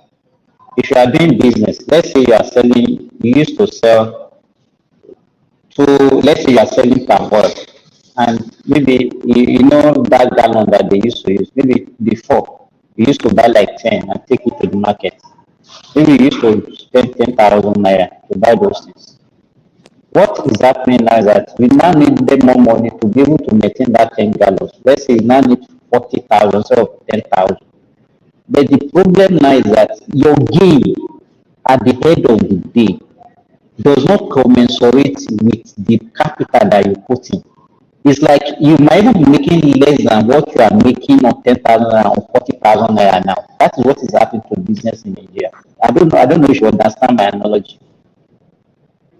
I think I understand you, but at the same You time, put in more capital, but the profit, because of the the the purchasing power of the people, you are forced to sell lower than what you used to sell when you are even using 10,000 naira as your capital. And so that means your profit margin, now that you need 40,000 naira as capital, your profit margin is less than when you were using 10,000. Well, you increase your I don't know prices. if you could understand it. I understand you now. I know because the purchasing power is not like before. And if you are selling perishable goods, even if you try to sell it at higher prices and people cannot afford it, you'll be forced to sell at a lower price. Exactly. So if you And that is why that is what is actually affecting some industry. You but if you understand? can So even if you can break even, and if you can break even, and if the policy they are trying now continue to improve, and because for the last 2 months now, if food inflation continue to fall, okay, if it continue to fall for the rest of the year and part of next year, things will start taking shape little by little. I remember there was a time you are complaining about rain, but even my people now told me that there are more rain in Ibadan than the rest. it rains no, it started by towards the end of August, early September, and in fact even now it rains every day. Okay, with this, But you know that, but the damage, just wait, the damage has already been done. Do you understand what I'm saying? What we used to have that, during the planting season, there are so many crops that you can plant maybe once or twice or 3 times in a year. Do you understand? So we don't have that luxury this year of having let's take maize for example, that you can plant twice. The early one failed. Probably this one, if the rain extends maybe to like November or early December, it will be sweet. But if the way it started now, that people have planted again, and by October, if it stops, that will be a disaster. So is this the right time? Can people start to plant cassava now? No, cassava, you can plant cassava. Cassava does not need too much rain. Once cassava germinated, it can survive the dry season. Then when next rain comes, it continue growing. You mean it can be planted now? Now, yes. So with this scenario now, do we expect? I'm not talking about bumper harvest next year, but No. Far from it. No bumper harvest. No. The question is that is it going to be worse like before, or at least a little bit better next year?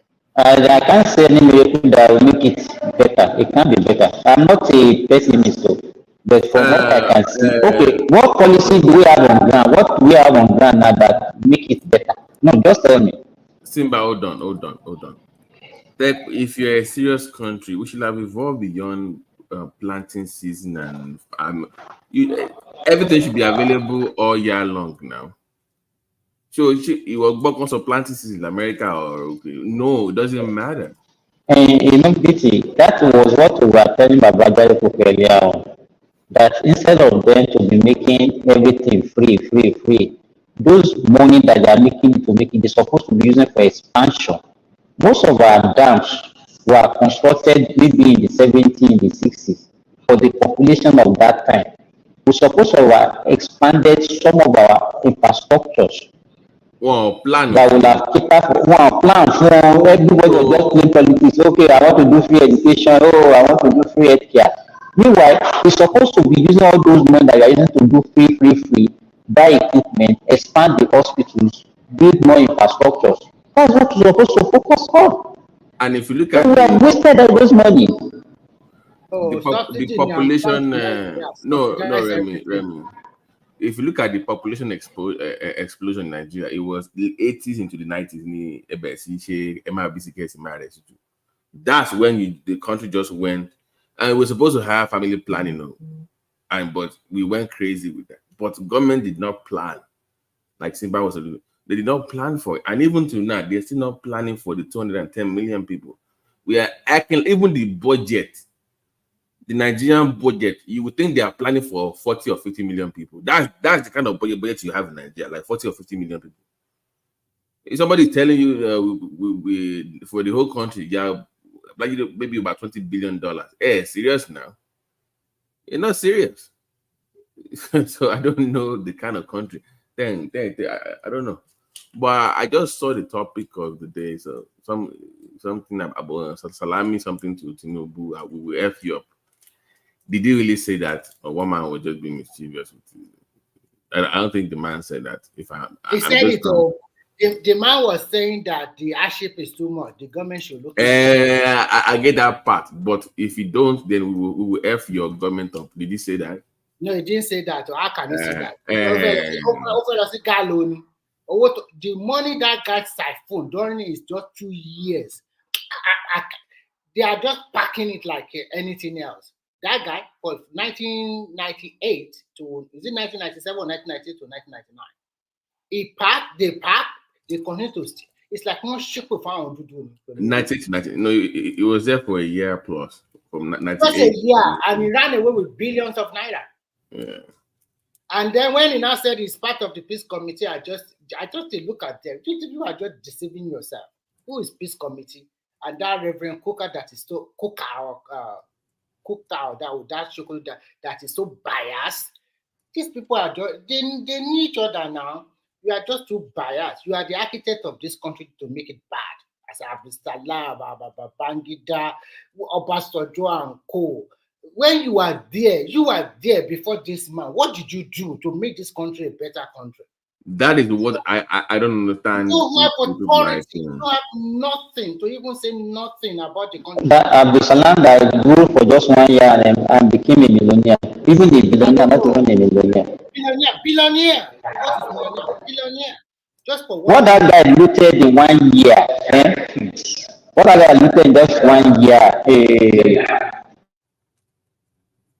And even the likes of Obasanjo. You were a former military president. You came back as a civilian president, and I'm sick and tired of when they know of him writing letters, open letters. But you had the power to change the system, but one of our you use your political system here weak. You became a tyrant. You became a bully. Yeah, and apart from bully, he also siphoned a lot of money. This guy, before he became the president in 1999. All his farm are moribund. Everything died down. Just split of 8 years, you now started having farm all over the country like that. And you'll be coming to Nigeria. You know that OFN operation Feed the Nation that we instituted between 1970s. He used that into a rich himself. In fact, that's why people even said that Obasanjo farm was actually a Nigerian farm, a federal government farm. They're supposed to confiscate it from us. Unfortunately, I don't know how we are going to find solution unless they die the way. I don't know. I don't pray for that, but when their time comes, they should die peacefully. Because I still there in Nigeria. Look at it. It's so glaring. You went to Babangida just last week. And within 2 or 3 days, all of your guys are coming out to talk. Danjuma, Abdulsalam, everybody. Soon, Babangida will also say his own thing. And if this guy, sometimes I wish like all these of our civilian parents, they are like Abacha. Just treat all of them with good lesson. Abacha does not care. He picked all of them. Babangida was quiet throughout. Tó bá sọ pé báwo máa gbé sí kùpù ló dẹ̀ máa lọ pa ní prison. They should ask Yar'Adua. Obasanjo, corner gbogbo wọn dànù kò rán wọn. Although he's also an evil man. But sometimes you wish you have somebody like that in power to checkmate all of these people. They'll be writing letters. You think they love Nigeria. They don't like you. They're just in for their own stuff. Just for what they can get. And for their own people. That country, I don't know how we are going to find solution to the problems. Did you guys, Remy, did you guys discuss Puff Daddy's arrest on the show? Yes, I was talking about Rutos and what you call it, and that midget. And reply. Yes, the Rutos was asking them a very good question. Do you want a fuel that is cheaper, but at the same time, you'll be queuing up every now and then, and there's non-availability? Or do you want one that is relatively expensive, but at the same time, there's availability? What do you want? At the end of the day, they are saying, it can be good quality, but we want it cheaper. Remy, because it's because of our love for cheaper things. Let me give you for example. In my recent visit to Nigeria, I discovered that okay, some filling station will be selling maybe the difference will be like 15 naira or 100 naira. And you see some maybe motorcyclists, maybe they can't buy more than maybe 5 liters or 6 liters. They will go to where they are selling at 600 naira, and they can spend like 5 or 6 hours on the queue to buy 5 or 10 liters fuel. You understand? And I look at them and say, these 5 or 6 hours that you will be spending, if you go and buy that 700 naira old, you will have worked and make what is going to be the difference. It was That difference will be like, let's say, maybe if you buy 5 liters, that will be 500 naira. If you buy 10 liters, that will be like 1,000 naira. And if you carry one passenger, you can get for that passenger, maybe it will take you more than 10-15 minutes before you reach the destination, and you can get 500 naira or 1,000 naira from that customer. But rather to look at the time. What I'm trying to say is that Nigerians don't value time. They just look at the money. They don't know that time is also money. So they go and waste their time queuing in the name of they want to buy cheaper fuel. The worst one will go and buy that 700 naira. They will have made more than times 3 or times 12 what they did, the other ones that are still waiting for cheaper one to buy. And that is the way Nigerians behave. They rather say if they want to buy cheaper fuel, wasted the whole day in filling station than to go for a little expensive one, and they can do their business and get their money. But ask yourself, do they value time as much there? Because when you value time, you're willing to pay the extra just to get what you want, right? So if you don't value your time, you go stay hours just because you want to save 50 to 100 naira per liter. But if you value your time and you have something else to do, then of course you will pay high prices for that. So it's just the value you place on your time. That's all. I mean, so no, Remy, I was actually asking about Puff Daddy. I don't think you know who Puff Daddy is. So Puff Daddy was recently arrested for multiple things, but yeah, I know the guy, a famous rapper. Right. So and the reason why I even brought him up is because he was the executive producer of Burna Boy's, I think the Grammy Award, the one he won Grammy on, and ever since Burna Boy has been acting weird, female clothes, high heels, and when this guy does for any favor for you, you usually pay the price with your what. So I'm not suggesting anything on the platform. I'm just asking. I'm just raising. Burna Boy has turned gay. Is that what you're telling us? No, I'm not saying. I didn't say that. I'm just saying that. No, Mike. I'm just saying that if you look at his track record, anybody that he helps for anything, they usually pay with that. They usually pay with their life. I know almost everyone the guy I work with, they all not even live. You know what I mean. So that's what they expose. Well, I haven't been following all these celebrities for years. No, I follow. But so I've been hearing all kinds of things about Diddy doing man or something like that. Yeah. So is it true? Yeah. So according is it proven or is it rumor? Because I can't believe. No. That is federal. Federal prosecution. They have a conviction rate of 99.8%. Yeah. That one. When they accuse you of doing something, you almost guarantee that they are going to be found. So court records. I have always suspected that for years. But what it does is it blackmails people. So like for instance, remember when the rapper from California talked about, I signed up for this guy for 2 years, we would travel and party, but we never recorded anything. So it would sign people, but the promise of giving them something, they have to do that with him. Then it would drug them, they would be in sex orgies, it would record them, then blackmail them with it. So they have to stick around. Yeah. So all the blackmail them what? To make money? No, like if he signs you to a record label deal that is unfair. People say he signed me to unfair record deal, whatever. But it will have recorded you doing wild sex orgies and stuff like that. With who? With him? With him, with prostitutes, with men, with women. And all these things I don't records it. All this kind of stuff, man. Like, no. It's not me saying it now. Why would he be recording it? I mean, no, Mike. I'm trying to black Mike, it's not me saying that. It doesn't matter. No, Mike. It's not me saying that. That is what they have videotapes of him. The federal prosecutor has videotapes of him doing that. It's not me saying that. Blackmailing people. Yeah, racketeering, prostitution rings. That's what they accuse him of. That they have evidence of all these things. I think the guy will most of those cases the guy will win it, but something is gonna go to jail for something. But most of it, the guy will win it. It's not gonna win it. Hold on now. Yeah. Hold on. The whole so-called prostitution ring, they have to prove that he's making profit out of it before he can be guilty of that. You can't say, oh, you got that prostitution ring, that got to show that he made money out of it. Because if he doesn't make money out of that whole so-called prostitution thing, then it's not prostitution. No. His lawyer will easily clear that case. No. Let me see what. If it's about freak thing, I don't know. America is one ridiculous country where they allow. Mike, hold on now. They arrest people for it. Let me tell you where they will get him. If you read the what they're prosecuting for, is not the money.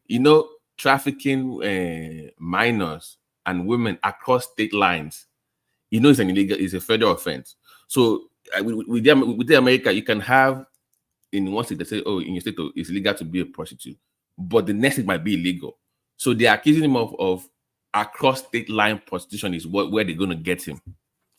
So if you are moving women, explain what they're accusing him of. How they accusing him of. So it was accused of moving underage girls across state lines. So let's say if it's underage, then if any of them is underage, then that one is a different. So if you move some girls from Baltimore to maybe you're going to Florida or from a different state, that is across multiple state lines. Well, move them to do what?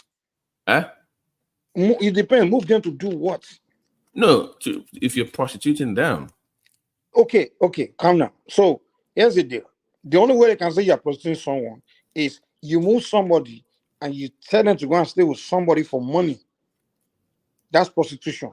But if you move someone and the person is just moving, just like to go and party or to have sex, that's not prostitution. But what they have to prove, and it's going to be very difficult because the prostitution case are easy to prove, is the one where the prostitute now have to go solicit on the streets. You understand?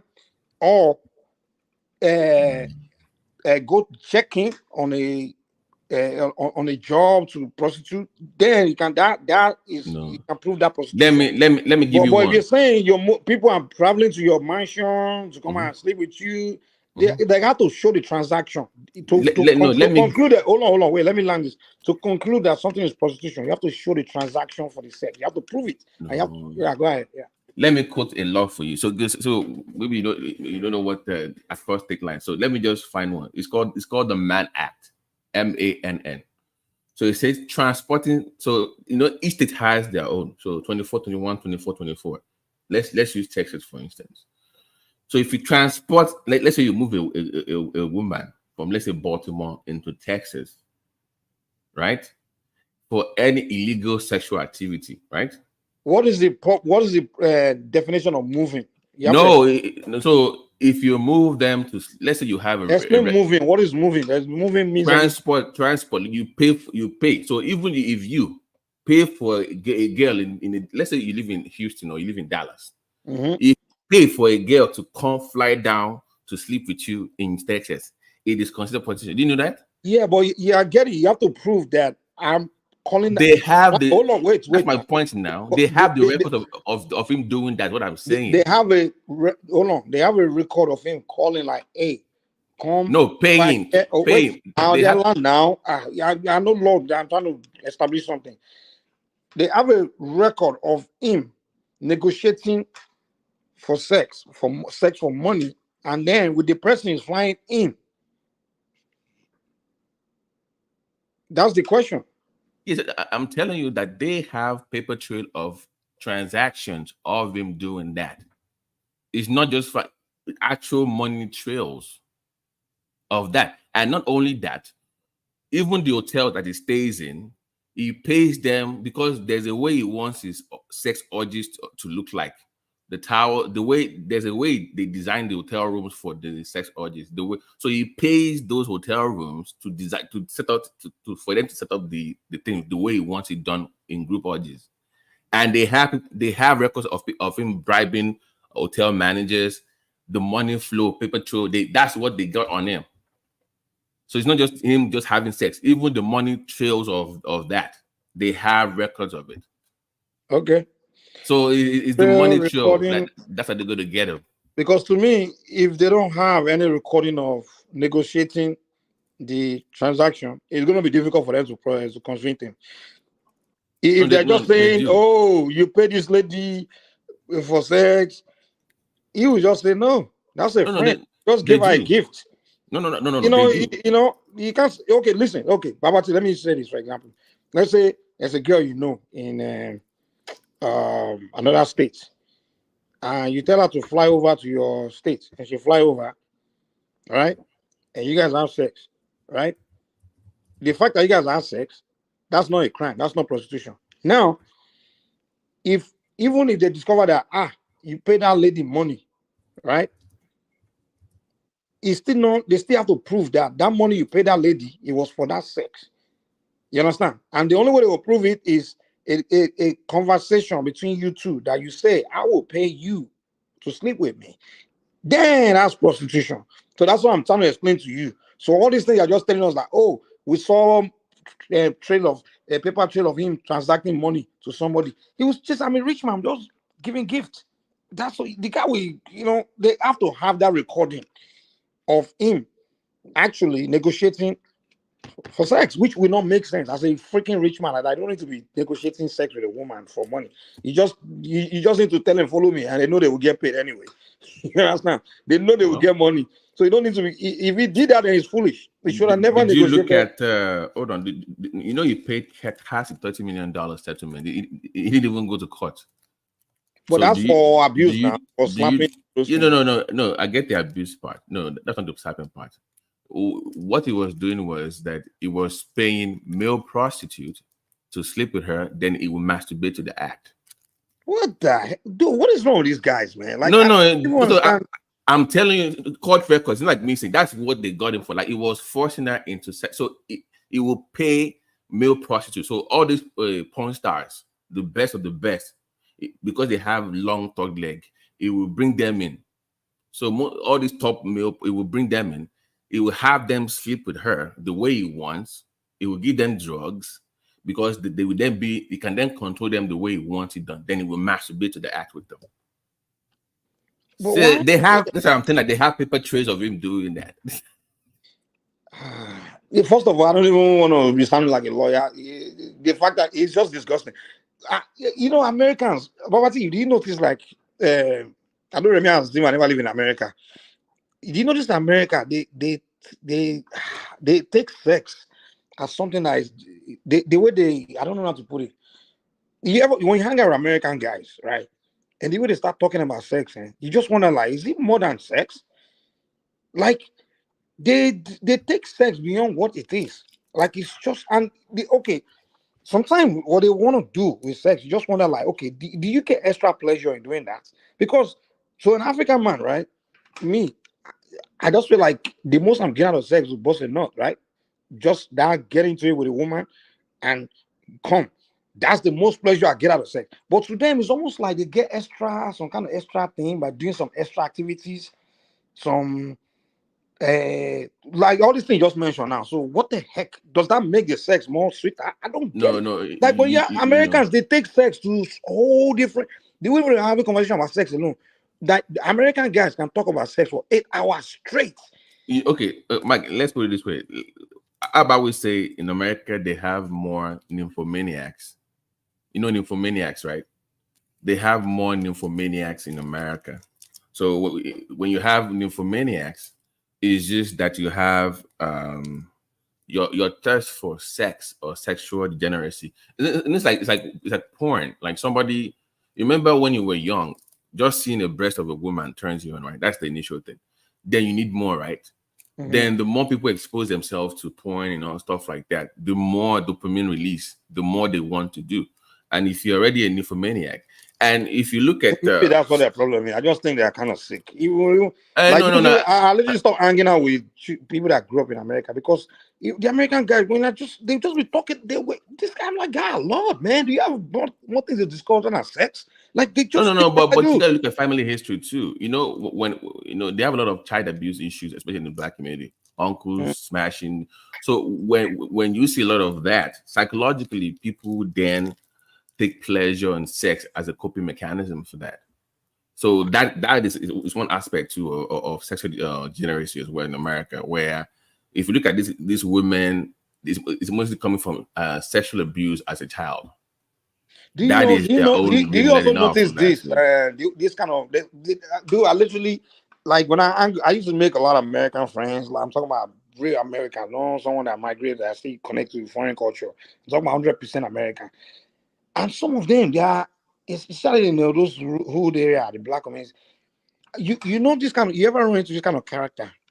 Like all he wants to do is just bang as many women as he can. Like literally just want to bang, go to the next, bang, go to the next, bang, and just run through any woman he sees. Even the one he doesn't even feel attracted to. Just want to eat it. That character is more common with the guys in the East Coast. Those guys from Mike, that's what I was. and I used to wonder, like, guy.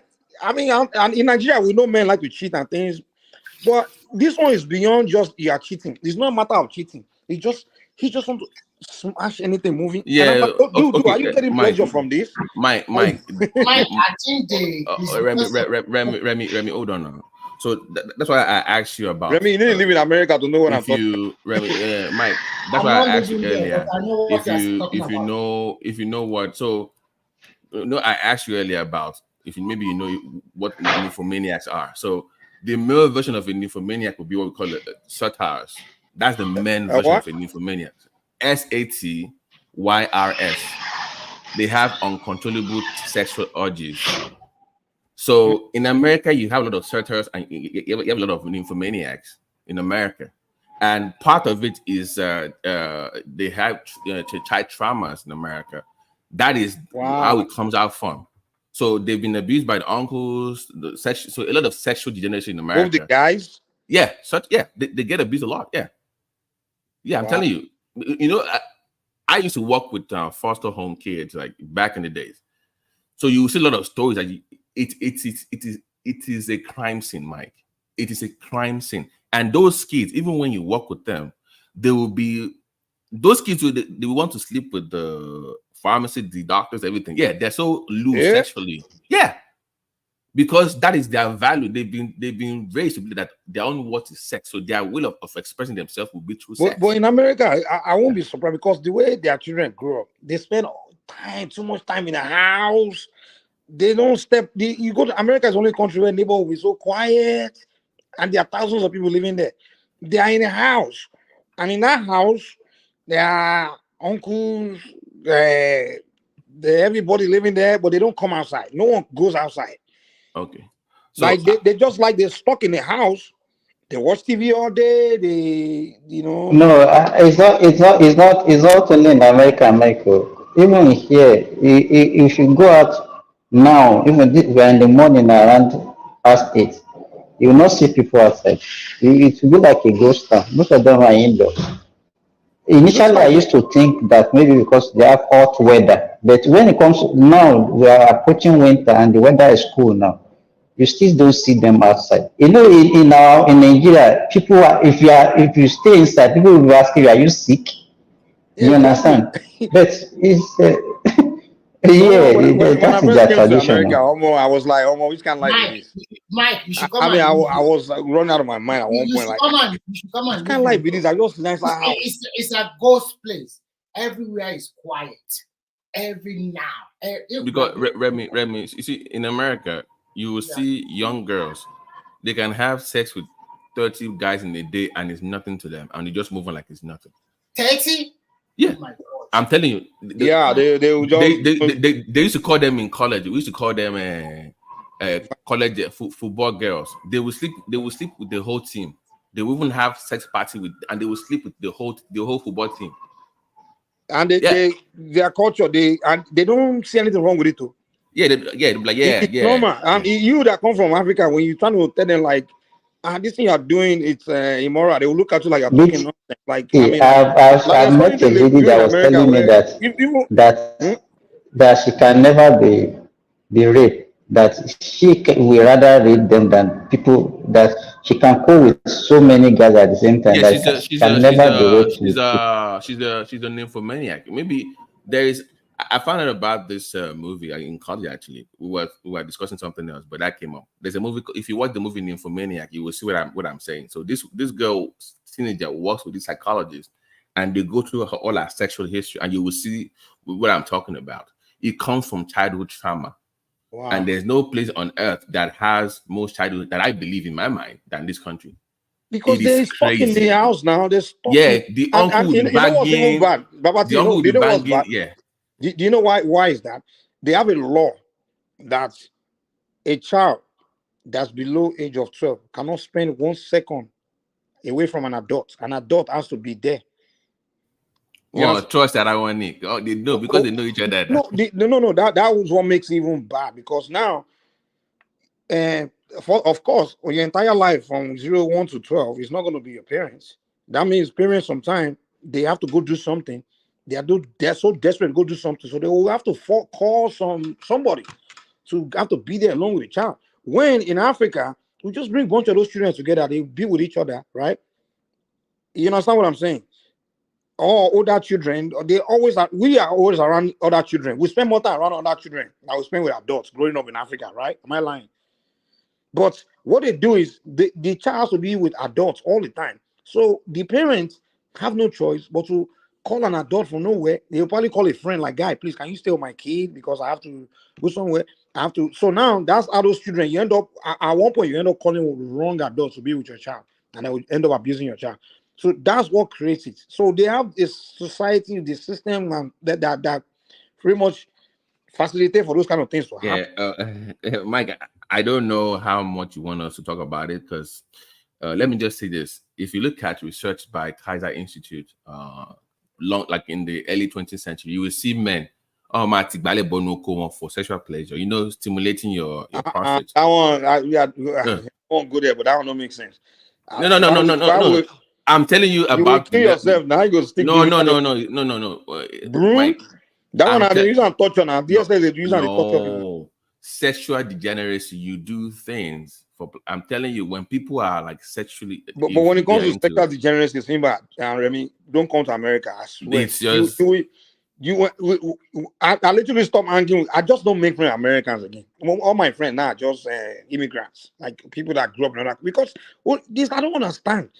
Even I remember those days, when we first come to America, we go down to be friends with Americans because we see them as some special people. I don't know why we think like that in Africa. We just think Americans are just this. And unfortunately, that's why our youth are becoming degenerate in Africa, because we want to emulate Americans so much. When I first came, I've been making friends with Americans. These guys, they will be the kind of sexual degeneracy. They will be expressing, talking, even the things they'll be talking about what they do with their girlfriend. And I'm like, what? And do you know when people have? Let me tell you now. Then when you start like trying to tell them like, what you guys are saying here, what you guys are discussing here is not normal. They will look at you like, who is this guy? They will start looking at you like, what is this? Everybody always just look at you like something is wrong with you. After a while, yourself, I don't even want to be like you guys. I don't understand. When we the African guys, we want to spend more time trying to go make money or go play football or go do, understand? Go hang out, drink. We don't even, African men don't even sit around talking about, going into all those things. Except maybe the one that grew up here. The only other ones I see that do are like my cousins that grew up here. Those ones too. I don't even hang out with those ones.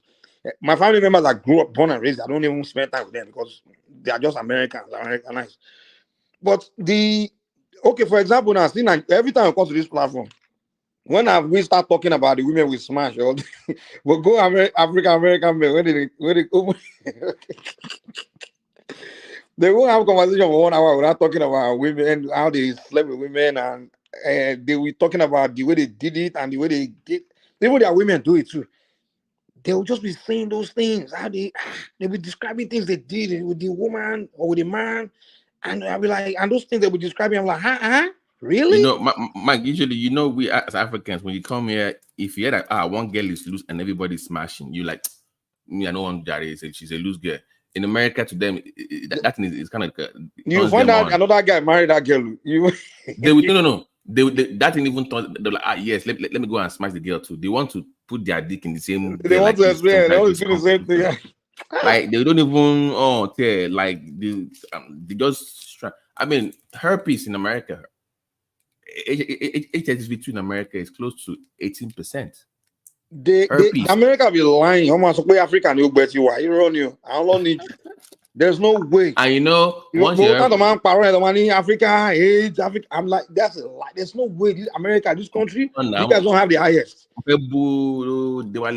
In his Houston 2 years ago. In fact, if it's one logo STD for chlamydia and gonorrhea, let's go restore the whole state. The whole state finished. They were out of supply for chlamydia and gonorrhea. Oh my! You know, wow. The level of fuckery in the Remy, the only life Americans know is to sex and sex, drugs, and party. Sex, drugs, alcohol. That's their only hobby. Cause see, on me, hobby only. Cause see, there's nothing else. They don't do anything else. The celebrity culture, material, sex, and what else? And some a lot of them drugs. One form of drug. Every American is. Igbo, marijuana. That's like it's like what the way we would drink. Mike, in Shanghai, we meet one American girl. So one day only she money stick. I mean, one cotton just stick because I don't smoke. I don't do nothing. Money, I don't understand what you mean by that. It's just cigarette. That's by anything. Man, pay me boy, cooking pay me mom. One of below I want to go. I want no, ni go ni here. To back go to them fucking here. Easy access. Almost every American, like especially the blacks, like the black one, if you hang with them, they will start talking to you about one form of drug, either the minimum marijuana, and then after that they'll start telling you, have you teach cooking? Have you teach cooking? Number one. Remy, let me surprise you. In America, Remy, a quarter of their teenagers, once they hit 13 to 14 years, they put them on birth control. Not because in their school, they encourage them now. Acne or whatever, they're on birth control already because they know they're going to. So you are trying to say that 13 years old. 19 yes, what am I, Remy? Ni elementary school, not in the boyfriend. Ni school, you want to teacher, you go and teacher goes from my boy, teacher comes from my below. Where's your boyfriend? Do you have a boyfriend? You don't have a boyfriend yet. Teacher, nothing ni boyfriend, got in boyfriend from elementary school, and even some of them, their parents will invite. Hold on, listen. The parents will tell the girl to invite her boyfriend home. The boyfriend, they are not up to 12 years old. They are not up to age to even to be sleeping with each other. They are already dating. Mike, Jackie, Derek, or this summer, but not what they do. Nobody, we buy one cake in one uniform, the band master, one uniform, one man wash or lay on. Everybody by summer, the 1 year, I want to see one. I want more 12, 13, 14 to 16, touch out one in middle and high school. Àwọn yóò wọ bra discipline ní wọ́n wọ̀ lọ class. Mo wá òpé tí n bá jẹ́ classmate ọmọ ẹ̀ kò sí bí mi ṣe níwà distracted. Because gbogbo ẹ̀ kàn ń dangle ìwọ tó ń rìn títí gan rí everything. ó dẹ̀ ń gbé lọ class Oh, what's America? Come on, lọ sí school wa ti jọ ó wa bá jáde ọmọ yìí báyìí. lọ ń bára wọn sùn nínú school ìgbà wọn lọ ń bára wọn sùn kò sí kò tẹ́ tó lè sọ nǹkan míì fún mi because nǹkan táwọn ọmọ yẹn ń kó sí ó yàtọ̀ ẹlòmíì kò wọ nǹkan kan pàápàá gan máa gbà ó dẹ̀ ń lọ school báyìí àwọn ilé ìlọ ń bára wọn sùn kò sí nǹkan míì wọn ò kàwé o ìgbé wọn ìṣòro òwe mi báyìí o lọ títí bẹ́ẹ̀ bíbà tó kéré ní ẹ̀ka ẹ̀ṣẹ̀ wa sọ̀dọ̀ yín tó wà Sweden. Bọ̀bọ̀ yìí on sọ Sweden, come to America. Àwọn ọmọ Sweden is innocent. Yankee. So when I go to work sometimes, right, they kind of flirting even in the elevator. What is me, man? Man, staff one saying, I don't tire. I don't do tire. Ẹlòmíì kò no tún di ẹlòmíì báyìí wà á rí bathroom báyìí wọ́n máa kó bora wọn níbẹ̀ ni bathroom. One time one year, man. I wonder where my just don't care, like just anywhere that is anywhere, you know. This one one of the reasons I decided to be doing shows now. I don't like stepping outside now because I know if I step outside, there's a chance I go just see one. Because I spend too much money on condom. When you're man, I don't go bankrupt, man. Because I can't go wrong. This kind of women now. America. Hey. And you know, Kere, once you have gonorrhea, it's like if you have gonorrhea, it's almost like half of the time you're gonna have HIV. It's just they're like cousins. Yeah. If you have like chlamydia or maybe syphilis, yes, chlamydia maybe not, but syphilis and gonorrhea, go and do that HIV test, bro. Half of the time, so they don't. Those ones come with HIV. I mean like. So in most cases, like ọdọọdún a máa ń ṣe test ọdọọdún a máa máa ṣe ibi báyìí wọn tẹ kí ẹ wọn ọ̀ràn wọn bọ níbẹ̀ yẹn o fún iṣẹ́ ẹ o gbọ́dọ̀ máa ṣe lọ́dọọdún o gbọ́dọ̀ submit ẹ. Remy, the whole state, you know, they give you Rocephin IM for gonorrhea. The whole state did on vale Rocephin mo wọ́n lo gbogbo ẹ̀ tán. And do you know what happened, Mike? It was when the people from Atlanta started coming to Houston back and forth. That is when it went crazy. That was when Atlanta and that's the black capital. So combining ATL and Houston together is what sent this number up. It went crazy. It was not like what the hell. Use condom. It's free. In fact, you know, even in some public health places, they have condom fair love. On Bowo, Lomumbe, we have just cover your teeth. One is not sweet. It's not sweet. I want that girl raw says okay. I'm telling you, this country. America. Ìlú yín yẹn ga ọ ẹrú ẹ tí ọba lè dì síta owó gòlù. Wow. Ọmọ wàá dín nǹkan. Abájọ náà tí gbogbo single mother oríṣiríṣi ẹ̀pọ̀ ń bẹ̀ kí ló dé tí gbọ́n jí lórí so tó bá mọ Remy tó bá mọ yòókó tí single mother ń dó lọ́sẹ̀sẹ̀ ẹ̀rọ abẹ́. I'm telling you, and you know their target for young boys so that when single women yẹn àwọn ọkùnrin máa ń target wọn because wọ́n pọ̀ ń lónìí wọn rí nǹkan dó so they know. I'm telling you they oh God of Jesus Christ. This wọ́n tẹ̀ káǹtì náà bẹ́ẹ̀ yẹn náà wọ́n káǹtì. Gbogbo sí náà ṣẹlẹ̀ Nàìjíríà nǹkan tó kọ́ yàtọ̀ ni pé in Nàìjíríà you fit fẹ́ your papa and mama that kind of thing. Ẹ ò ṣe fẹ́ àwọn. Bẹ́ẹ̀ni báyìí nǹkan gbéṣẹ́ lọ́wọ́ bá ti pé 18 báyìí bàbá lè bá ẹ sọ̀rọ̀ mọ́ kò sí nǹkan tó jẹ́. No, Mike, how can the kids listen to? Okay, well, listen. You know, there's also one issue. If you notice in America, black community especially, when a single mother to maybe 40 to obi moeli. If they have teen daughters, their boyfriend would be abusing the teen girl. I'm a bad boyfriend, yes. So, but he got gone boyfriend. Don't be different men. Wale, ko le bewi now. So how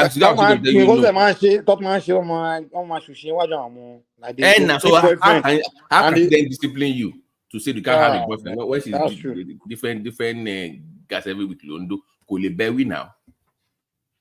abájọ tí gbogbo àwọn ọkùnrin níbẹ̀ yẹn ṣe máa ń kú before 55 torí wọ́n ti ṣe gbogbo bọ́ọ̀dì ó ti rákèwé wọ́n ti lo oríṣiríṣi oògùn láti perform láti ṣe kinní kí ló dé mo ní ọ̀rẹ́ kan níbẹ̀ yẹn náà ní Amẹ́ríkà níbẹ̀ yẹn náà ó tó bá pè mí báyìí ó máa sọ pé ọ̀tọ̀ ni tó gbélé ní ọ̀tọ̀ ni tó máa gbé lọ́la mo ṣe kò sùn ẹ̀ ṣọ́ọ̀ṣì pè fún ẹ. So ìlú yìí tó bá when you are young, if you are young and you have money in this country, I do. Hey. Just go to. Àwọn obìnrin pọ̀. Hey, tó bá wà discipline o. You go, Mike. You go buy yourself. I'm telling you. This America, if you don't get strength, discipline, know how to calculate, you go buy, man. Imagine going to the Miami for the weekend. You get one Porsche. See those girls. I don't get all them fine budget. Shit. But I'm Puerto Rican, Cuban girls there. I don't think I'm all love Miami. Tell them Miami, South Florida. Hey. Just look rich and just get one nice hotel and stuff. I swear. So that's but the danger of it is not about. Yeah, danger. Any danger. Can you go sound like But Mike, even 20 years ago, and STD now. But last 10 years, I don't know what's going on. They are very sexually charged, with the internet. They all have access to pornography and all those things, So I think the American ideology and what it passed through all over the world. All over the world. They got even going in Nigeria, it's what was. Remy, Mike, hold on. I'm saying this past 10 years. I want to 1 year Denise. I want teenagers. Well, I went to primary care. Oh wow, this is 14 years or whatever. This is at 14? Third time of having STDs in about a year. Third time.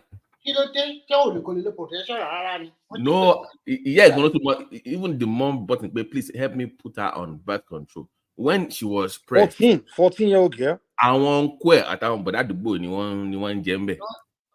Otherwise, think be young them want to share me, young man share. I'm going to get to your share me, ultimate love share. So that's American for you, man. Big girl. So by 16, 17 years, I have to be more. Actually, I single more than here. I bet I remember the time I was in college, my first year in college. We will have worked the night shift. Sitting by as text. We will not go to class. We will be drinking coffee. We just see one black girl with a cell phone, whatever. I need 19 or 18 years old though. He's a big money. Government is one paying for a house. They're even paying for a cell phone. They're even paying for welfare and your government also. So you are getting you want buy full time everything lawful. And I'm here working night to come to class in the morning. Tax don't go. It's unfair now. Do you see them at the store? The whole cart will be full with my increase tax our tax share, what I'm making. The population our girls and don't want welfare. The government raise more money to give them to not increase the tax.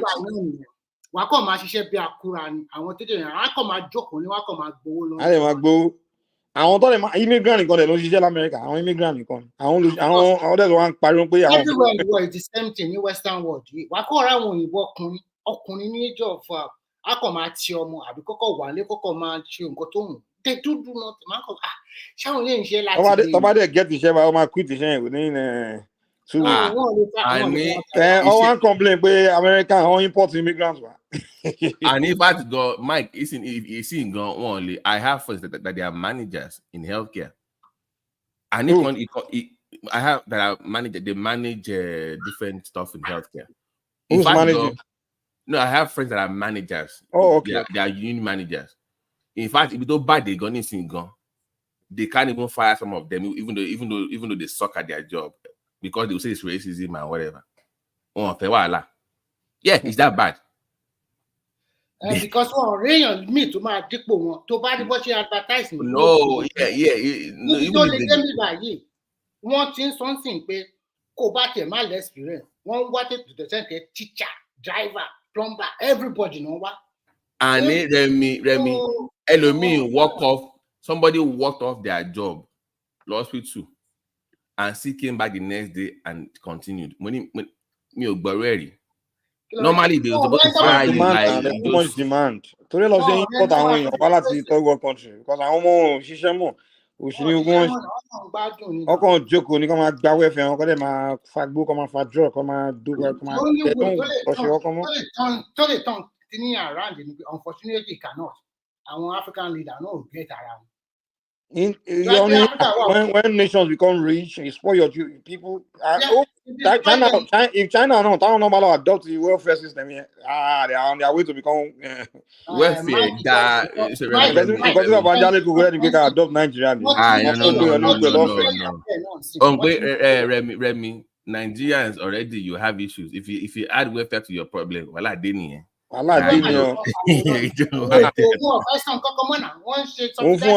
food. So Nigeria is a good place. Láti send them to university. They don't sell them. Mo rántí na. Gba mi mo sọ 90,000, 100,000 to the federal university. They don't need. Babati, I think I just realized the reason why the STD rate went sky high. Most of those boys, they because I was saying somebody was telling you. Actually, I see. The new also now is pimping. They pimp girls. Like pimping. Kotama boys and shit. Who the Akata boys I know. Pimping. Who some of those stupid Nigerian boys that grew up here in the game. So now they take a group of girls now put them into. Usually they target those young ones and put them into to go and be sleeping with men for money, and they pimp now. They bring the money to him. So all of them are pimping. No one saying. Like tobacco chlamydia rate. I think there's one indicator they use for the CDs. Tobari. Once chlamydia goes up, automatic spread is between the 55-year-old and above male, and the girls between 18 and 25. So there's a money. As I agree with what you were saying, but people they are paying the older ones will pay for sex from the younger ones. And do you know how they found out, Mike? I want to be nursing home at the assisted living while having STDs. And my boy, I do go near on assisted living. Yeah, I'm telling you, I'm telling you, those older women, the assisted living, you can still walk around, you can still drive around. It's just like a building, like an apartment where you can. I thought assisted living is supposed to be retarded people now. No. Assisted living is like you are still functioning, but you have health issues. Somebody has to look over you, so you will live by yourself. But they will have like doctors will come around, nurses will come, pharmacists will come. But you have an apartment. You can drive around, do whatever you want to do. Nursing homes is like you're confined to a space and you need more care. So I want assisted living. Those old men, they will now be bringing in prostitutes. Yeah. So you can track. They track all these things. The prostitutes now they advertise their product on social media now. Michael. They advertise themselves through Instagram. Big time. There are nurses. There are nurses that are also that they have on OnlyFans, and they are also They are selling their body. They use it. Yeah. Why would nurses be selling their body now after all the money they are making? Okay, my king sort you. This thing I think is sickness, man. I don't get it. I mean, even the PDD we started with. I'm like, there was one. Dude, what is PDD? I don't understand. There was one in my time in Houston. There was one in my time in Houston. This person is not just a regular nurse. She is a DMP, doctorate in nursing. She has her own clinic, like for skin care. Skin facial, whatever, Botox and everything. Only standing there, but she's a high class, whatever. That's doing with the So I'm thinking leverage. So you can official boju, even though she's making money, but boju to get. It's not what I think, Babati. Yeah, because most of the men, most of the guys, they are not committing to the women. So the women now, they are just leveraging that around for the pleasure, but they don't want to do it for free. So Right. that way they don't be cheap. Like, okay, you can't get it for free, so they just charge the Yeah. guy. That's what they are So doing now. Yeah. So what she was doing was that people that come to those kind of spas, they're beautiful women. So guys want beautiful women. So my leverage, but if you want this girl, is top. So I'm a billion, and she's making the kill. Yeah. But somebody exposed, maybe a friend of ours, maybe they were fighting over a guy. To fair, maybe one of these, I think it was one of these rich guys from overseas to fair fly. We are backline the guy. That guy now went on Medium. You know, Medium now, like a blog, to expose her. This is her handle. This is who she really is. Blah blah blah blah. Or expose her online. Yeah. So that's a very good. The thing is, I won't advise you to. If you're gonna raise your child in America, raise them in more. Find those environments, solid environments. Make sure the best environments. Otherwise, we go raise them near the hood where they, and don't just expose them to American culture. All those shows on TV, all those shows. The love and hip hop, all those kind of shows, man. Because it doesn't call go around, you know, the whole culture. Because the American culture is about it's no morality. It's just about pleasure, materialism and pleasure. Nothing and no substance. There's no substance. That's why when you interact with the American chick, so you go to those American guests, down with that, right? They can't teach you to talk there. Because they want this one to get substance. The only thing, at the end of the night, the only thing you want to do is just tap, tap. You can't say, I want this girl, I feel enjoy, interaction with this one. Put that for hours. Not believe me, you're only looking for one thing anyways. So yeah, it's like straight to the point kind of thing. Like, okay, man, woman get together and just to punch, to yash, to F. That's it. But whereas when you go to foreign women, they get into other things. There's more to life than just simply they chat about other things, You don't understand now. They talk about other things where, àwọn obìnrin yìí tiẹ̀ ẹlòmíà ní you have herpes, you have HIV, and you're just having rushes all over the place. So didn't you care about other people? Like, you are having sex with somebody, take it off. I don't I mean, and they will just do it for that 5 to 10 minutes of pleasure. So I don't know. This person always call me at the wrong time. Whenever I'm in the middle of sleeping, that's when your phone call. What happened to your system? It went off or something? No, I had a phone call. Oh, okay. Yeah, Mike, sorry, greetings to Colata. I hope he's there. I can't live in that Georgia, Atlanta, or whatever that place. No, I can't do that. I went to Atlanta once, and my God, even my spirit was like, though the city would have been fun. It looks like I don't know. It's so many blacks, but then I'm like, this one there. I don't. Boy, ain't she up in lunch with Benin Bay? In fact, culture all bad, man. I know what your mind, but even if the man is bisexual, at least he's still getting money. Are you serious? To find to carry to America, man. They need to go to Africa and go and learn how to be African again, man. Because and now Benin said they are kind of like, okay, at least I'm working, even if it's not useful. I will still. Tell one day now. They carry to buy. She into tell one well. If you get daughter, to be a mom, in a paraffin. We only advise they go raise in America. Or Americans my walk. Hey, call America. Unless just advise your Peking. Your daughter may go the date. Other race of men, because there's no black man in America again. Boy. Okay, okay. Today I'll bring in Bamingon. I feel sorry for them in this way. I want to they are raised by women sometimes. So man says, man, funny to me. Like, I don't know. Maybe just me. But not all black people, men, of course. I'm just saying, like, there's a significant amount of them that they have feminine energy. They're very feminine. That's one one girl, but they just have this feminine. Yeah, they don't defense, know how to lead a woman or to be a man to a woman. The only thing they just offer the woman is just sex, man. They can't really lead. That's why there are women are usually frustrated. That's why when the black American women date Nigerian guys or African men, oh more man, they don't they don't want to go back to their men again. They're like, this is what it feels like to be with a man. Like, African man, they teach you how to be a man, like a man. I mean, you understand that? What kind of man? You grew up around men. You understand? Your father, your uncle. Oh my boy, oh my name. Me and my woman, we must do 50-50. The way they talk, like, dude, like you are. Some of them will be arguing with their woman. You listen to the argument. Is that what are they arguing about? I'm like, this guy, you're a man. You're supposed to be leading your woman. You're here arguing with your.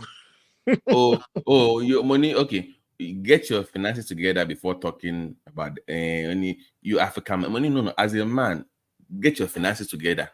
To buy serious You have to be in charge, man. If you want to be committed, unless if it's a woman you don't want to be with, just jump off.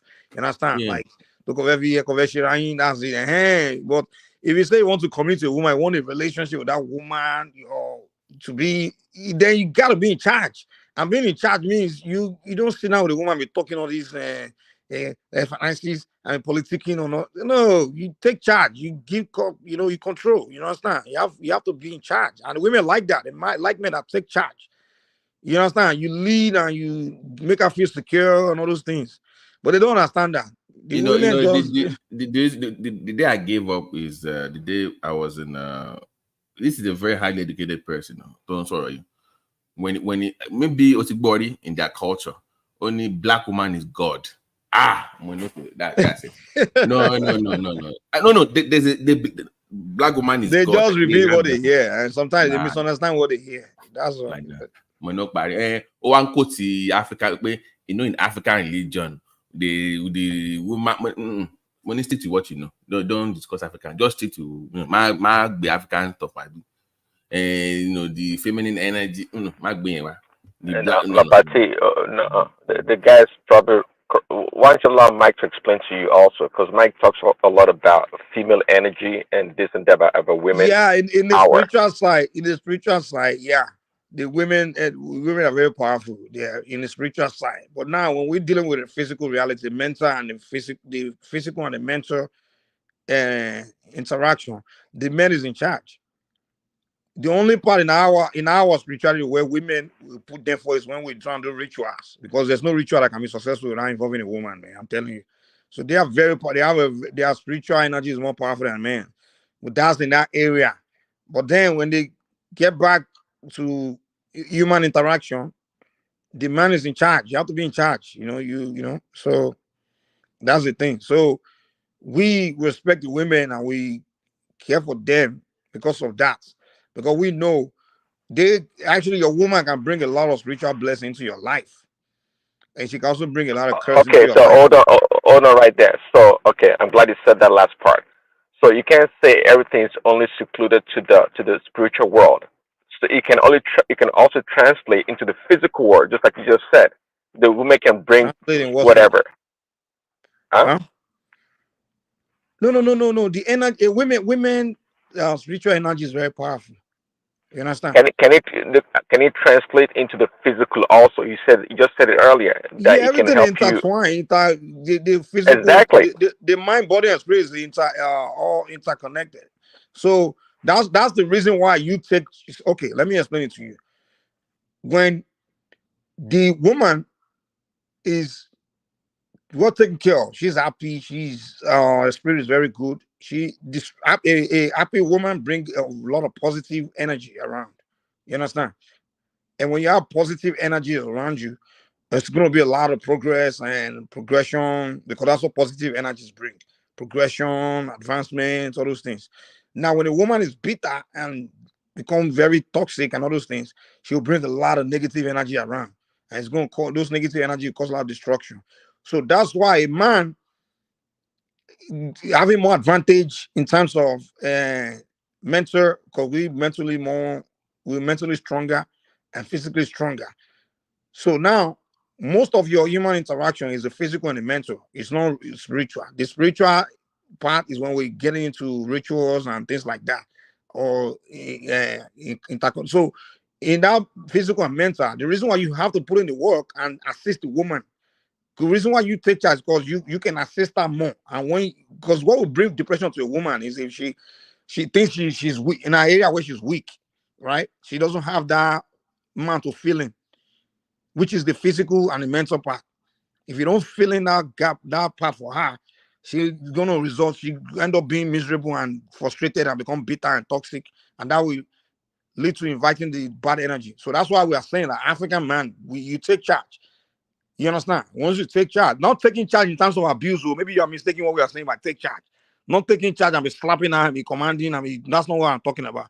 Taking charge meaning like you don't sit there and be arguing with a woman, or you know things gotta be done. You take charge, make sure things get done, and things You have you have lead order. exactly Women love order, a and you man lead that the right order. way, and Okay, the woman will love you for that. life one is like it's very like control chaos where you have to provide order so that even when she's all over the place, she still needs you to be very steady. Only the order. Yeah, So exactly. so that's it's a balance. You're balancing that. You are the one that is more steadfast, and she needs that in her life. So the quest for that, if the man is not providing that frustration sometimes, If you don't provide that masculine energy, she'll be. Trust me, man. she will You go just be another to female around her. it's like two females You just be arguing. another female. You know women now. You put them together. Why do you think they said the divorce rate amongst lesbians is over 85%? That's the Women divorce cannot rate. be. Women energy cannot be together. Trust me. 85% divorce rate. Speed daddy. I say that is very shocking, isn't it? That lesbian, I just always look at them like no masculine even energy. that, Are you kidding me? even in that lesbian, even in that lesbian relationship, one is pretending to be the man. Even that relationship, so one is a dyke, right? Pretending to be a man. So even they know, even within that, somebody still wants to be the man in that relationship. No matter how you force that masculine energy, it can never be masculine enough. Right. You can never be masculine enough, man. You know, the women need a real masculine energy in their life. When last, Mike, when last did you see an older lesbian couple? You hardly see old because they break up so fast. You hardly see older lesbian couple. Marriage thing. They need to get over it, man. You hardly see that, man. Doesn't make sense. Yeah. If you're with a woman, man, you don't bring your exhibit your masculine energy, doing acting like a female, acting with a woman, doing like acting weak. She won't respect. She will lose respect for you. Eventually, she will cheat on you, man. Maybe you should just give these younger ones a crash course.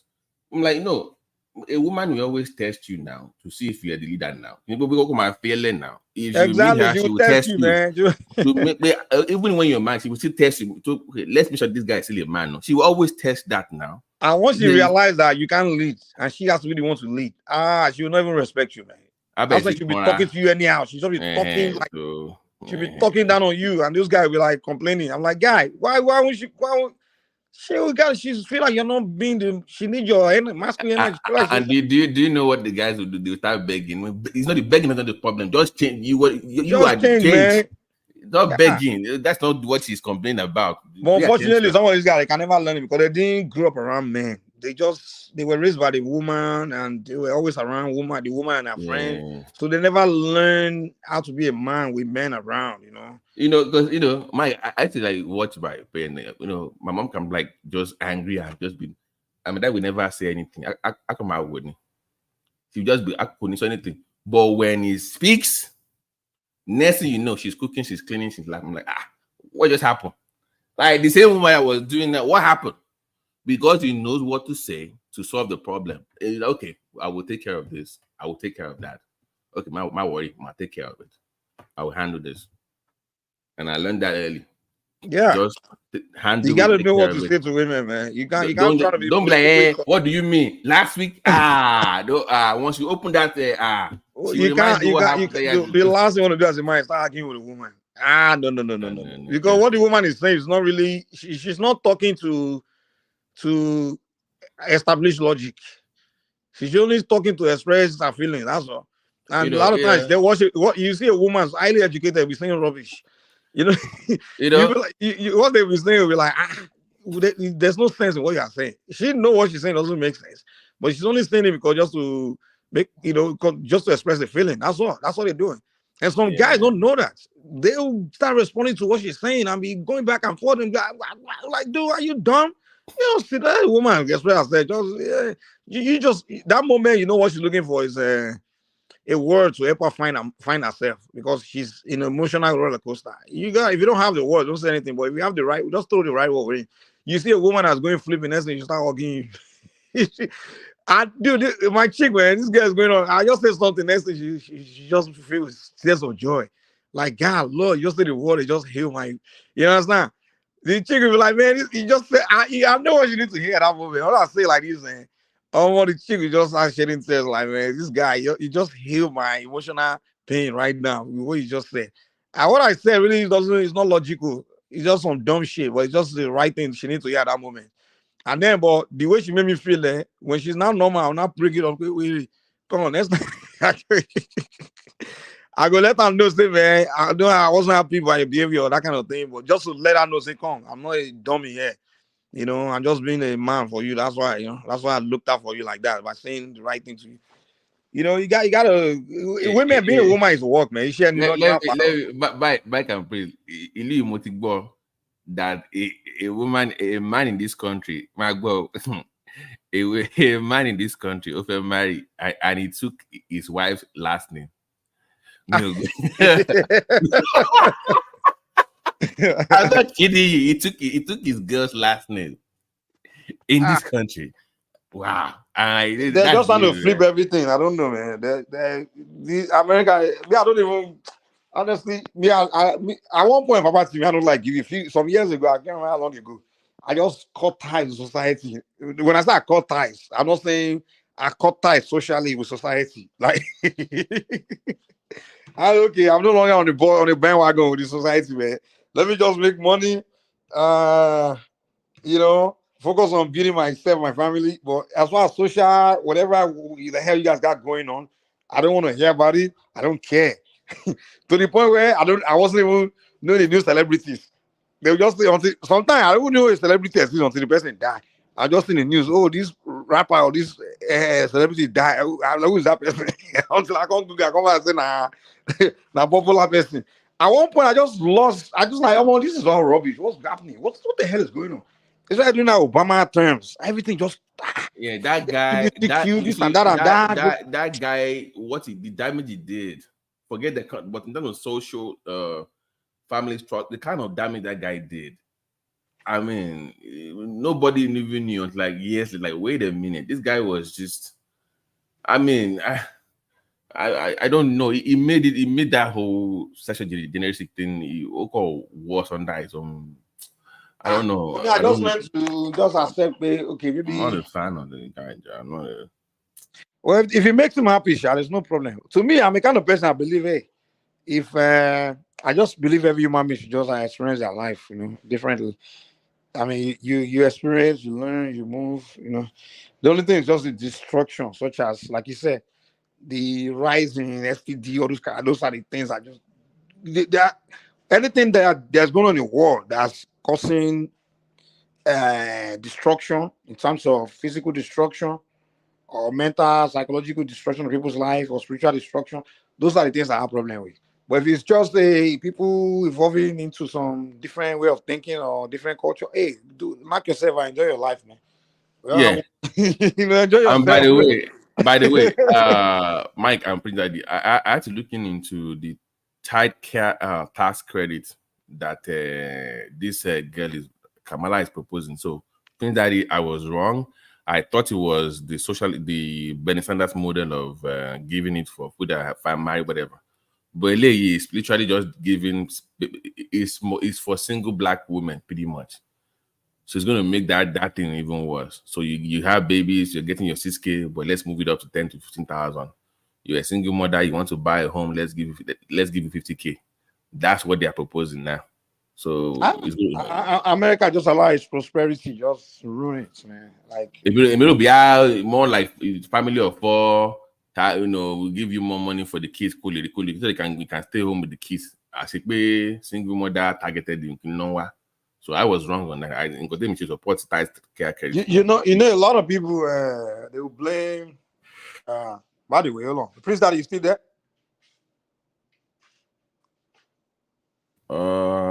Maybe you can hear us, but I can't. It's not responding.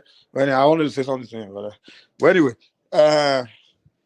the Baba said when people say Democrat, they want to mess people up. Can they come? Well, it's people that mess themselves up. To real, I wouldn't lie, man. So they are giving them. Those people, man, like well, maybe at the same time, or maybe they just stop giving them all these things, man. Maybe it will help them. But they need their votes. No, it's a trade-off now. In Nigeria, you give them money during election. America, they give them policies to help them. That's what they do. It's still, you're bribing them to. It's not really good for the economy, but you need they're targeting black women votes now. That's the whole point of all this free. But even the men go. Even we can say maybe that's the reason why they don't get married. They don't want this. But the men are the men even trying to marry them? I mean, but if you're a government in any economy society, if you want people to marry, there are things you would do as a government to encourage marriage now. Americans are not marrying, Joe. I think they want to encourage is just probably. To me, I think if you offer the men something for being married, then that's my point. That should be some incentive. Like a man values his work now as a man. And half of the mistake you are making is when okay, now if women are single, you have things to give them. So why are you now giving them more when they're divorcing a man, taking from a man? That's where I think they got it wrong. That's what they because if you remember, they took marriage to the law. It's more like it's a business. That's the way it is. So it's a partnership. So you marry somebody normally supposed to be a religious right, but the government took it out to be more of like a business transaction. So people are marrying for love. They don't care if Americans marry anyway. But it's for business. Society is designed for people to get married on. They don't care. They just want you to exist and pay tax and for the country to get rich and rich. They don't care about humanity. That's what my professor was telling me when I was in college. These guys are Iranian. I said, bro, let me tell you the truth about United States, man. Always keep this in the back of your mind. He said, United States is not about humanity or morality. No, that's no. The system is not for that. The system is for profits. You understand? He says strictly capitalism, money. That's it. Everything they want to do is for profitability. It's not for humanity or morality. It's for profitability. You know. So he said, but that one, people think but they use the moral cover. When I war the war on UK now, unknown to many people, they are giving them all this money. It's for Ukraine below and the collateral is the land. Ukraine has one of the most fertile land in the world. So So America is pretty much gaining from them. They are gaining fertilized soil from Ukraine now. So, like you said, everything they do is to ensure for even foreign aid, it's an investment into something to make more money.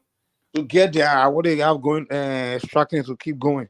Like when they're giving these African leaders aid, is to help the African. It's the reason I asked you guys a question earlier. What was their vision, their mission? The African leader, they create them, they put them there, and they give them that aid for them to be the one to secure their investment in that country, their asset, their whatever it is they're extracting from your country. The aid is the payment for them to secure their interest in your country.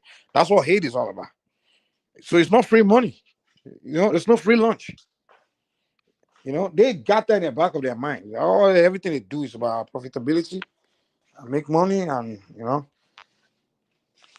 but if you have the same kind of mindset, then you will enjoy the country. So the system is designed for business owners and those who want to exactly. Well, that's why I was trying to bring that to you earlier. Now I learned about America. I said, come on, this country, it's just the land of government. Is capitalism. Ìlú Capitalism. gbájú ẹ̀ ní tí You look wọ́n bad, fẹ́ you either come and be a slave or be a slave master. Big one. There's no in between now. So There's no in between, man. Just use the laws, use the tax laws. Just know the law, know whatever. Just come and take. Just come and They said Warren Buffett, years ago, during Obama, Warren Buffett is paying more taxes than the secretary. So it'd be like not in numbers, or in terms of like the percentage of his income. So he's paying less in his income percentage wise than his own secretary. Why? Because the system allows it. Because he owns businesses, he owns investments. Once you make it an S corp, you don't pay tax now. So meanwhile, somebody is working and is paying your salary. You make an S corp and then you pay yourself. You pay yourself. Use your business to pay your bills. Or you can have pay yourself a little bit. Your 1099 and just be a contractor and then pay the company. The company pays you and just that's it. You just save money. You don't pay your 1/3 in taxes. So that's the way the system is designed. So I pretty much like you, people that have figured it out. I'm like, whatever you do in this country, find a way to at least, in the minimum, be whatever your skill is, be an independent contractor and work for yourself. That you, even if you don't want to own a business, if you're working for other people, don't just be an employer. Don't be an employer. Have a company be there with the mind that, okay, what I'm doing here is building myself to become a home independent. Right. Or even if you don't have a company, be a contractor of your labor. Don't be the one. No. Or at least be thinking that let me build myself to the point where I will just be a partner to the company. Right. No employee. Employee is a slave. I mean, you will make money, but not even close to what you your freedom is taken away too. Your freedom. Yeah. But not everybody is built to be an entrepreneur. There's some most human beings are born to just follow. It's not everyone that's born to be a leader, so we can't really. Mike, do you know why? Because being an employee, you become comfortable to your own detriment. Because every 2 weeks you're guaranteed a paycheck if you just work this hour. So people become too comfortable. When you become too comfortable, you don't take risk, right? But being an entrepreneur, Mike, you must take risk, right? First of all, anyone that's comfortable, that means that person is not a business, is not born business person. But a born entrepreneur is never comfortable working. I'm telling you. But that is entrapment for those that are even in the middle that are not sure. I was a born entrepreneur. Like literally, it was always in my mind. Like when I used to work, even when the company gave me all the package, right? I still want to. I just need that freedom. I needed that freedom to the point where by the time I went on my own, I had to sacrifice big because in the beginning you don't start making money as a businessman. I was making way less than the company were offering me. But before I had that freedom and I had that control of myself, man, I was happier with the less I was making as a businessman than I would have been making still working for a company. So a person as a born entrepreneur would never be comfortable just being under somebody. It's like your spirit never be comfortable. Yeah, Mike, BT make a lot of assumption, right? Listen, not everybody, just like Mike said, is cut up to be their own boss or run their own company. Let's not pretend it's like it's an easy thing. Yeah, if you can find a gig, hold on. If you find a gig that gives you passive income, sure, that is fine, and anybody can do that. But out there, you said I was discussing those that have a skill, but you can have a skill set and not become entirely independent. Where, like for instance, that I work at 1099. I'm an independent contractor, but I still work for hospitals in the cardiology department, right? But I'm not employed to work for the hospital or their network. But they didn't hire me. They hired my own LLC. So I'm an independent contractor, Well, that is great. Yeah, an independent contractor. You're not set up Let in me make the solo. difference now. No. I'm saying that I am different from someone that has an independent cardio practice that has to set up everything. The difference is they will do the heavy lifting of that. I have to then work as quote unquote an employee, but with my own company. So it's like you are also. So I'm saying not everybody will do what Mike is saying, but I'm discussing those that have the opportunity to not, maybe like you said, fair, creating their own independent business. Yeah, I got But your but gig. but Like but, you're but more like their a skill, consultant. is enough for them to be an independent contractor. Yeah. But they Okay, are not I got that. being comfortable with being an employee, and they are losing money that way. Is what I'm Well, saying. yeah. Okay, I get that. And yeah, that's a great way. Yeah, to leverage your skills or your professional career. Yeah. And a lot of people they pursue like being a consultant or whatnot. But what you're saying, yeah, is great. You get a lot of benefit in taxes and whatnot. And that is great. But we're talking about people starting out, like trying to create a business. Okay, not one like you that's got a professional career that you can parlay your career into what you're doing right now. But not everybody's set up like that. Not everybody. See, some people do very well when they are told what to do. Not everybody can get up by their own will early in the morning and go pursue their own daily bread. Some people got to show up somewhere, have the boss tell them what to do. Some people do very well in a structured environment. You know that. And left to their own, they're a good worker, but they just need to be told what to do. Left on their own, they can't perform. They No, can't just Prince, perform. maybe you were not here earlier. We're saying that America is kind of set up for those that own it's for business owners, pretty much. That's the way the economy is set up. If you own something or you It's have set the up contract to for do it. slave and slave master. So that's what we're talking about. That's the reason why we brought the 1099 and being a, independent. That's why I brought it up. Like if you Okay. look at the way the system is designed, if you're a contractor or you own a business, the system kind of helps support, it nurtures your business in for the most part, if you are doing okay. But if you're a worker, it kind of provides a level of comfort that even if you, at the back of your mind, were thinking to expand, you become comfortable and too comfortable enough to even venture out. By the system itself kind of weighs you down if you're not careful. So if you have that mindset, I know everybody's not qualified to be contractor or in the. I know that, but those that could have even made the move, if care is not taken, you get comfortable with your 200K or 250K every year. Like, And there's well, nothing wrong with that. See, I there's know, nothing wrong with. but we're discussing the system itself that it caters to those that venture out and take the risk. Is what I'm saying.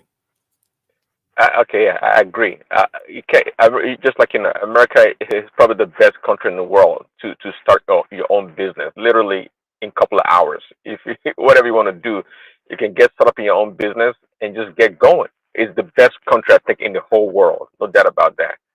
But there's some people that work in corporate world, right? They do very well.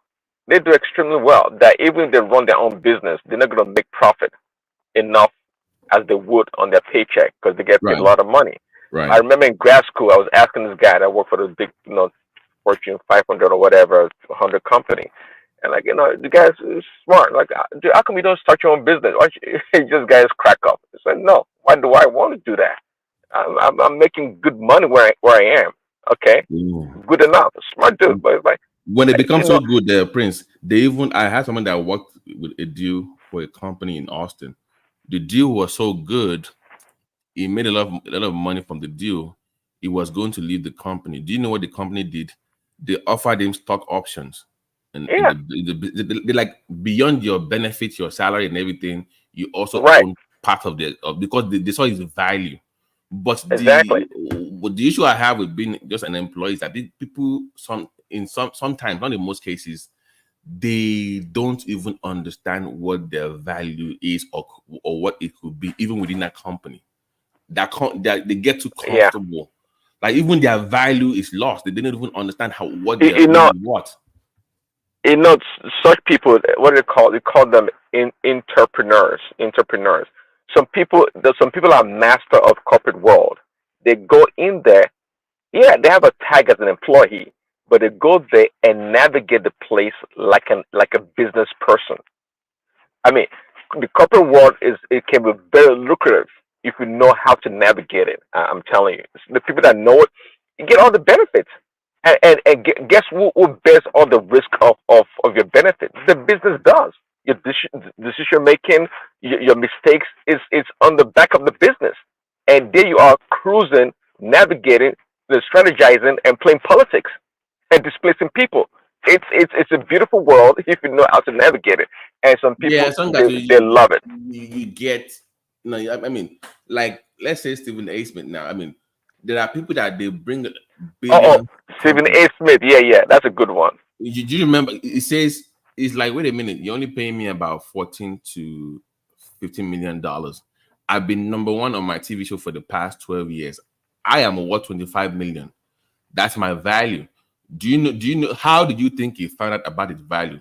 He had to venture out to know what the market is saying. So it's like, wait a minute, my market rate says I'm 25 million based on my performance.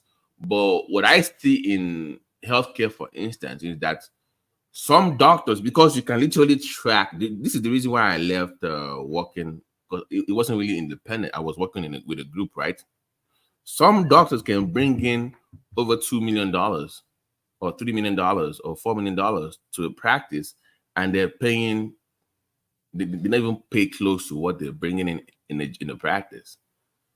And wait a minute, I could be a 1099 and make half or a quarter of that. I'm gonna go do that. So, but you must first know what your value is, right? To venture out. Prince, you get my point. So my own issue with being an employee is like people sometimes don't know what the value is. So therefore, you become comfortable with what you're getting paid. Until you venture out to at least test the market to know what your value is, don't stick around in that business getting underpaid. You might be making good money, but that money is not what you should be getting paid. So Well, that is true. if they are Yeah. paying you an equitable amount of money for what you are putting into the business, fine. But if you know I can do something else and get my true worth, why being an employee?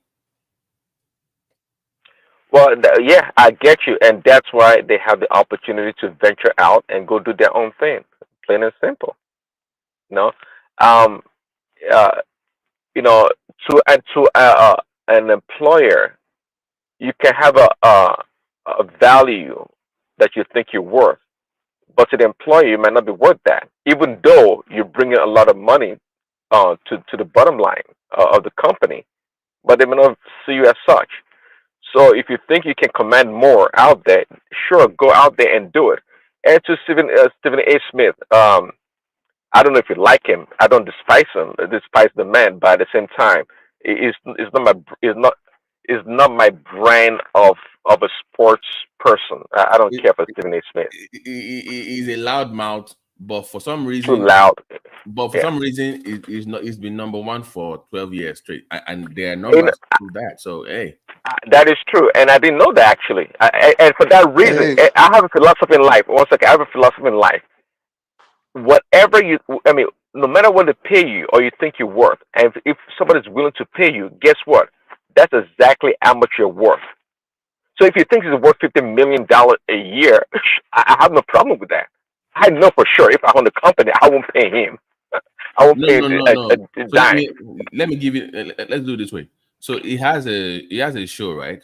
He has a show, like the morning show, 12 years straight, number one. He also does NBA countdown for them, right? He writes for ESPN. He does other shows. Even when he guests on other shows, the rating goes up. His box office. I'm not a fan of his, but for some reason, when he's on screen, the number just goes up. because the And guy is asking, the guy is good, man. Stephen A yeah, is good. When I see the man Stephen A, I is like to watch him. I don't know why people don't like him. But anyway, do. yeah. Yeah, just The guy, dramatic I like and Stephen A, man. I don't listen to Stephen A than any other this guy. Because no Stephen hate A, your boy. I'm not a fan when of that. Stephen A talks, he, he speaks straight to what he's talking about. He make it Uh, clear, crystal clear. And The guy, he put humans to his too, man. I like Stephen A. I don't know why You're people very complain about funny that. and See, witty maybe and that's why you like it. For the most part, if you're a sports guy or if you know the info out there, it spews a lot of garbage. But that's not it actually. I like to go back no, to Prince, Stephen A. Prince, I like no, get my let's go back point. to his It's, beginning. yeah. But forget the sport market, for instance, is not talking about people that know sport. It's for casual fans. You know, Okay, like all right. if Okay. It's not about break. It doesn't break down anything spectacular. if you are ESPN or NBC Sports, you don't care about core fans. They will be there regardless. Those ones will come and watch the game because they are fans of the sport. The casual fans need something else to draw them in. The funny jokes about some guys here. Okay, They I need, got you. that is If where you're it looking comes for in. somebody to break down stats and give you some, That then one you is go for look for coppers professional. now. But we let a guy just Okay, want to give you his all right. opinion, a funny opinion, and just To bring you in the know, casual yeah, that's fans. what we're looking for. Okay, on that point, you guys are right. It's not for hardcore serious sports people. So you're right. For Nah, that reason, if yeah, I'm looking for it does very actual well. stats and real thing, I'll go look for. I'll go listen to. Let me think of it. People that actually play the game. They have played the sport. Right, And know this the, you guy. know. Exactly. That's what So he yeah, does. that's why I'm not impressed with Stephen A. Smith. It's just to me, it's a loud mouth. But I tell you though, the guy's come a long way. If you know where he came from, Stephen A. Smith as a person, I respect him actually. He's come a long way, given his background and history. So at this point in time, if he thinks is the most the MVP or whatever of sports broadcasting or whatever, okay, a sports show, I have no problem with that. It's worth it. If they're willing to pay him, absolutely, I have no problem with it. But guess how he's leveraging to get that money. He went on YouTube to have his own YouTube page, and when you're discussing sport on YouTube now, guess who's up there? Stephen A. Smith show. So that he's leveraging the casuals again. Like, see, you need those YouTubers, you need those YouTube guys to watch your show. They are still watching me. I told you that the casuals love me. So he's leveraging those YouTube numbers to bargain for his deal on ESPN. Yeah, this guy is Nemesis. I think you would know. I mean, let me just mention his name. Jason Whitlock. You know him, right? For that idiot. That idiot. No, you know why I called him an idiot. He Why? panders too much to. I mean, why people apologize? It's just it's way. Come on, you know what he's doing. Like he does on Blaze now. It's No, just but you know the funny thing actually, not really. See, when Whitlock was on ESPN and some other show, I didn't care for him. I'm like, who's this Negro? I mean, I didn't care for him a lot. But on ESPN and those shows, those corporate shows, he wasn't able to express himself because in detail. it was very In detail. conservative, a bit conservative values and Christian values. The same guy that got caught watching the community stuff on his site. I mean, The that guy community is so stuff. stupid. No. Those adverts We're only talking come up about if you are watching that. Shannon Sharp or Shannon. Ooh. No. Oh. This fat guy that talks about him conservative always hating on his black community. He now said on his show on ESPN, why do they have the community? You know, Mike. You know. If I say community, you know what it mean, right? Yeah, I know the real people now. Why are they showing community adverts on ESPN? Guess what? Those adverts on that site is based on your own searches on internet. So if you keep searching something on the internet, they'll start feeding you ads about that thing. Guess what it was searching for on the internet? Men's balls and men's stuff. So they were giving him that advert about those things. So they cost him. Even the guy has. Come on now, you saw the story now. Please, you see the story. Who is that? Jason. I don't know how deep Hold on, that story is, who BT. is the person? Jason Whitlock. You know Jason Whitlock now. Oh, that black guy that's trouble. Yeah. So those adverts that they pop up on those websites is based on your own Google search. So if you search something that is crazy, they will feed you. So guess what it was looking for? Men's balls and deep inside of No, you. no, no, That's what it no, was no, no. actually too. No, Whitlock was that kind of you can almost call him a womanizer to a certain degree. I mean, when it was out there in the world, he Good said it cover, right? himself. Good No, no, cover. no, strip clubs. It said it himself. There's nothing to hide about it. And I know. Do you know, Mike? Do you know why Prince loved the guy? Because the guy's like Prince Daddy. Am I lying? He's a hardcore right. It's no, no, no, yeah. no. It actually, I watched his show. Yeah, it's a right I winger watched his now. show. I took a shot at him just like yesterday. It's like he's always hating on. I say hating on. What you call him, the Colorado coach. Deion Sanders. Sanders. Yeah, he's always hating on him, and I replied to his show the other a day or two ago. Like, dude, you gotta chill, man. What's your problem with Dion? I mean, it's like borderline hatred. What is going on? You're always like jumping on the guy and his son. What's the problem, dude? Chill. Do you know why he does that? Because the white people don't like him. So any black man that white people don't like is going to follow suit. Is their mouthpiece to hate on black people. So what? Nah, that's the word out there. Not quite.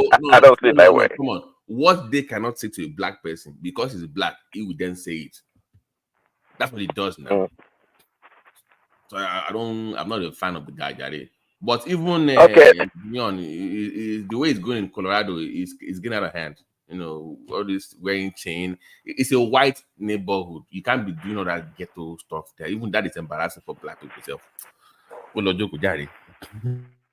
And he's losing. Wow. Whether he's winning, yeah, losing games. They won the last game. They won the Saturday game. Who they beat? Colorado State. Colorado State, yeah. Man, please, man, beat some top 10 school. Then we can talk. All these. Oh yeah, no, they can't play Pac-12. They crush them. They can't play Oregon or Oregon State or UW. They have specialty players. Their quarterback is good. Travis Hunter is going to be good number one. That boy, that guy plays offense and defense. He's going to be number one. But they don't have any offensive line. They just don't have it. They don't have any. Well, do you think Dion is a good coach? Do you think he has a handle of the coaching? Do you think he knows what he's doing? Do you think so? There's levels to it. That's what you're understanding. There's levels to it.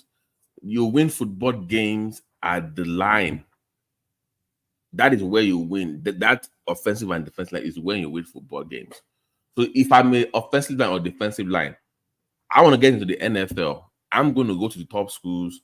Alabama will give you 3 to 4 defensive O-lines every year. They will also give you 5 offensive O-lines. So there's this university that gives 10 to 12, that 12 of them every year will make it into the NFL. Why did it? And if I'm the top OD liner from high school or offensive line from high school, where do I want to go? I will go where I am. If I play for this university and I play well, I'm going into the NFL. So you will go to that school. And over time, that school gets the reputation of providing the best O-lines, right? Then you want to go where they have that reputation, where you cannot make it to the league. So that's where it's having problems. Okay, BT, before I run, did I hear you apologizing for Yeah. I said I was supporting Bernie Sanders child tax credit for that this numbnut was proposing. Kamala, I went and looked at the details. It's gonna be a disaster, man. Yeah. So of course, so pretty much single mothers kind of. It's not really for families per se. It's more like for single mothers and all that stuff. Yeah, I'm like, nah. Yeah. This shit, man. No. She doesn't have any real proposal and real policy, and she's usually doing copy and paste from Joe Biden's website. I mean, Kamala, we all know she has nothing to offer. She doesn't. They're just trying to push her, like a football game, right? You play football. They're just trying to, push the quarterback to cross the line for a touchdown. And she's the quarterback right now with the ball. So all they're doing, the media, the democratic machine, and all those, you know, packs, just trying to push her across the line for a touchdown. And we'll see. You know, we'll see. Okay, I have to run, guys. DT calls, man. All right, Mike, Prince. All right. Good time, man. Later. All right. All right, Mike. I'm out too. I think Simba has been quiet for a while.